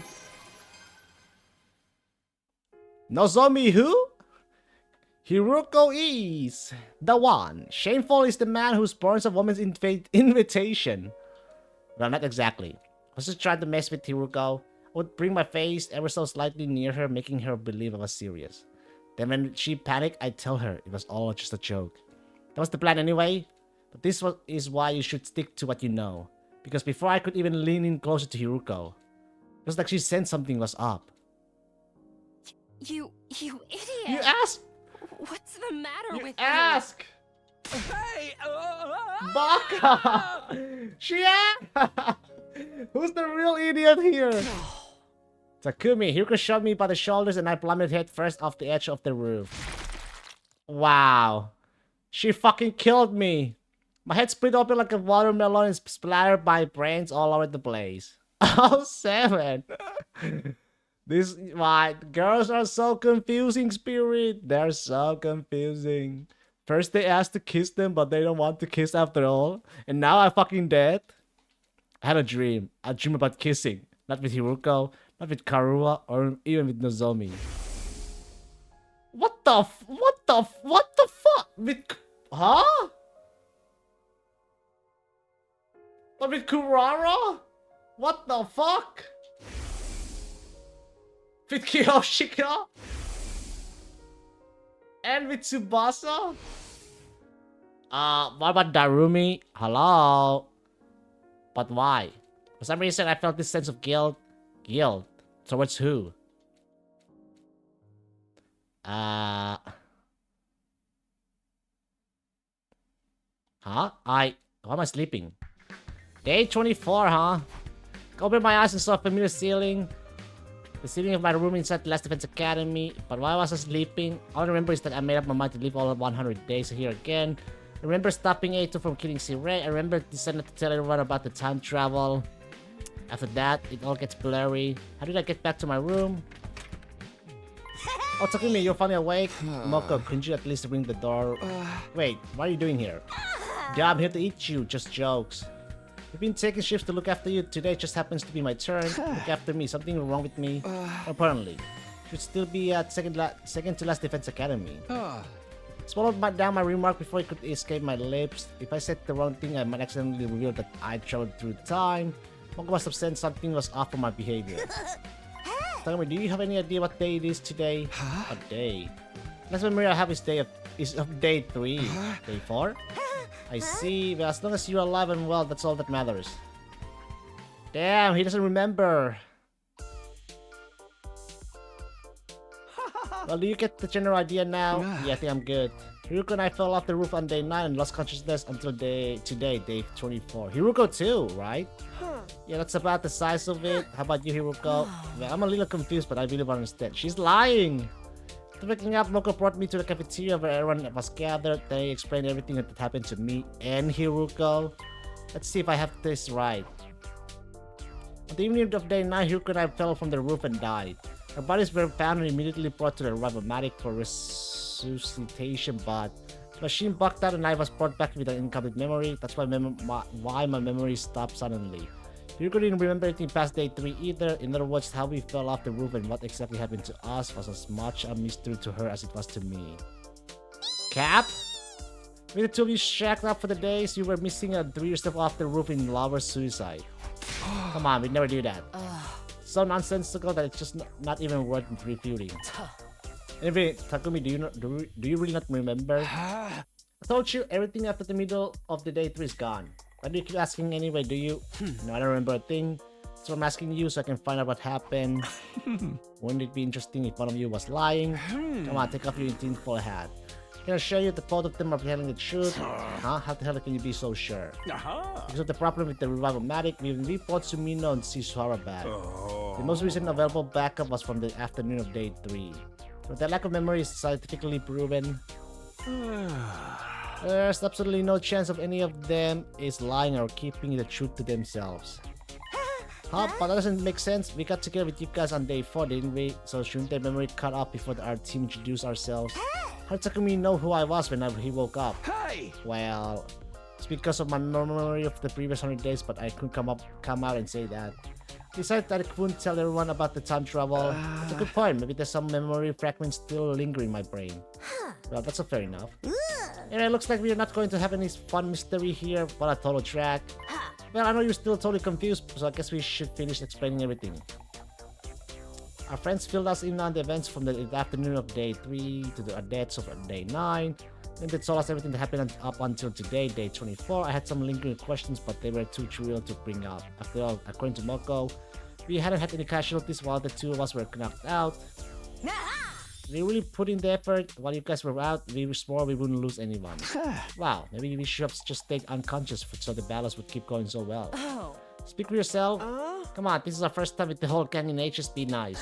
You must right, although I understand if you can't be nice to disgusting Oshoma. Everyone's here and in one piece, things are good now, right? Right, everyone was so worried you guys might never wake up. Seriously, I was so freaked out. But thankfully nothing bad happened, so now you're all caught up. Wait, actually, what is it? Kurara, Kyoshika, Tsubasa... Huh? The three of you were so worried about them, but you haven't said anything today. Alright, did they kiss me much? Wait. Just feeling like, wow, great to have them back. I am simply filled with emotion. I'm not nervous or anything. I wasn't worried at all, mind you. Keep running your mouth and I super fluid shot. Uh-oh, then how am I going to get my protein? Alright, that dream. I think they kissed me while I was unconscious or something. What's that all about anyway? It involved the 3 girls Moko just called out for being especially concerned about us. It's probably just a coincidence, right? Right.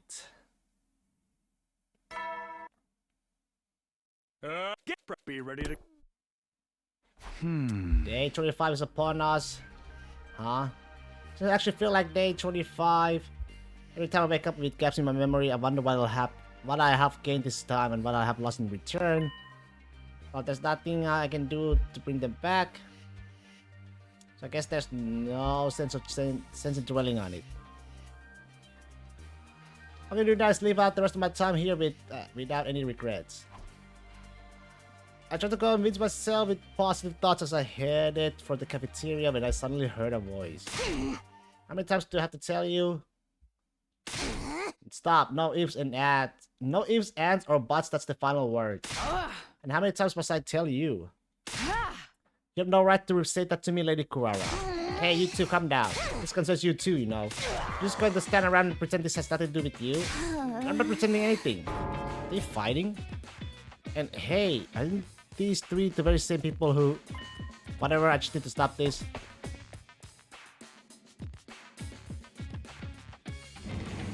Hey, what's going on here? Even though the three of them had just been practically screaming at each other now, it was so quiet you could hear a pin drop. You're fighting over something? I don't know how to put it. Why did you, of all people, have to show up now? Me, of all people, is there some sort of problem with me? Well, not exactly with you, but because of you, because of me. Why are the three of you fighting because of me? Because we had dreams. Oh, hey. Dreams where we kiss you, Sir Takumi. You made me believe that you and I are bound by a red string of fate.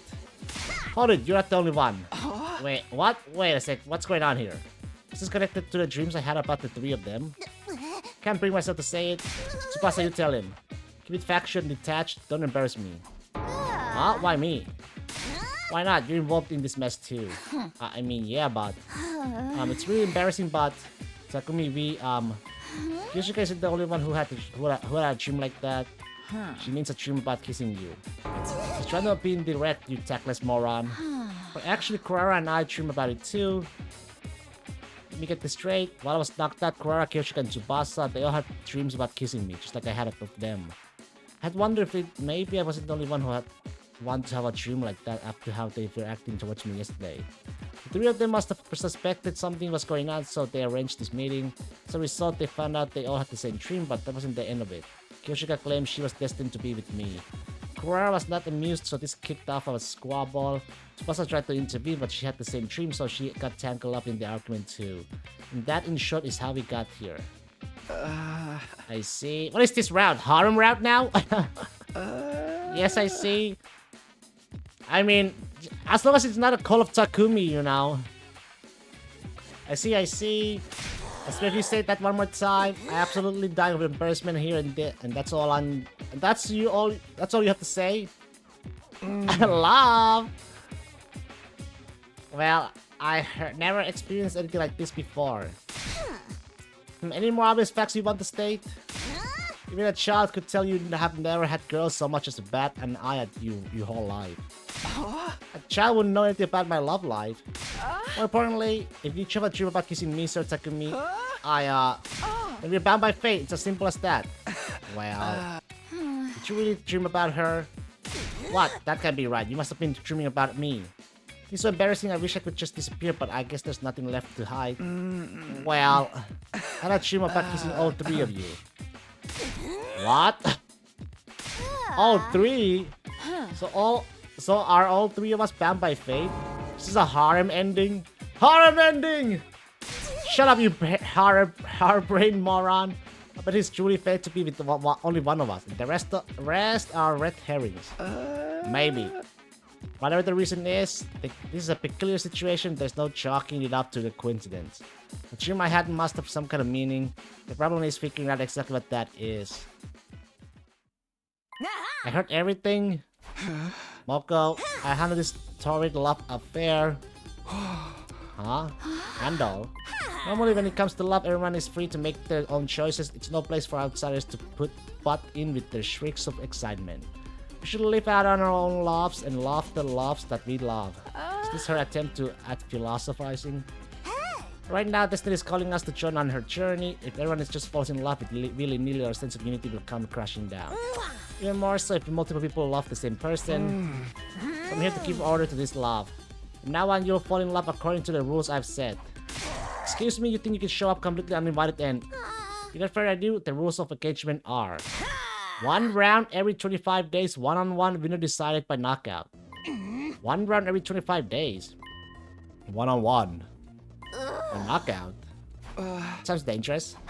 Obviously, for whatever reason, Takumi is the new hotness for you ladies. 3 contenders are Kurara, Kyoshika, and Tsubasa. Indeed, I am besotted with Sir Takumi. Well, however you want to put it, I don't care. Yeah, I guess I agree. With so many of you madly in love, we can't have you all make a move at once. It'll only lead to fighting and it'll be way too much for Takumi to handle. So we'll split the remaining 75 days between the three of you. From tomorrow, day 26 until day 50, one of you will make your move on Takumi. From day 51 to day 75, and from day 76 to day 100, same deal. You confess and receive your answer during the time frame allotted to you. In other words, absolutely no flirting or courting outside of your time.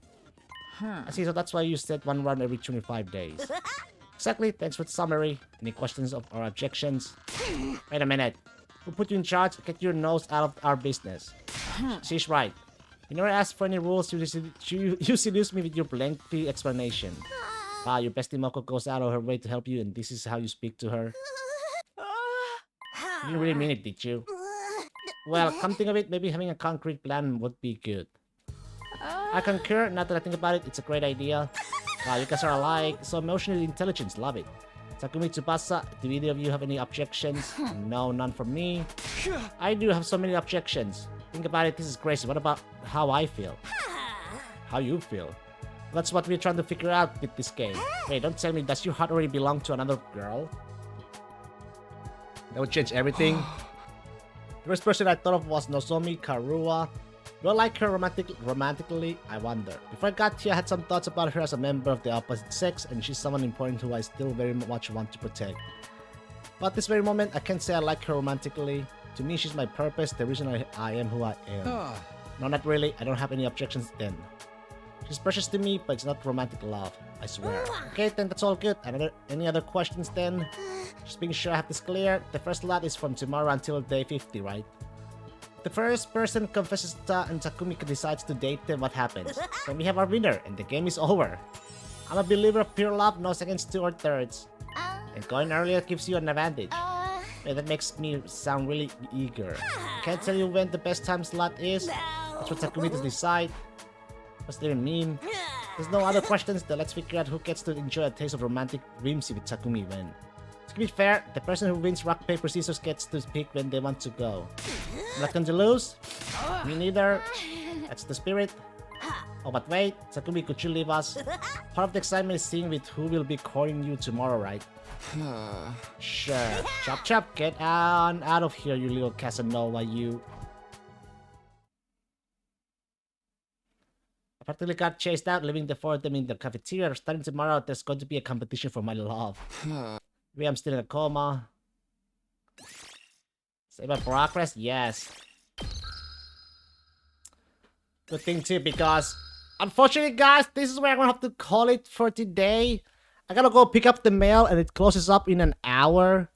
So I gotta go pick up a mail. So this is where I'm gonna have to call it, unfortunately. Tomorrow we shall see who will be my first, you know, whoever it is. I should probably check my mailbox soon. Yeah, I should. I just actually ordered I ordered a Ghost of Yotei. So that's the one I'm gonna pick up right now, actually. I gotta go pick up Ghost of Yotei. Finally, it was on sale, so. But yeah, gotta head out before it closes. I gotta hurry. I got an hour left before it closes, so. See you around, Spirit. Have a good one.